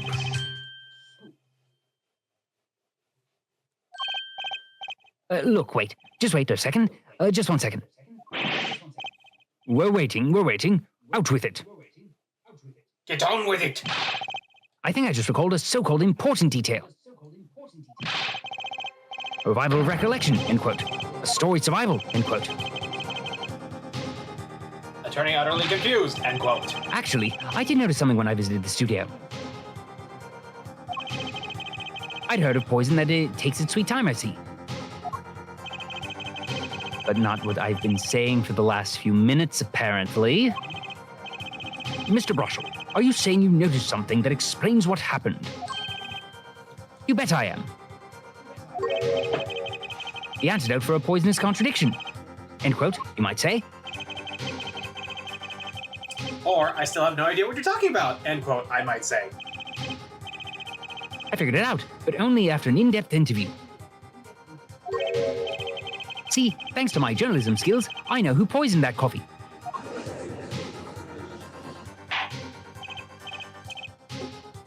Order. As far as I can tell, the witness is standing by his testimony.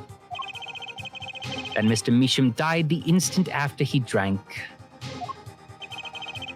Of course I'm standing by my testimony. And my dream of the exclusive rights to this story. I suppose it was too much to hope for.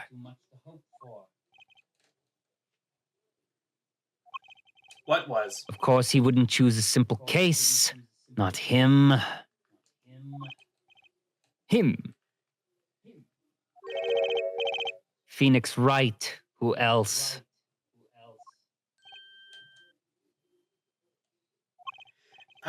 Achtung, Herr Brushel.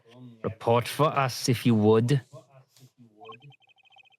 What is it that you noticed? This court is a critical trial of the juris system. I'm afraid no room for doubt is permissible. You will testify to the court about what you noticed.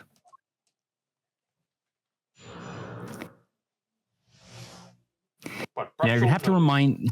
Now, I'm trying to remember exactly where I placed his voice, so correct me as we go if I'm off. Oh, yes, I remember exactly where it was now. Thank you. No problem. When I arrived at the studio, Mr. Misham was at his desk. There you go. That's exactly. Yes, thank you. Thank you. Being reminded that it was British is all I needed. Got it. Anyways. He seemed to be writing a letter, but he quickly sealed the envelope. Nope, we're gonna have to press that one. I thought nothing of it at the time, of course. Now that I think about it, what if he was writing a suicide note? What? A suicide note. Yes, he had this look on his face. Man's face inscrutable as a quadratic equation, end quote. Suicide? Poor Mr. Misham. But that means Vera's innocent. Would someone commit suicide in the middle of an interview? Oh. Very well. You may begin your cross-examination. All right, I know what I'm pressing already.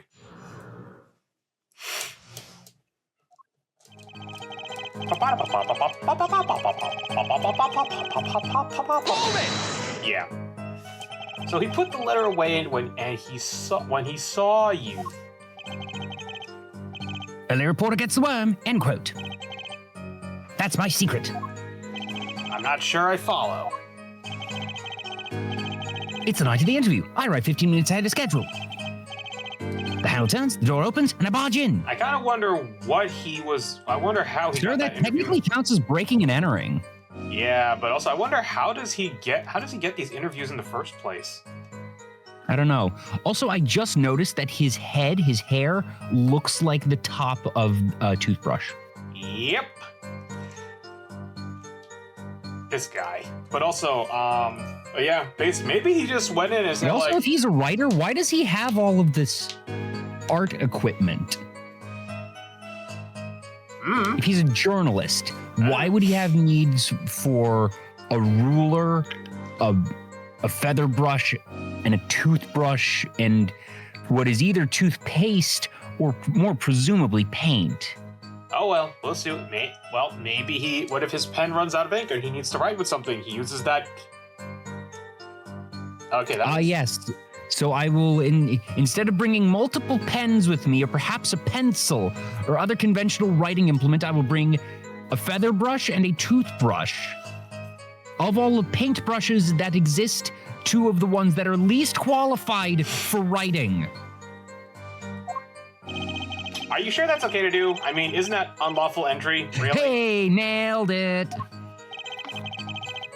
Mr. Misham, Chelsea, you think so? You should have seen him. Oh, so that's how he got the interview. He crammed his letter into that yellow envelope as fast as he could. I know a secret when I spot one, and that was one. It does seem significant. Well, Mr. Justice? I wonder, does it? Yes! The heck? Heck does that even... Why would you say that? Add to the testimony. Testimony finds this defense to find testimony vital. Just, let's put it in. Very well. Please add it to your testimony then. Hey, why not? My account comes free of charge.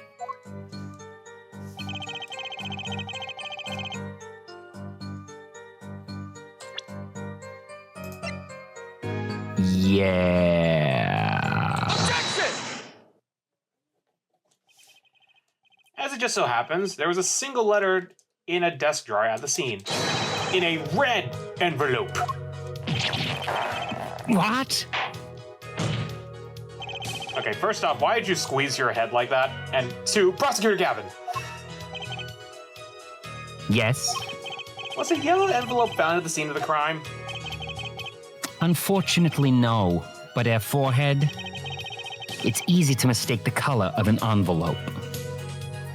I guess, but not this envelope. You see, it was postmarked already 7 years ago. Well, Mr. Brushel, I can explain that. Drew, right? He wanted to get that letter in an envelope, pronto. Get out of my sight. Get out of sight of my beady eyes, right?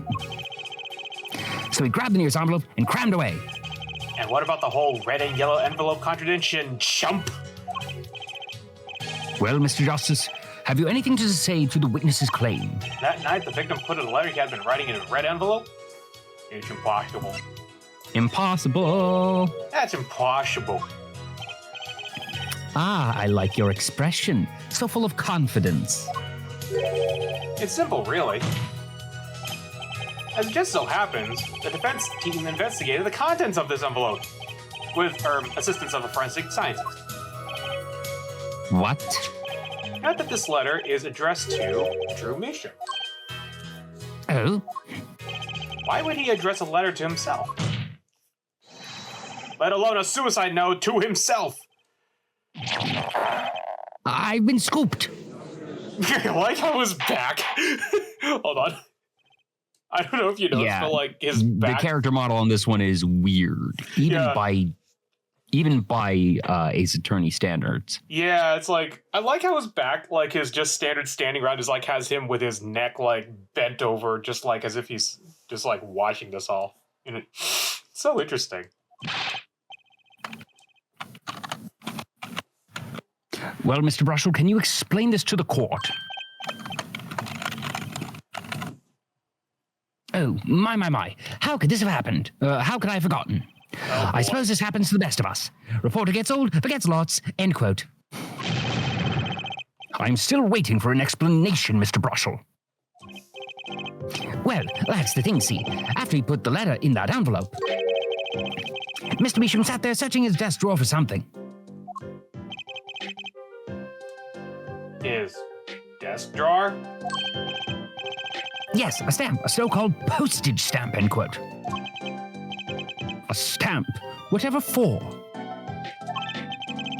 Well, to mail his letter. What else?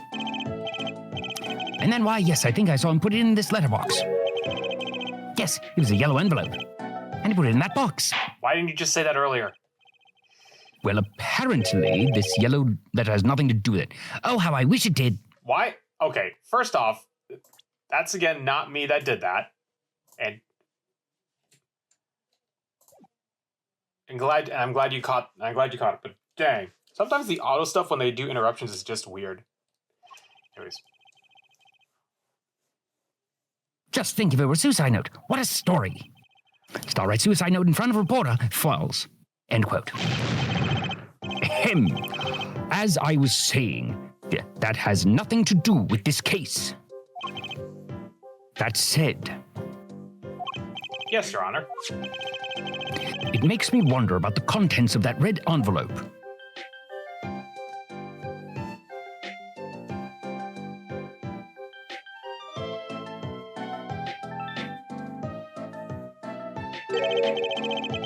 $100,000 is quite a good deal of money. I'd say.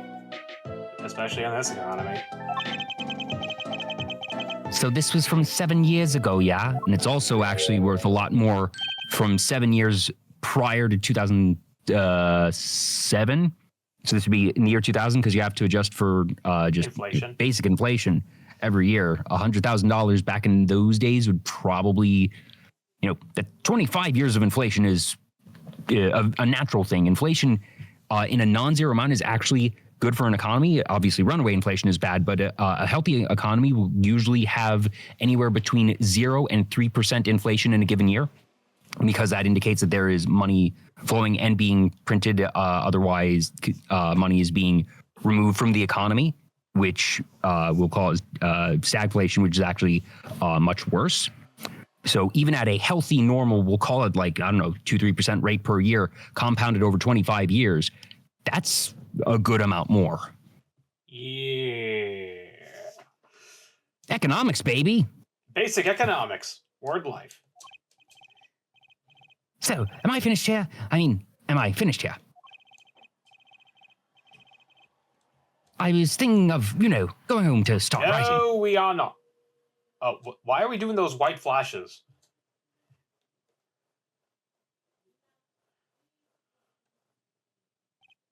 I hate to state what should be pretty obvious to everyone, but when you catch the scent of a story, you make that rather unique face. Heck, come on. Attorney has active imagination. The loss, end quote. Even I noticed something, and my eyes aren't what they used to be. You know, I'm starting to understand what all this perceiving stuff is about. Judge's active imagination. End quote. Please continue with your testimony. Tell us about the scent of a story. Hey, I'm the one asking the questions here, usually.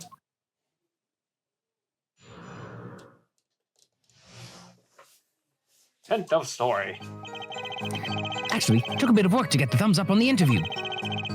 Reporter leverages story, gets his interview, end quote. The story concerned a certain case from 7 years ago. That red envelope probably had something to do with it. Say what you will, but Drew's talent was without compare. Oh boy. Leverages story. So you threatened to go to press with this story. That's how you got your interview? Blackmail? Well, yes. I mean, no. I wasn't exactly, it wasn't exactly black. I mean, something wrong, Mr. Brushell? Look, this is my story. My tidbit, journalist info is livelihood, end quote. I see. While you have me chatting away in here, what's going on out there? What if Wally Wadsworth or Sally Scooper got wind of my story? They go to press while I'm going to waste. The court feels your pain, Mr. Brushell. Mr. Justice, let's pick up the pace. Certain case 7 years ago. Oh boy, it's all connected. Anyways, let's get... Hold up. No. Hold on. Not yet. Yeah, not here.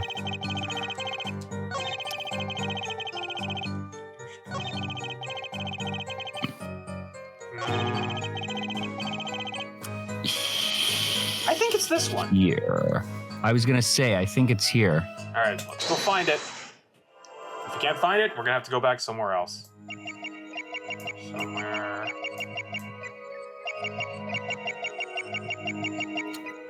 I think it has to do with his hand. Here again. Here again. Go to his hand. Which one? Up there.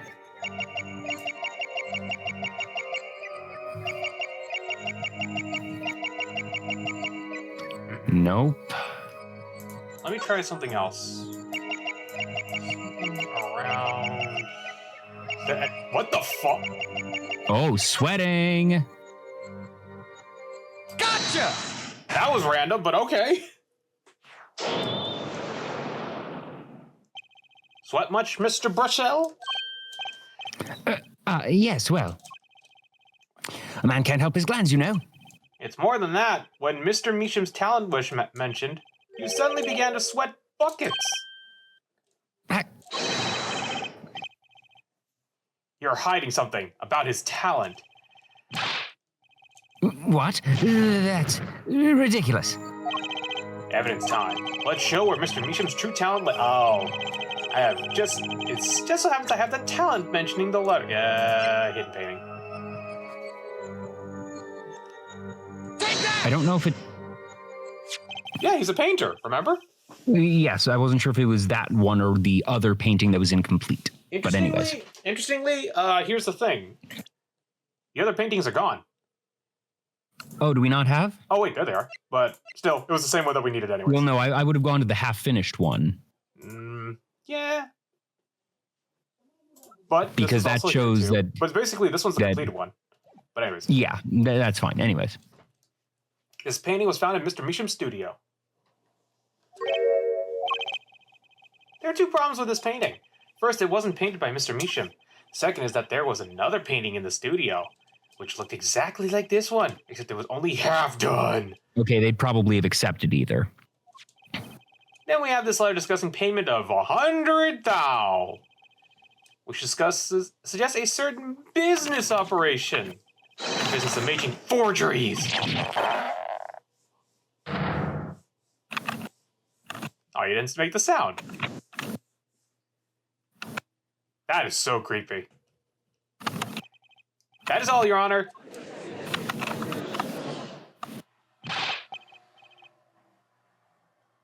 everyone, please, everyone. Can we keep this private, please?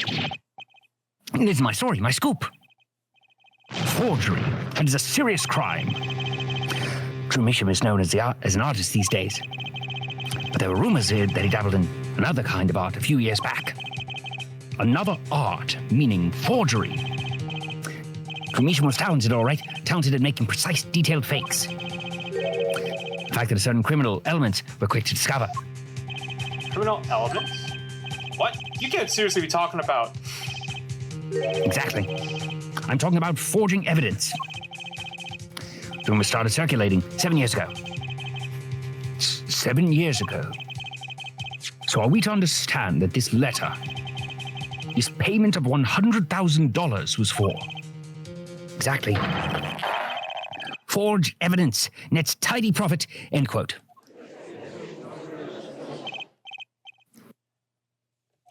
So Phoenix worked with Misham to forge evidence on a case because he knew that he wasn't going to be able to convict someone who was very obviously guilty, but that he did not have physical evidence. Whoa. Why are you suddenly putting Misham on that? I mean, why are you putting Phoenix on that?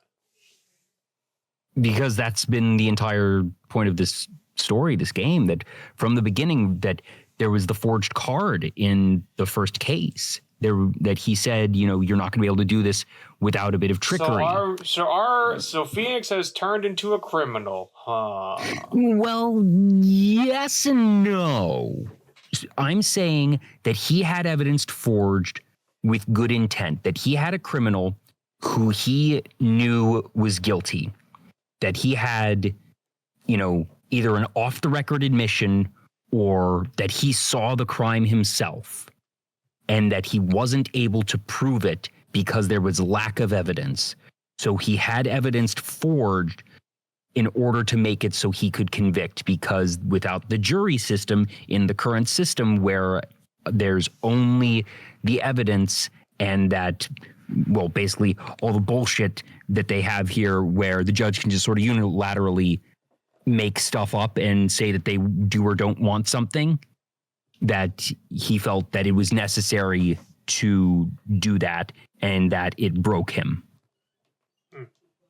Well, or he was discovered. Anyways. Why, it's like our own victim was leading a double life. Aha! This is my chance! So the victim had ties to the criminal world, right? He could have had plenty of enemies we know nothing about. Objection! This is my first time hearing of this criminal world. But you're a press? Never mind. Yeah. We certainly found no criminal connections when we conducted our investigation. Objection! But how do you explain all this money? You have to admit there's a possibility of some illegal activity here. Objection! But there is no proof tying this letter to our case. Our case was and remains simple from the beginning. Only the defendant could have poisoned that mug that night. And you, of course. Hey. The only thing I poison is my pen when I'm writing interviews. Mr. Brushel, your testimony to this point has been quite unreliable. It doesn't speak well of your reporting acumen. What are you talking about? My journalism is rock solid. Journalism so solid you could stand an elephant on it. End quote. I'm pressing X to doubt. In any case, let's hear a summarized recap of your testimony. Okay. If we can ascertain that the situation in that studio was from the recap, this trial is over. Yeah, this ain't gonna be over. Apollo, what is he talking about? A cross-examination showed Mr. Brushel didn't have reason or means to poison him. As long as there's no other suspects, and the killer had to be Vera, that's what. I thought it was you, but anyways, this testimony is our last chance.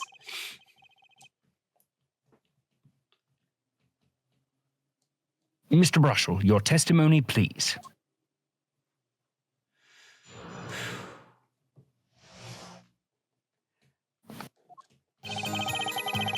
The only other person in the studio that night was the defendant. It was Vera who poured the coffee. She admitted it as much herself. The only thing that touched Drew's lips during the interview was that mug. And nothing left that studio after he died. Nothing. Clearly, the only one who could have poisoned him was his daughter. A nice testimony. Clear, succinct, and without room for doubt. Oh!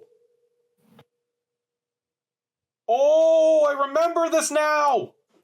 I'm not telling you anything. Like... Oh, shucks. You really think so? I believe this clarifies the situation that night.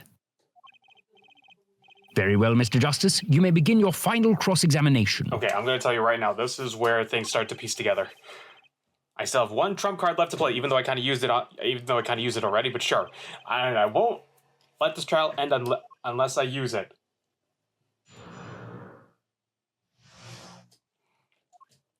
Oh, no bracelet this time, okay. That's not it. I know what it is. That's not it. That's not it. That's it. Hold it! Not one thing! You sure? Yep, sure as sure can be. Well, with one exception. What?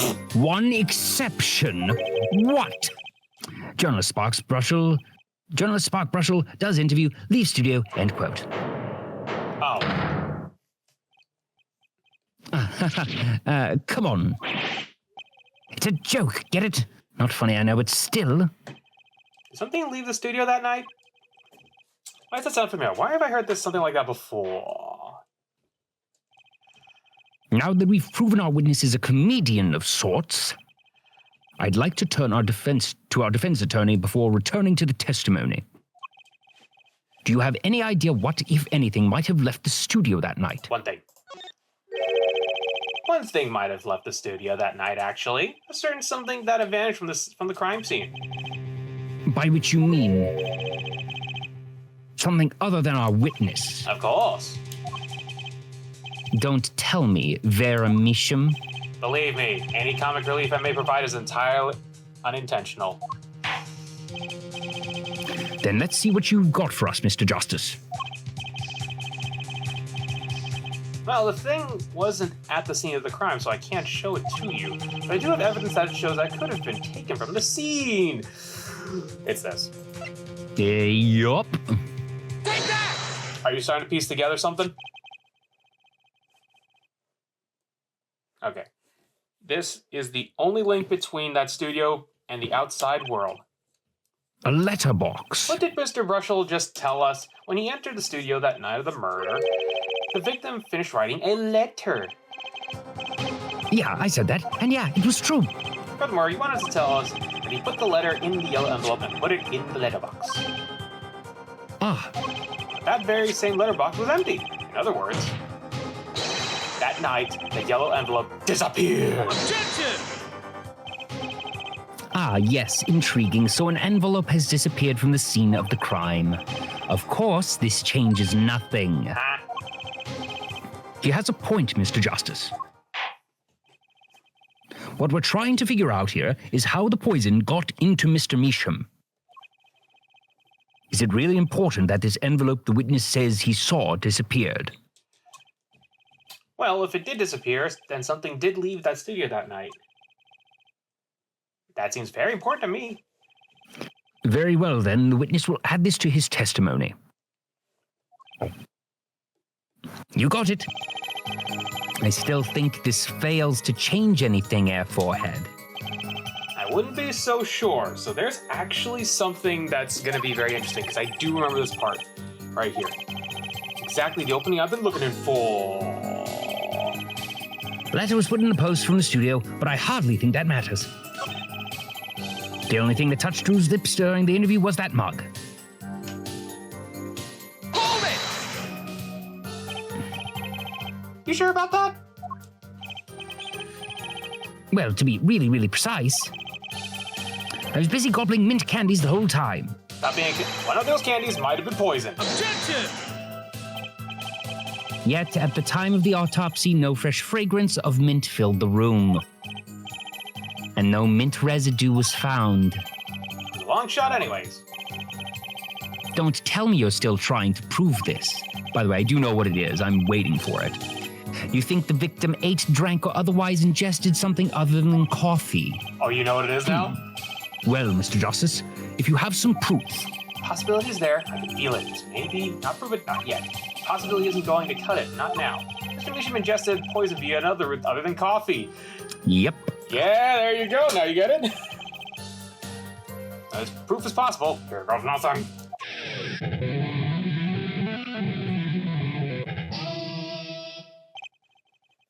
You do understand what we need, yeah? Proof, air forehead, not possibilities. Of course. And Prosecutor Gavin, I hope you understand. I'm ready to give you that proof. What did you say? I have proof of the disappearing envelope. I saw him writing a letter. I did. Which was picked up by the mailman, I assume. Of course, which means that envelope had a stamp on it. A stamp. Ah. As we all know, stamps come with dry glue on the back. In order to use the glue, you have to wet it by licking the stamp. I mean, that is entirely false. Adhesive stamps have existed for many, many years. Here you go. No one worth talking to actually licks stamps in this day and age. Objection! Even if you wanted to talk to him, you couldn't. He's dead after all. Objection! Okay, so he licked the stamp, but wait. How does that explain the atraquinine on the rim of the coffee mug? We're just objectioning all over today. If he licked the back of a poison stamp, the poison would get down his tongue, yes? What would happen if he put the coffee mug in his mouth? Those traces on the mug weren't the killer's doing. It was the other way around. What? The coffee mug didn't poison Mr. Meesham. Mr. Meesham poisoned the coffee mug himself. By accident.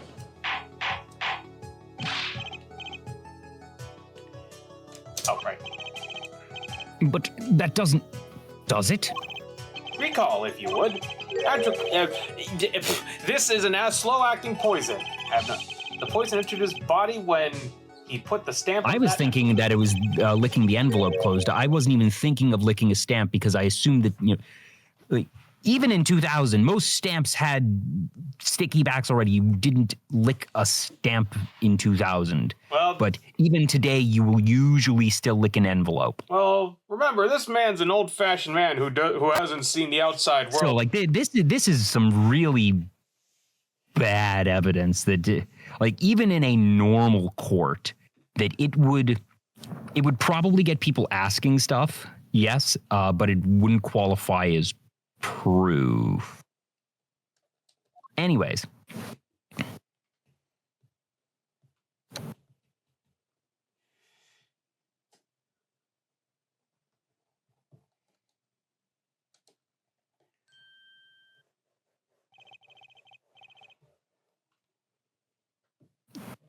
You have something to add, Mr. Brushel? Uh-oh. His nose is picking up another scent. As I believe I mentioned earlier...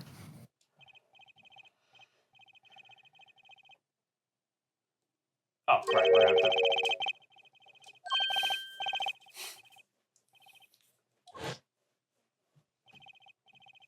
But I don't seem to remember him ever finding one. Maybe he'd just run out. Incidentally, we searched the desk drawer at the scene of the crime. There were no stamps, not a single one.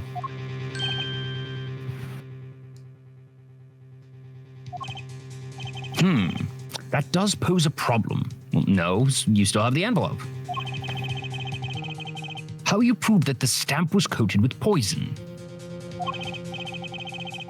Actually, I'm glad no other stamps were found. It makes providing the stamp he used poison was possible. Good show, good show. GG. You can't even prove that there was a stamp at the scene in the first place. Well, let's hear what the defense has to say anyway. Where's your evidence that proves the existence of this poison stamp? Yeah, boy. Well, that certainly is a cute little frame, and by little I mean really little. Wait, did we actually examine this thing? Yeah, because it has traces of atropine.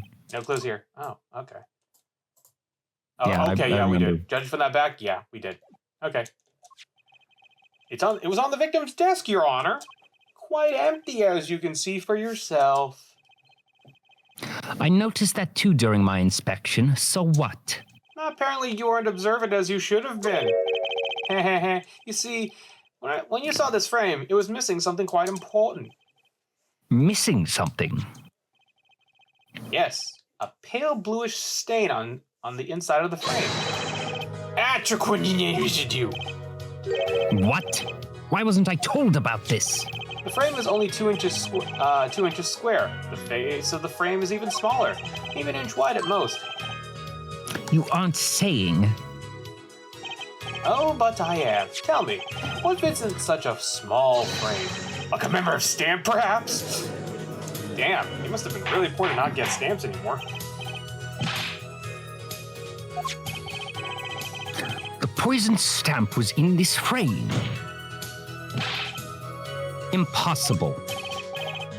Prosecutor Gavin, why would he put something like that on his desk? Don't tell me he had it there so he could commit suicide if the mood struck. You know, can I say something? I had a thought, see? What, Mr. Brushell? And please stop jittering about like that.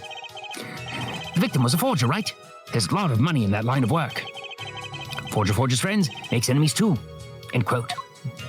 So the poison stamp might have been a murder weapon aimed at him. Objection! I like how detailed that animation was. Oh, Rich, that's rich. Leave the ridiculous flights of fancy to the Gaviniers' song lyrics, please. Hey, Gavin, how was your guitarist? Finally, something we can agree on. The stamp was a murder weapon? Nonsense. Murder is a simple business. Who would go to such lengths? No one. Gestures broadly at this entire franchise. Yeah, I was like, you know of Phoenix Wright. Have you not seen his cases? What the heck is this? Oh, I disagree.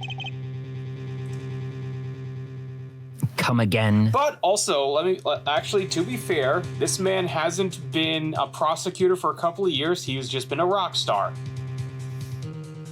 Yes, but he's also seen 3 other cases from us. Oh well. I call it ring rust. Anyways, recall, if you would, the victim's reclusive lifestyle. Drew Misham hid from the world. He avoided meetings. His only contact with the outside world was the mail. The mail? Now, if you wanted to kill someone you couldn't meet, but you knew read letters, a stamp would be the perfect weapon. Ridiculous. Where's your proof? I want proof. Show us evidence that this poisoned stamp was sent to him as a murder weapon. I might not have the evidence, per se, but things are finally starting to come together. Well, we have the letter that says, send it back in this thing. Your fists are trembling. I think I know what happened. I don't believe it, but I can see it. I know how Mr. Misham was killed. Well, fill us in, Mr. Justice. Yeah, a certain piece of this evidence points to the truth. I can tell you how someone with the intent to kill sent Mr. Misham the weapon. Right envelope. Yeah. Isn't this the envelope? The one from 7 years ago? Think about the text of the letter again.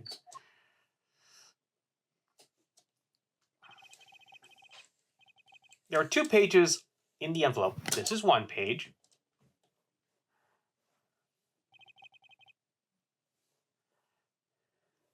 And this That's is your page line. 2. Sign the papers. I want to draw your attention to one phrase in particular. Send the enclosed envelope with the enclosed stamp within 3 days. Enclosed stamp, Your Honor. Ah. In other words, if I have this straight, the stamp, poison, on the stamp, lick, lick, gasp, end quote. Now, what if he had done exactly as the letter asked? He would sign the document, put it in the envelope, and put the stamp on it, right?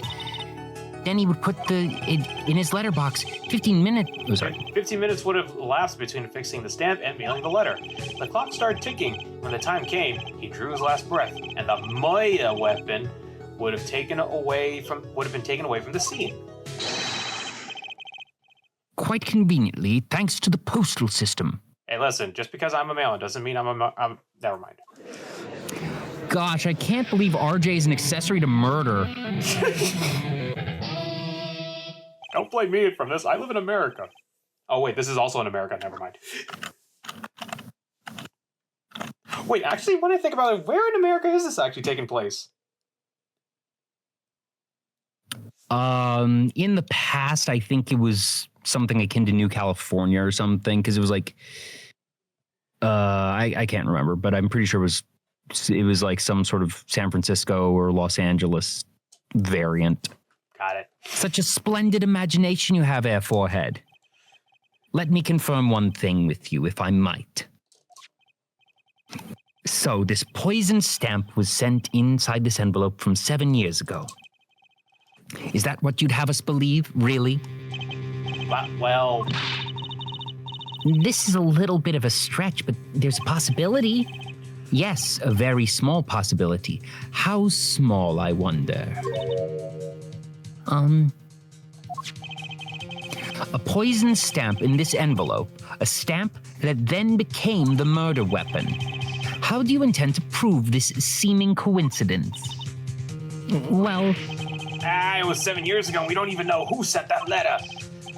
and your answer is silence. I see. Very well. I move to...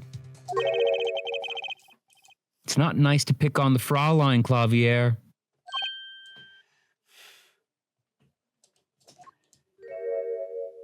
Oh. Holy...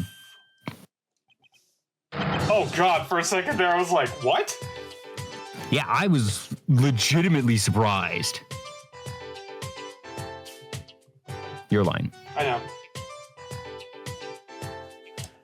Emma! Sorry. Well, like my Christoph Gavin impression, did I sound like him? Wow, Emma, you jerk. Don't quit your day job. You could be a voice actor. Don't you have a crime scene to be looking after, Fraulein Detective? Someone had to come dig you out of the mess you're making of this case. Yes? You know, none of this would happen if you just trusted in science a little more. You can find out if that stamp was in that envelope easy. Care to explain yourself, Fraulein Detective? Glare at me all you want, but science is on my side. It's all in the residue, right? That's right! The poison detection spray! Why didn't we do that to the letter? Produce the red envelope at once. You can open it on the authority of the court.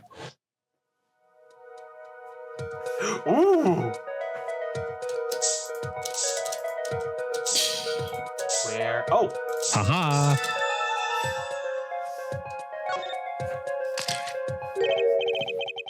Well, would you look at that?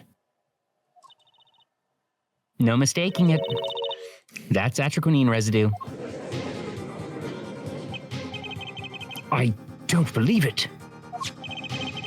A murder weapon from the past. Now, 7 years later, it bears its fangs at last. Absolutely outrageous. Tell me why. Ain't nothing but a heartbreak. Tell me why didn't this murder take place 7 years ago? Well, There's one possibility. Maybe Mr. Measham figured it out. Figured out what? He realized that the person who sent the letter wanted him dead. So he sent his reply with a different stamp. And put his decisive evidence in a frame. Oh, wait, who said hold it? Oh, yeah. You're still here? Can I make a statement here, on the record? I, Spock, Razor Toothbrushel, claim this scoop as mine. Drew Measham killed in cold blood. By sender of 7-year-old letter, end quote. No, maybe something more succinct. Star falls after a 7-year delay, end quote. Dude. But also that doesn't make sense, because if he knew that it was poisoned, why would he use it? I see no room for further argument here, though I admit this is all coming as quite a shock. To think that the murder weapon reached his mouth after 7 years. Stamp is ticket straight to afterlife, end quote. Uh-oh, I think the witness is a bad influence on our judge. I see no need for further debate on this matter. The sender of that letter 7 years ago could hardly have been our defendant. Apollo. I think we just won. Very well. This court finds the defendant.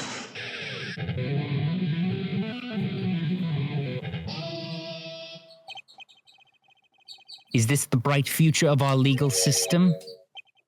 Prosecutor Gavin? A ticket to the afterlife from 7 years ago. Tickets for Gavin Year's shows are invalid after 2 weeks. But it doesn't make sense any other way. It boggles my mind that so many people haven't noticed this. There's a fatal contradiction in Air Forehead's claim. Contradiction? A poison stamp was placed in this envelope 7 years ago, whereupon it was framed until now. If that's the case, then why would Drew Measham have done what he did? Emma, explain that. He must have realized it was poison. Therein lies the rub. 7 years ago, the forger Drew Measham sensed the trap and put the stamp in a frame. I do not debate this, but this begs the question. Why, 7 years later, did he use that stamp on the night of the murder? That is what I asked. Surely you don't mean to suggest that Mr. Measham simply forgot. He put the murder weapon in a frame on his desk for 7 years and forgot. You expect us to believe he sprang the trap on himself? That's hard. Bird face.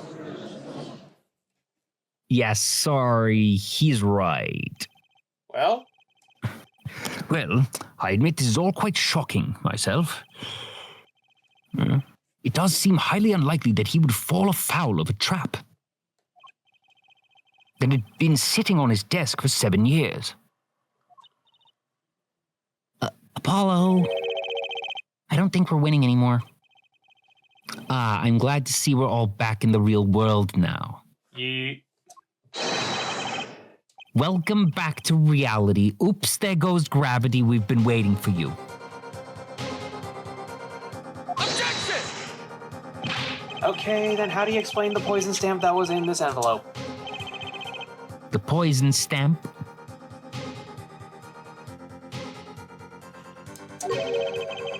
Where exactly is this poison stamp again? Have you brought it to court for us?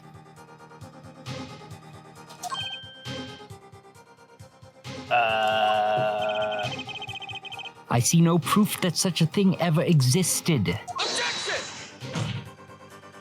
What about the clocking residue? Huh? Oh, I agree, there does seem to be atroquinine residue. But, Air Forehead, it's certainly no stamp. Yeah, but... Even if your precious poison stamp did exist, Drew Measham never would have used it. That is all.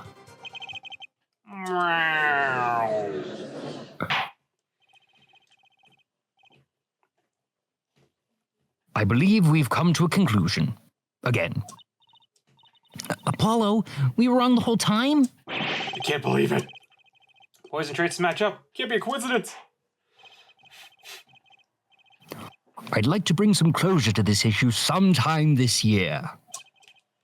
Mr. Justice. Yes, Your Honor.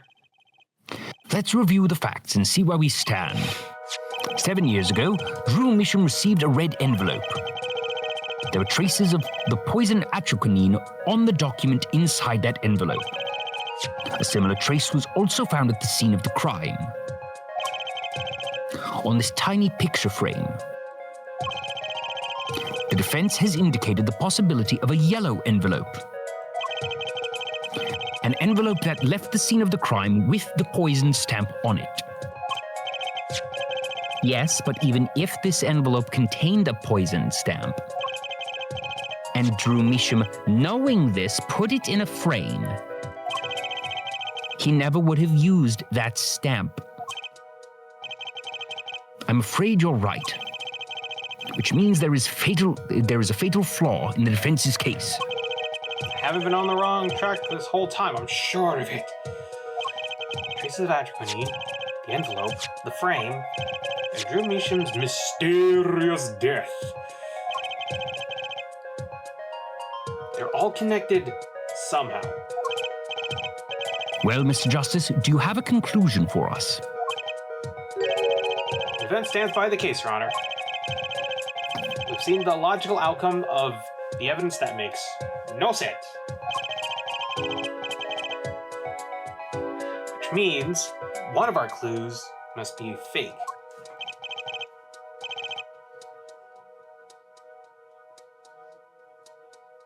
Joe? Ah, a fake clue. Fascinating. And if we find this fake, your wild fantasies will prove quite reasonable, yeah? The fake clue that's thrown us off the poison's trail is none other than Drew Misham. I think it's Drew Misham, yeah. The victim was a fake clue? I'm afraid I don't understand. I'll explain. We have an envelope, a frame, and a mug linked by poison. That all makes sense. What doesn't make sense is the victim himself. Congratulations. You've completely lost me. So the fake evidence is none other than the master of fake himself, the forger. It makes a good story, I'll give you that. The fake clue fakes forgeries. Ah! I know that face. That's the I just had an idea face. I don't know if I'm right, but I'm going with it anyway. What if our forger is the fake? Come again? I found you, faker! 7 years ago, our forger sniffed the trap and stepped aside. 7 years passed. Now the forger stumbles into the very same trap and dies. Why? That's what I want to know. Because the forger who was killed was a fake. Here we are again. The victim was a fake. Mm-hmm. One forger smelled the trap, the other forger fell into the trap. That's two forgers, and one of them was a fake. One of them was Lloyd, and the other was Yor. You're sick. Exactly. So.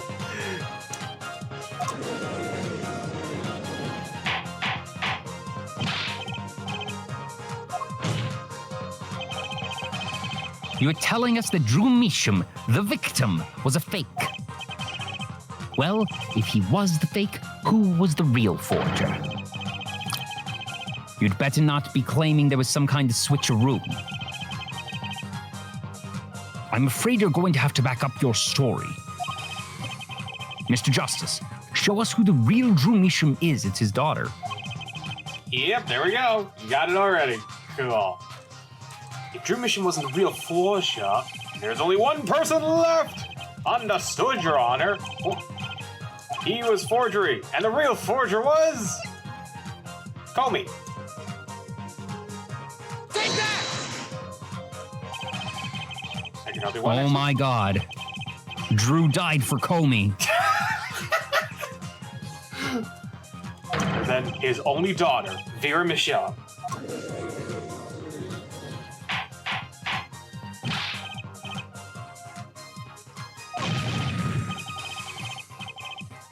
Mr. Justice, this is going out on a limb, even for you. I kind of agree. I mean, Vera, a forger? Let's consider it before you write it off entirely. How old is she?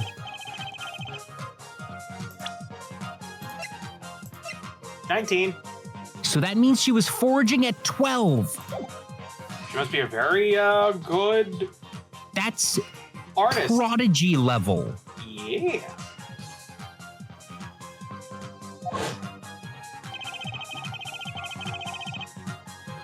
Anyways, forgery has been taking place in that studio for quite Well, actually, that means that she would have been forging since before 7 years ago. 7 years ago was when the big incident happened, which means that she must have been forging for, let's be conservative and say 3 years. So she was forging from the age of 9?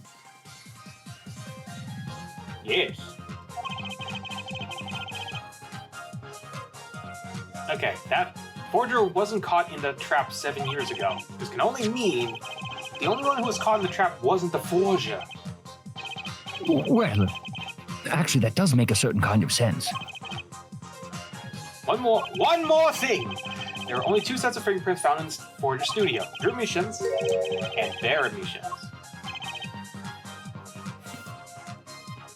If we know that Drew Misham wasn't the forger, that leaves only one possibility by process of elimination. The forger was Vera Misham. Well,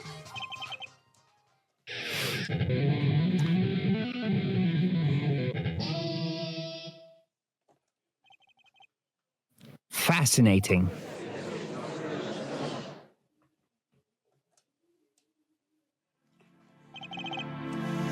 Vera Misham,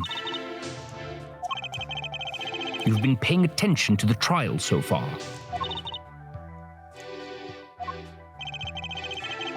Let's just ask her and be done with it, shall we? Who are you?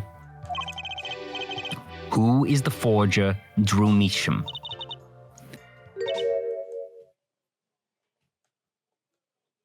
oh, she has little irises now on her eyes. She's so adorable. Was that an expression of emotion I saw in her face? He's staring holes into Prosecutor Gavin's face. I'm used to being stared at by Frauleins, believe me. Though they usually talk to me too. Tell us, were you the one who forged these works of art?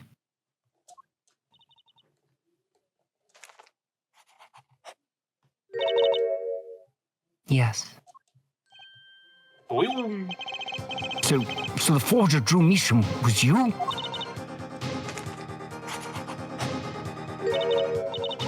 Yes, it was me. Dang, I wish I can turn off the text, but you can also see the little autograph of Misha. Signature, yeah.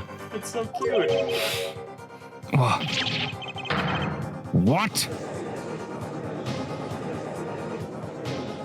Water. The core was in uproar and it wasn't coming down. We had to break for a 10-minute recess. To be continued. Watermarking her art, even if they're just simple sketches. Yes.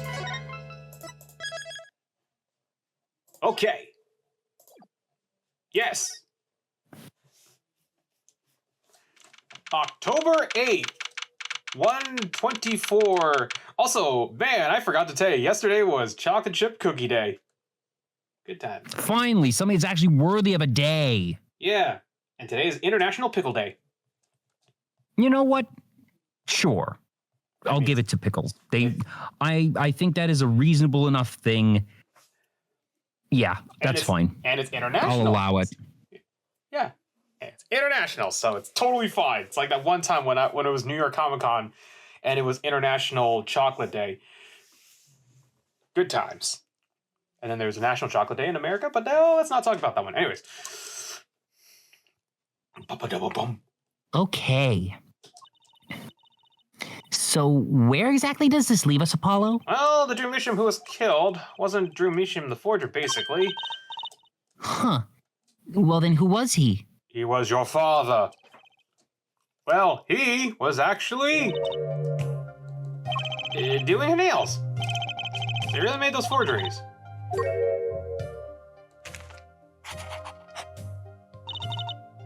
Yes. For Father. I know it was wrong. Could you tell us how it happened? My father was a painter. I loved painting ever since I was a child. One day, Father saw it in me. He saw that I had talent. The talent for making forgeries? How should I say it? It was not only paintings I made. Given the materials, I could make anything. She's a living 3D printer. Anything? Father was so proud, and I so happy. But in the end, I was making those. Forgeries. I've never had a good constitution, nor personality. I know very little of the world outside my door. Now, because of me, Father is... Do you know about this red envelope? I remember that envelope. It was some time ago. So you're already creating your works back then. I started when I was only 12 years old. So the one who figured out the stamp was poisoned, that was... Mr. Justice, it's time. To the courtroom, please. Right, out of time. Wait, Vera, just one more thing, please. Those 3 paintings in the studio. I painted those as part of my work. Right, see, we checked them out and we saw what was underneath. We saw the rough sketches underneath the 3 finished paintings. I see.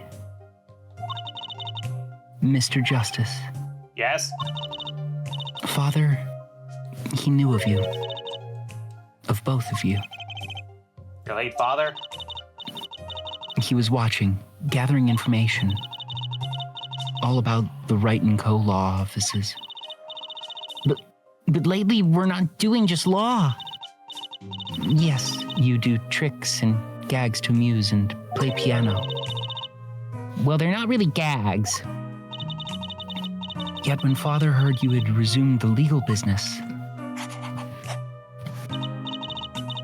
how pleased he was. Who was Mr. Measham? Am I surprised it's supposed to know? What if he was Daddy's daddy? What?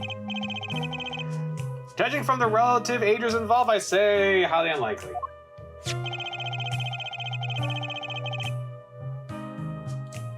Things are already confusing enough with all these daddies running around. At this point, you might as well make a Dream Daddy made by Capcom. Actually... Well, wait, so Mr. Measham couldn't be Phoenix. That's not possible. Nah. Also, I was trying to remember Right? if there were any other drawings. So he's only drawn a smile and a sad face. You know, the Vera was the forger. What's this mean? We're about to find out. Tune in next time. October 8th, 1:36 p.m.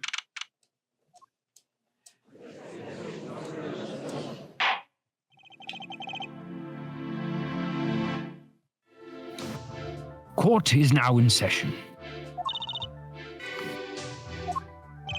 She's so adorable.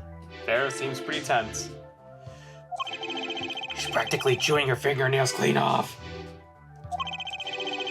Perhaps you could begin by telling us how it all worked. How did you set up this Drew Measham forger persona? I mean, it's very easy. She just never went outside. There's not much to explain. There's that stare again. I know it's hard for you, but hey, he's a handsome guy. What's hard? Very well, miss, if you would. Did you really make those detestable forgeries? perhaps you'd rather answer my question. Were you the one who painted that painting, the remarkably similar one? Ah, yes. I painted it, yes. Father praised me quite highly for it. So, she was the one who made the forgeries. Yet she did not wish to reveal the truth of their operation. So the victim was a stand-in, a decoy. To the world at large, he was the forger, not her. I've done a bad thing. I have, haven't I? Regardless, we need a little more information. About, for instance, this.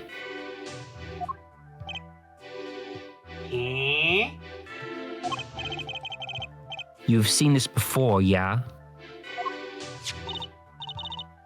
Yes. It was in the desk drawer. Very well. You may proceed with your testimony. Tell us everything you know about this envelope.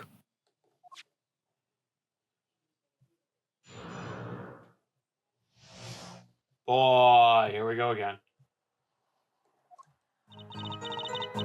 I created things and Father sold them.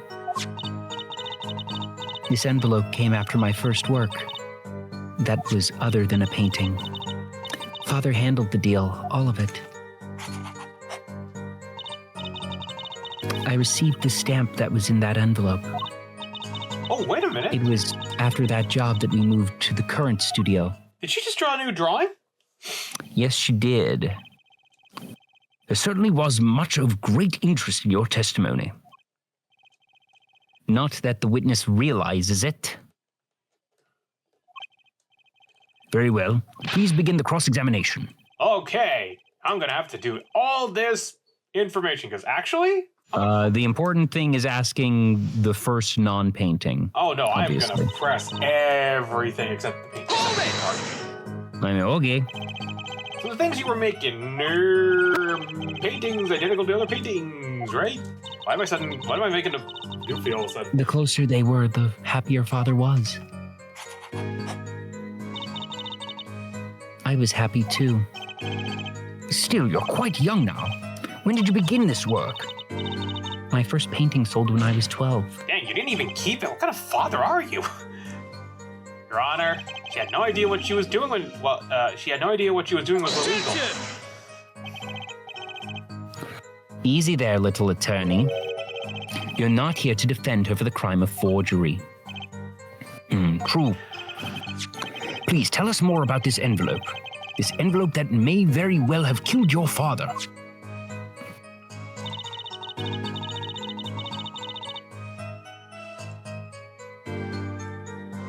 I forgot which button was.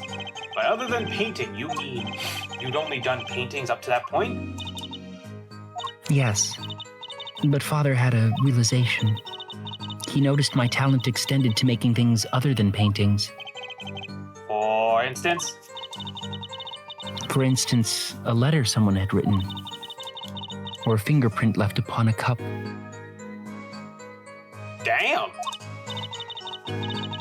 Or a signature on a document, a seal upon a letter. None of this makes her sound very innocent at all. And the $10,000 and the $100,000 promised in this letter was the start. Yeah.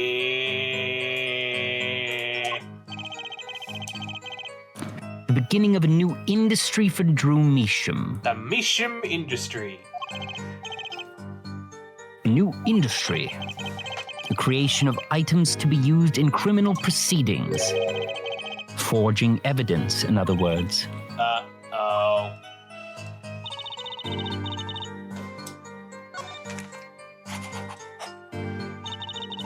Oh, yeah, there you go. There's the drawing. What did you mean you received it? Did I do something wrong? You didn't use that stamp because it was dangerous, correct? Deadly poison on the back. Act quickly. A moment there, forehead. You can't force an answer upon the witness. Now then, perhaps you could tell me, Fraulein Vera, why did you receive this stamp? Is something wrong? It was beautiful. Ah, you mean it was one of those commemorative stamps? She made a forgery stamp because she wanted to keep it. Yes, I think it was. So you didn't know about the poison?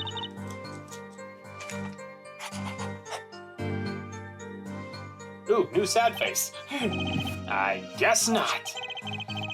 So the trap failed by chance, by mistake, thanks to this commemorative stamp. Quite the close call.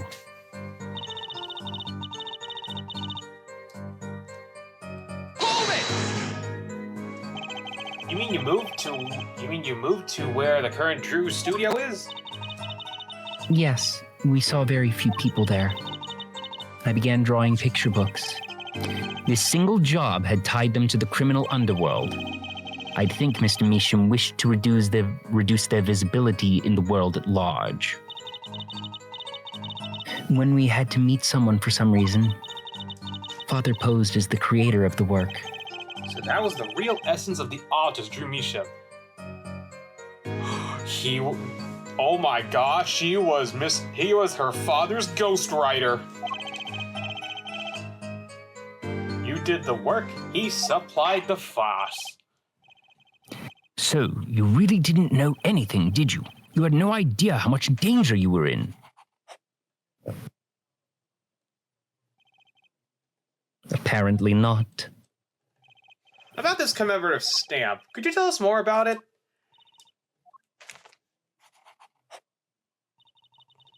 It was very pretty, and more than that, Yes. it was a picture of people I liked at the time. This is something new? Oh, wait. I know what it is. Apparently, we've got some cross-examination yet ahead of us. If you would be so kind as to continue your testimony, Fraulein.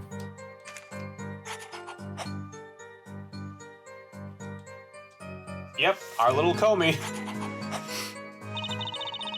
The stamp was a picture of my favorite magicians, Oh, there so we go. I kept it. Let's do it. Ha ha!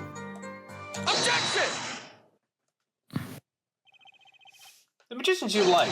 Was it this bunch?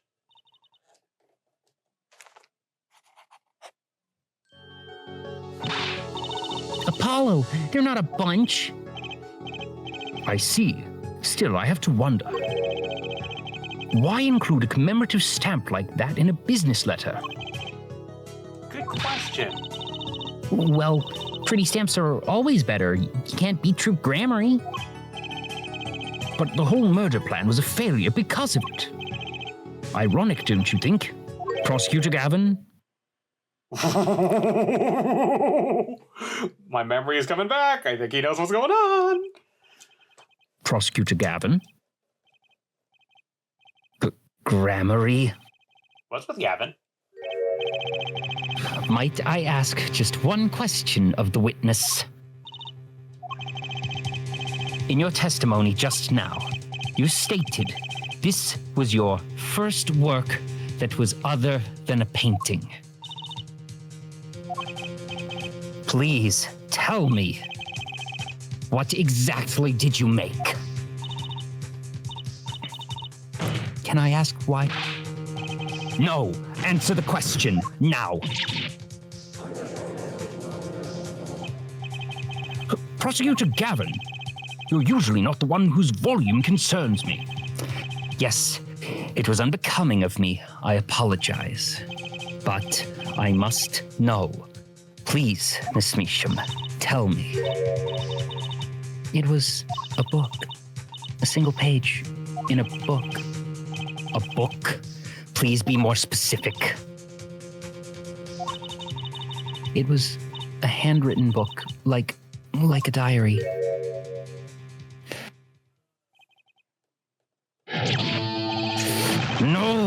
I don't know!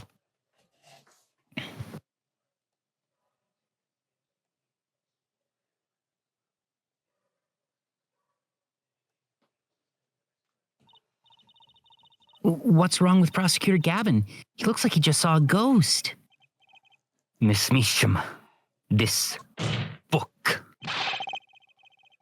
Was there a picture of a silk hat on the back cover? Yes or no? How did you know? Prosecutor Gavin, the defendant is answering all of your questions. Stop badgering her. Normally, you should be telling that to me. He's told you nothing, has he? Your soiled, sullied mentor. Nothing? Sully, who? Phoenix Wright. Who else? Daddy? He never told you about the trial 7 years ago? How he came to lose his attorney's badge? It was a certain piece of evidence that decided his fate, you know. A certain diary. On the back, it bore the mark of a silk hat.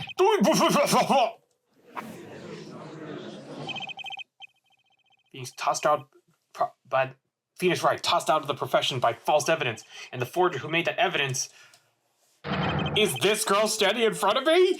This very cute, quiet girl who must be protected? Please don't die for Comey. Don't be like her father. Seriously? Barry, you must tell us. The evidence that you made was used. The evidence that you made was used in a trial 7 years ago. Who asked Drew Misham, you that forged the evidence? For all our sakes, who was it? Oh. She doesn't know her father handled all the business. No. You're about to see. Give it a second. Unless it was, as I suspected, Phoenix himself. Wait, you're going to see here. We only met once. You met the client? Well, who was it? It was... What's going on with Vera? She's staring at Prosecutor Gavin's face again. Guess what? Is there something about me? I remember clearly. I remember who gave me the book, the diary. Who was it?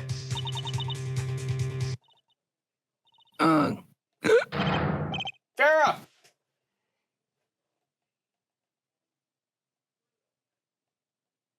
The devil.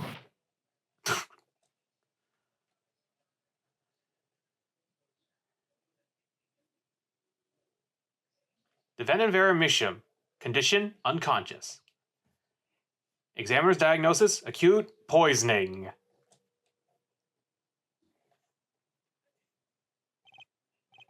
This ends the recording of the trial for the murder of Drew Oh, wait!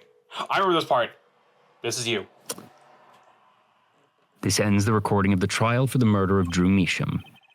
Vera Misham was, during the trial, poisoned by an unknown assailant. The dosage was just under the lethal amount, sparing the defendant's life.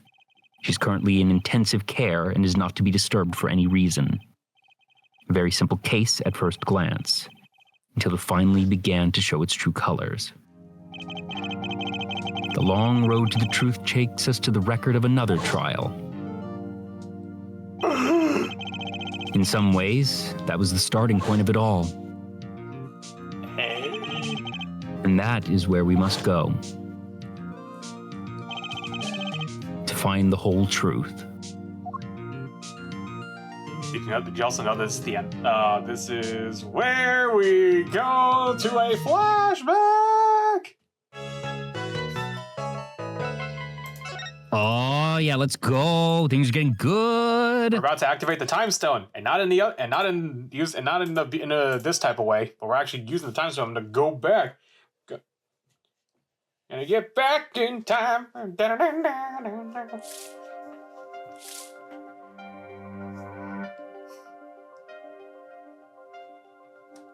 Lost. It's only a game of poker. A game I've played for a long time, and I've only lost twice. Who's the first? Who's the man I killed, of course.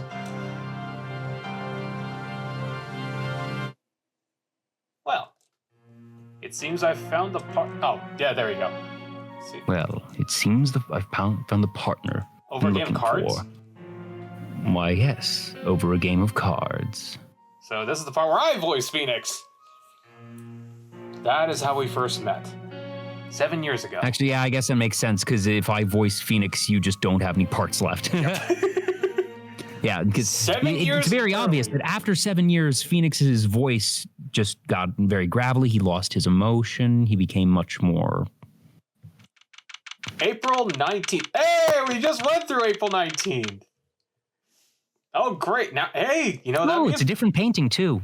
Yeah, we're going back. We're going back to the old classic stuff. And let's see. Ooh, what a terrible day. April 19th, Garlic Day. Whew.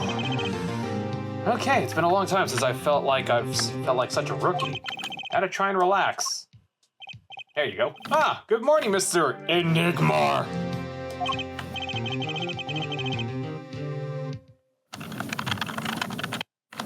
Hello? Sorry, 1 second. I'm sorry you have to have... Enigmar. Because this is, Trucy's father, right? Oh, I don't know. I'm not spoiling for you. I'm sorry to have sprung this on you so suddenly. Wait a minute. Shoddy. Yeah. Oh, there you go. Zach yep, Zach that's Grammar. Okay, so I was right. Shoddy. Get it? Shady Enigma. Oh, that's the grandfather. Huh. Are they sideburns or nose hairs? Nobody knows. That's the magic. Yeah. Anyway. Sideburns, nose hairs, or a mustache. Oh, what's this? Well, we'll find out. Oh. Uh-oh. Oh. Oh, no. Oh, no. Shot in the... Ooh. Some gunshot to the head. Estimated time 11 to 11:30 p.m. Very important badge proving my identity. Anyways. I received the files from your previous attorney only yesterday. Honestly, I'm not entirely sure I'm prepared. I understand I'm asking the impossible of you. Yeah, well, you really haven't told me what happened yet. All we did was play cards. And that was enough. Actually, it wasn't. Trust me. Hi, Jersey. Ooh, morning, Daddy. Oh, she's so adorable. Ah, I'm so glad you came. You okay, Daddy? They picking on you? I'm fine, as always. This old boy is here to help me, after all. What else? Let me actually see. Can I actually see the person? Nope, just me. Okay, wait, he's 40. He's 67. Dang, died at 67. Jeez. That's young man to you. Wait, how old is Phoenix right about was at those times? Probably be like 26 or something. Okay. Good morning. That's a cute outfit you have on. Thanks. My first show is today, after all. Oh no. Oh no. Oh, I'm sure it is. What the heck is she talking about? Oh boy. Huh? Me? Look what he started. Here. She's the pack mule again. This is the second time it's happened. Because remember what she did last time? She had the card. It seems. I don't know. I just got her over in the hall. They told me to give it to the old boy in the blue suit with the spiky hair. They said it was really important. What's this? A memo for you or some such? Not from the looks of it. What is this? Looks like a page from someone's diary. I'll give it a read later. Oh no. Oh no. Well, how do you feel about the trial today? Oh, okay, you can't examine. Okay. Well, we can read it. Yeah, we can read it. We already read it. We'll get through it somehow. Oh, do you want to read it now? Yeah, sure. It seems fate's clock will make me wait a little longer. At least only less than 10 swift minutes remain. To all those who supported me in my life's work, I give thanks. Farewell, Magnifi Grammary. So obviously it is... it's basically a suicide note, I assume. Incidentally, the prosecutor's a new guy, I guess. Ah, an easy win then, yes?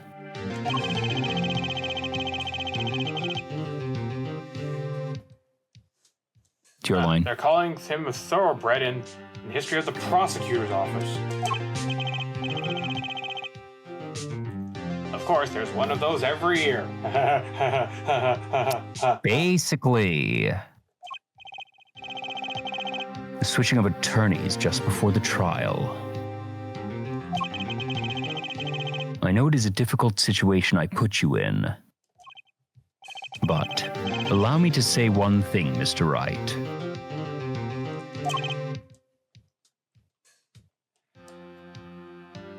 RJ? Yes? They will not be able to pronounce me guilty today. So, do your best, but do not worry.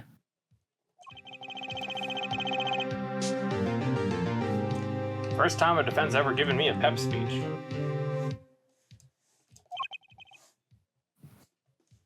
I'll do what I can.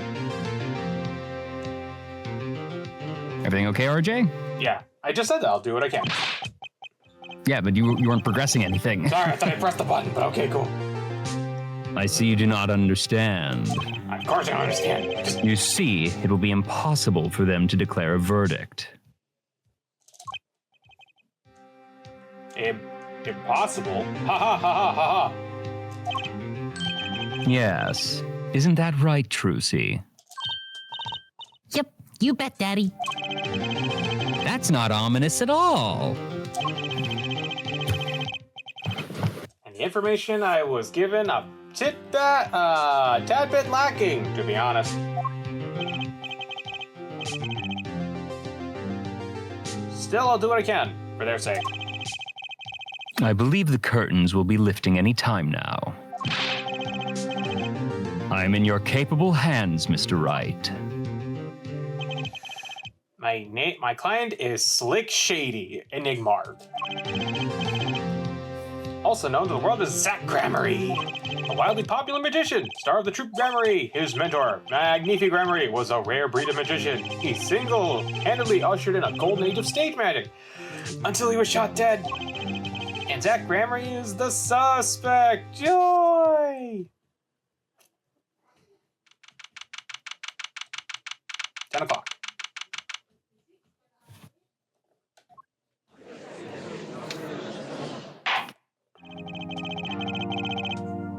Court is now in session for the trial of Shady Enigmar. Defense is, oh my gosh, yeah, that is definitely the HD sprite. They definitely reused the HD sprites from the HD's Trilogy. Well, duh. Of course they did. Why wouldn't they? So, here's the funny thing about that. Back then, in the original Apollo Justice, everyone else had, like, shiny new sprites. But when they went to this part in the game, you can really tell this was they just reused sprites from the first few games. No updates at all. It's kind of like the same thing when they did with Morrigan and basically every crossover fighting game she had until the 3D games. So that's so Capcom at this point. I mean, obviously it's probably like under a different team, but still, good old Capcom. Anyways, the defense is ready, Your Honor. Is the prosecution ready? I was just thinking, what is all this fuss about? This is not, this is the older brother, right? Nope. Bit of a buzzkill, really. Actually, no, because he's got the rock outfit, so it is probably just, yeah. Buzzkill. Is this some kind of new crime? One of the worst. This is a trial, yeah? Where are the sweaty palms, the pounding hearts? A Gavanier's concert got 10 times the thrill this gig's got. Who were you again? Who were you again? Clavier Gavin. I came to get this party started legally, yeah? Gavin. Defense attorney Christoph Gavins. Figures my bro's more famous in this part of town. Javier Gavin, lead singer for the mega hit band The Gavneers. You're out of your league. Rock all. Like, I guess it's the Gaviners. I still think Gavineers sounds better, though. Also, god dang, that is kind of... Eh. That's interesting. I know what you're thinking. You're out of your league, rock boy. True, my debut single, 13 Years Hard Time for Love, went platinum overnight. But that's just a hobby to me compared to this, yeah? Talkative, aren't you? I like your affected Euro-rock accent, by the way. I'm just getting warmed up there, Attorney Wright. Would have been fun if he said Ace Attorney. Perhaps you would be so kind as to fill us in on this case. Achtung, baby, time to call in the opening act. What was his name again? Yes, Detective Gumshoe, hit it. Oh, it's your boy Gumshoe! And you are? Hey, you were the one who called me up here, sir. Name's Dick Gumshoe. I'm a homicide detective down at the precinct. Detective Gumshoe, long time no see. Hey, you. Huh? Today's the day, pal. Today I win, you lose. Oh, jeez. Oh, no. Oh, no. I got confidence in my testimony today, see? What? You normally lack confidence in your testimony? Detective, this is my stage. Candy antics. Huh? All this hey-youing and such. And I could care less about your history together.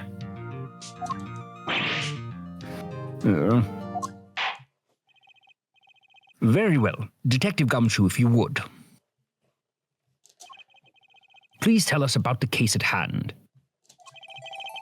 It happened 6 days back in a room at the General Hospital. The facts are as simple as they come. Here's the crime scene. The victim was a patient, asleep in a hospital bed. The killer comes in, puts a pistol to his forehead, and bam, lights out. Them's the facts. I mean, I'm assuming that we just had all of the blood censored out because, you know, Capcom US really hates putting blood on anything. Capcom US and Capcom Japan. Yeah. Not so long ago, the victim, Magnifi Grammary, was a famous man. He had the entire country under his magic spell, as it were. Ah, yes, the great magician. He retired years ago, though. Say the name Magnifi to one of my generation, and you'd be lucky to get a blank stare. Yes, though I'm sure the youngsters today know his disciples even better. I dare say Troop Grammary has made quite a name for themselves. Anyhow, the retired Magnifi's been in the hospital for the last year. What was it? Male ignorant tutor or something. Doing something to his liver, I think, yeah. A malignant tumor, perhaps. In other words, he had liver cancer. He had only 3 months to live, in fact. Magnifi record chart. I'm going to read that. Patient, 67, malignant tumor liver, possessed to final with no hope of recovery. 3 months to live. Patient has chronic diabetes. Ooh. Requires regular insulin. Ooh. I mean, to be fair, he's famous. He's probably get some pay for it, right? Right? Anyways. Oh, wait. But something's not right. The victim was already climbing a 3-month stairway to heaven. Why not wait for him to knock, knock, knock on heaven's door? Why shoot him? Oh, he just did like 2 3, some Yeah, 3. multiple big references back to back, yes. I wouldn't have put it quite so lyrically, but it's true. I make the effort to commit murder when the victim was about to die. The victim was about to say something. Incidentally, the victim had a serious case of diabetes. Diabetes. In fact, he was about to shoot up with insulin. When he was shot with a pistol, the syringe was found at the crime scene. Chronic diabetes and cancer. As much as it pains me to say it, the victim was clearly at the end of his life.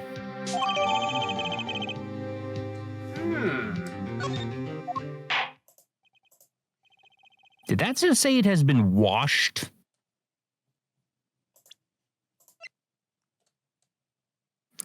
Now, so I'm trying to determine, in this case, does wash mean that it was cleaned in a way that was not expected, or is washed supposed to mean, like, this is a reusable syringe and had been sterilized prior to use? Because that has 2 very different meanings. Yeah, I always hated getting shots. I guess Magnifi was getting... Oh, I had a big problem getting shots when I was younger. It is something that it took me until I was around 20 to really get past. Yeah, I guess Magnifi was giving himself the insulin shots. There's no way I could do it that.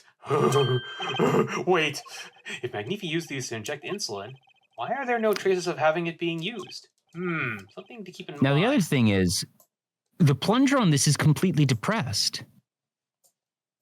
Yeah, look, it's all the way down. There's nothing in it. Yeah, nothing down. But the thing has been capped, so... Well, at least they're practicing... Well, that means that it could have been emptied and then recapped. I mean, at least they're practicing safety, so... But why did the killer have to shoot this dying man? What reason could he have had? Very well, detective. Perhaps you can enlighten us as to the circumstances of the shooting. Yes, sir.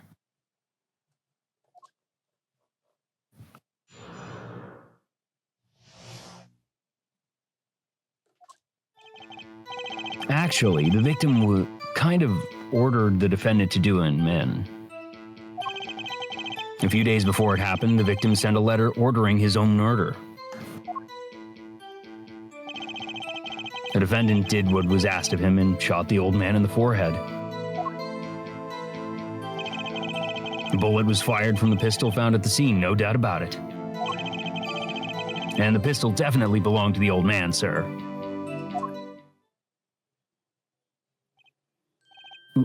What? You're saying the victim ordered his own shooting? Those are the facts. I have here the letter in question. To my beloved Zach. Hey! Come back here, you. We're gonna do it anyways.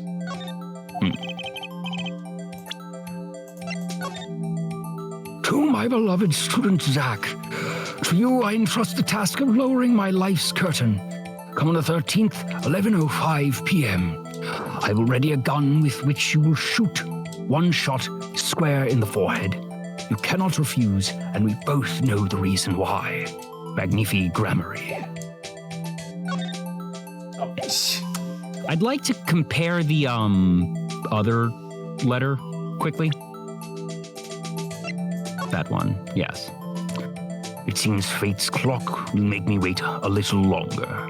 At least, only less than 10 swift minutes remain. To all who supported me in my life's work, I give thanks. Farewell.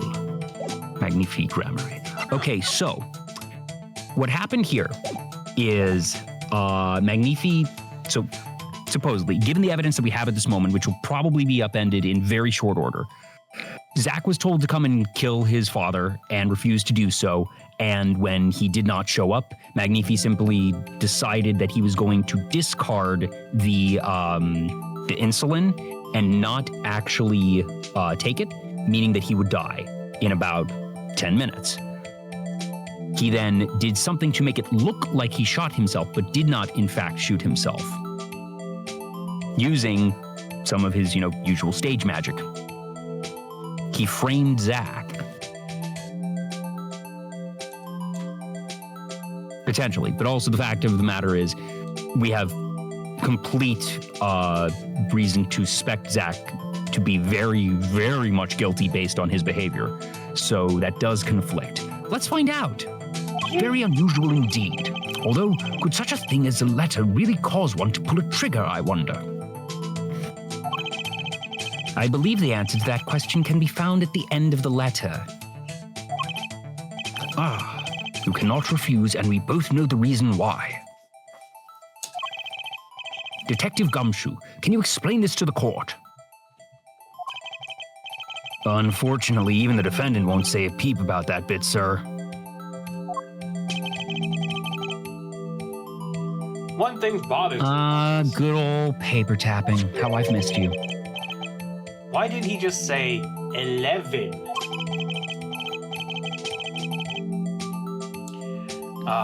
Why have come at 11:05 without some specific reason?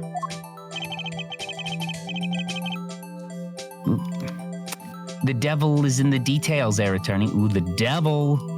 The devil. There's another reference to the devil. Well, was there some reason? As it turns out, there was. Every night for half an hour, starting at 11. The victim, Magnifi Grammary, was given an IV. An IV? There it is in the picture, off to the side of the bed. At 11 o'clock, the doctor would come to set up the IV. 30 minutes later, he would come back for the empty bag. This happened every night without fail.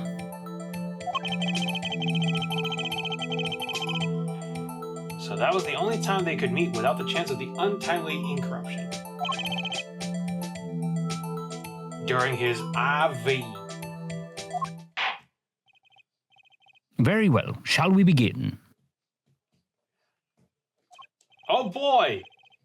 Mr. Wright, your cross-examination, if you would. Oh boy. Just like old times. Ain't it fun? Well, at least he could have mentioned it to me. No, because doing that would be admitting his own guilt.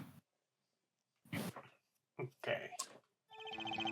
Actually, the victim kind of ordered the defendant to do him in. Oh, wait, I've already read this. Never mind. We've got that. Yes, that's true.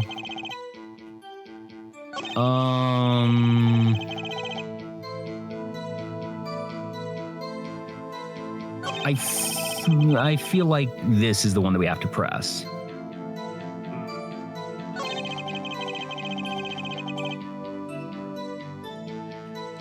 Didn't have all the time to gather all the details here. All sorts of information. Sorry. Better pay attention. Read this letter carefully. Oh, there you go. Alright, so what do I need to do again? Nope. I feel like The last one, I think.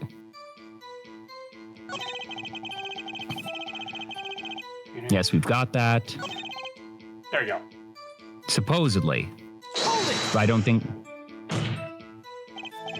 How can you be so sure? Hey, you gotta learn to stop relying on people to do your thinking for you, pal. Learn to think for yourself. Get that noggin cranking. You fail to grasp the concept of questioning, Detective. We've been doing this for so many years at this point. First, we got this letter. Says shoot in the forehead, loud and clear. I can see that, but I still wouldn't do it. Well, maybe you need to grow yourself a backbone, pal. Wow! Gumshoe! Burn! Also, have you ever read the Ace Attorney mangas? No, I have not. So apparently Gumshoe is so poor, he has to eat ramen without boiling it. What does this have to do with anything? I'm just saying, like an old little tidbit for about Gumshoe. Fail to grasp the concept of shooting people is bad, Detective. We also found the defendant's pistol at the scene. Traces of gunpowder residue shows that it had been fired recently. Well, Mr. Wright. As far as I can tell from looking at this photo, there seems to be no issue with the prosecution's claim. Photo. Maybe there's something in there I can use. So they're saying the defendant shot the victim in the forehead. I think there's a hole in the prosecution's argument. Yep. Shots. Shot something else. Looking at this photo, another possibility occurs to me. Yes. What does the letter tell us? That the defendant had a reason he couldn't refuse his teacher's wishes. Bingo, pal. That's why the defendant popped him one in the forehead. Oh, defendant disagrees. You see, the defendant had another choice he could make. Detention! What? And you can prove that with this photo?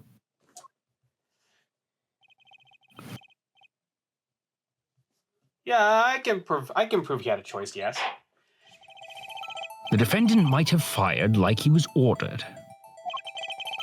But he didn't shoot the victim's forehead. Well, let's hear what you're thinking, Mr. Wright. If he didn't shoot the victim's forehead, what did the defendant shoot? As if this isn't really painfully obvious.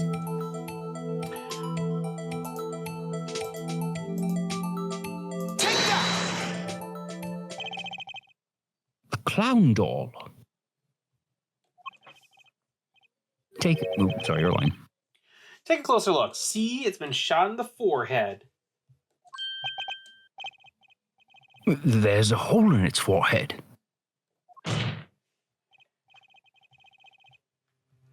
And a hole in the prosecution's claim. Objection!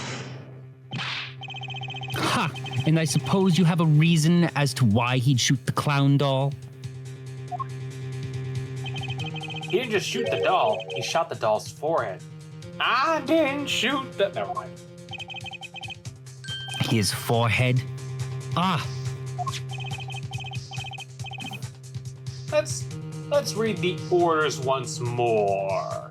Shall we? You will shoot one shot, square in forehead. Which is exactly what he did. He shot the clown doll square in the forehead.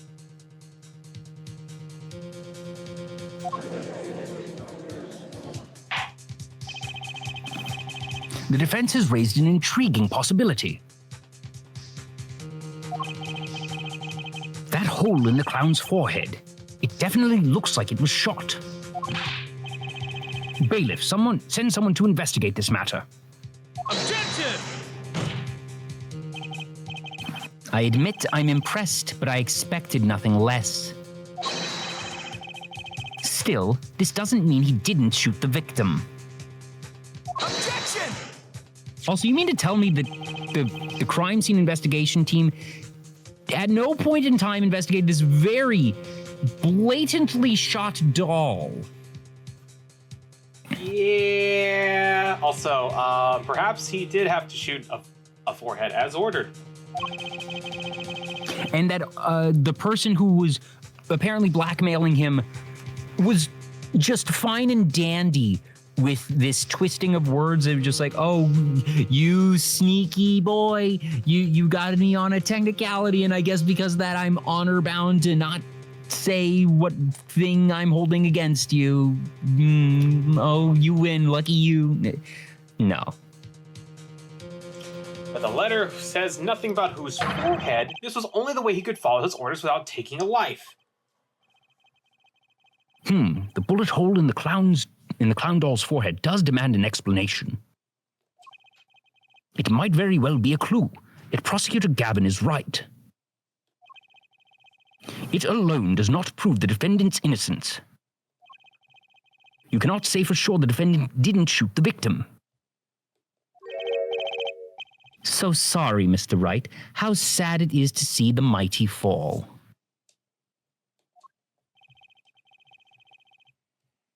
How sad it is to see the novice's overconfidence. Of course, the only day that Phoenix is ever actually confident is the one day that he is going to lose. Detective Gumshoe, please take this newfound fact into account as you continue your testimony.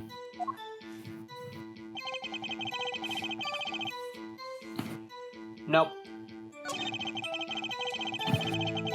I think I know what to do here. Okay.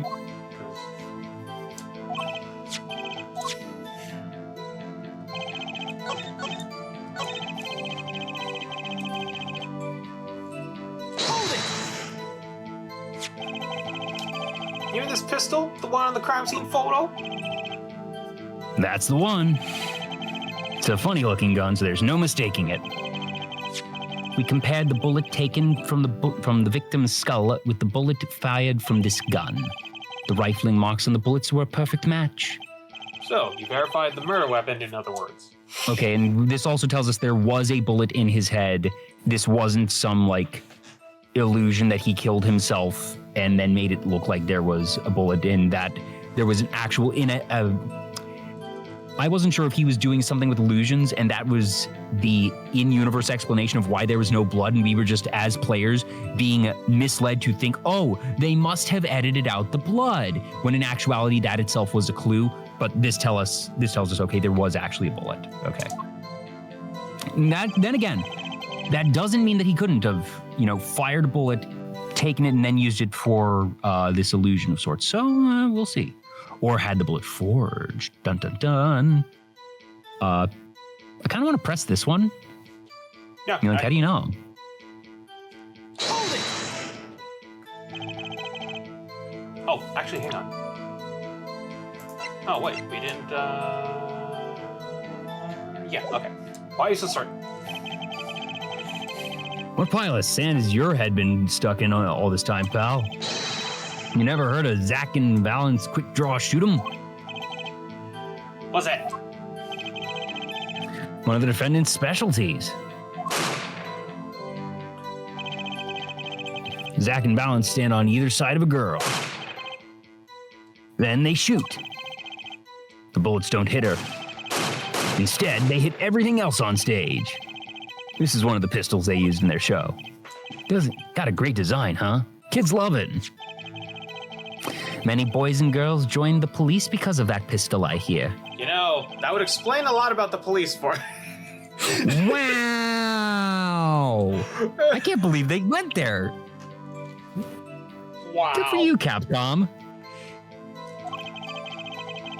Troop Grammary stopped doing that act a while back. The old man held onto that pistol ever since. The court would like to see the pistol in question. You got it, sir. Here she is. Well, this truly is a blast from the past. It's a strange pistol for magic shows, see? But it can fire real bullets. It looks so much bigger in real life than on TV. Yeah, but it can only hold one round. Oh, well, that's important. By the way, the pistol's firing chamber is empty, and it shows traces of having been fired recently. So were any fingerprints found on the gun? Unfortunately, no. Of course, the defendant is known for wearing gloves. We might say that a lack of fingerprints is, in fact, a fingerprint of its own. Oh, that's some intriguing point. Well made. Whoa. Not well made, not intriguing. In any case, the court accepts this as evidence. All right, let's have a look at this thing. My grandchild would get a kick out of seeing this. Ah, there's a nice looking gun. Okay. No. Nope. No. Nope. No. Nope. Eh. Nothing actually that can be investigated. Interesting. Interesting. Okay. No clues here. Yeah. I think there's something. Oh, Oh, there we go. Ah. if you look closely, you can see how the pistol's made to bend here. It's a one-shot only model, yet this bend is where you load it. So this is the famous Grammary Golden Gun, the GG. Oh, no, wait, sorry, different golden gun. Kids say they used to love pretending they had one of these. I wonder if they pretended to miss their targets too. Jeez. So many jokes about guns, what the hell? But now it's time to return to our testimony. And there you go. Good show, my boy. Objection! The trickiest cases often seem the simplest. Prosecutor, you missed the bullet hole in the clown's forehead. If you hadn't missed that, you might have come to a very different conclusion. Understand? Yeah, but like I just said, pal. After he shot the clown in the forehead, he went and... Objection! Did nothing of the sort to the victim. The pistol proves he could not. The murder weapon? How? It's quite simple, Your Honor. This pistol only holds one bullet at a time. If he had shot the clown in the forehead... And because of the obvious cooldown rules, there's nothing saying that he could have reloaded it immediately afterwards. We all know this. he could have shot the victim too. Objection! That's not a contradiction, not even close. All he had to do was reload the pistol after his first shot. See? Yeah. Oh, where did he get the extra bullet? They're not easy to come by, you know. If you claim the defendant had one ready, then prove to us how he got it.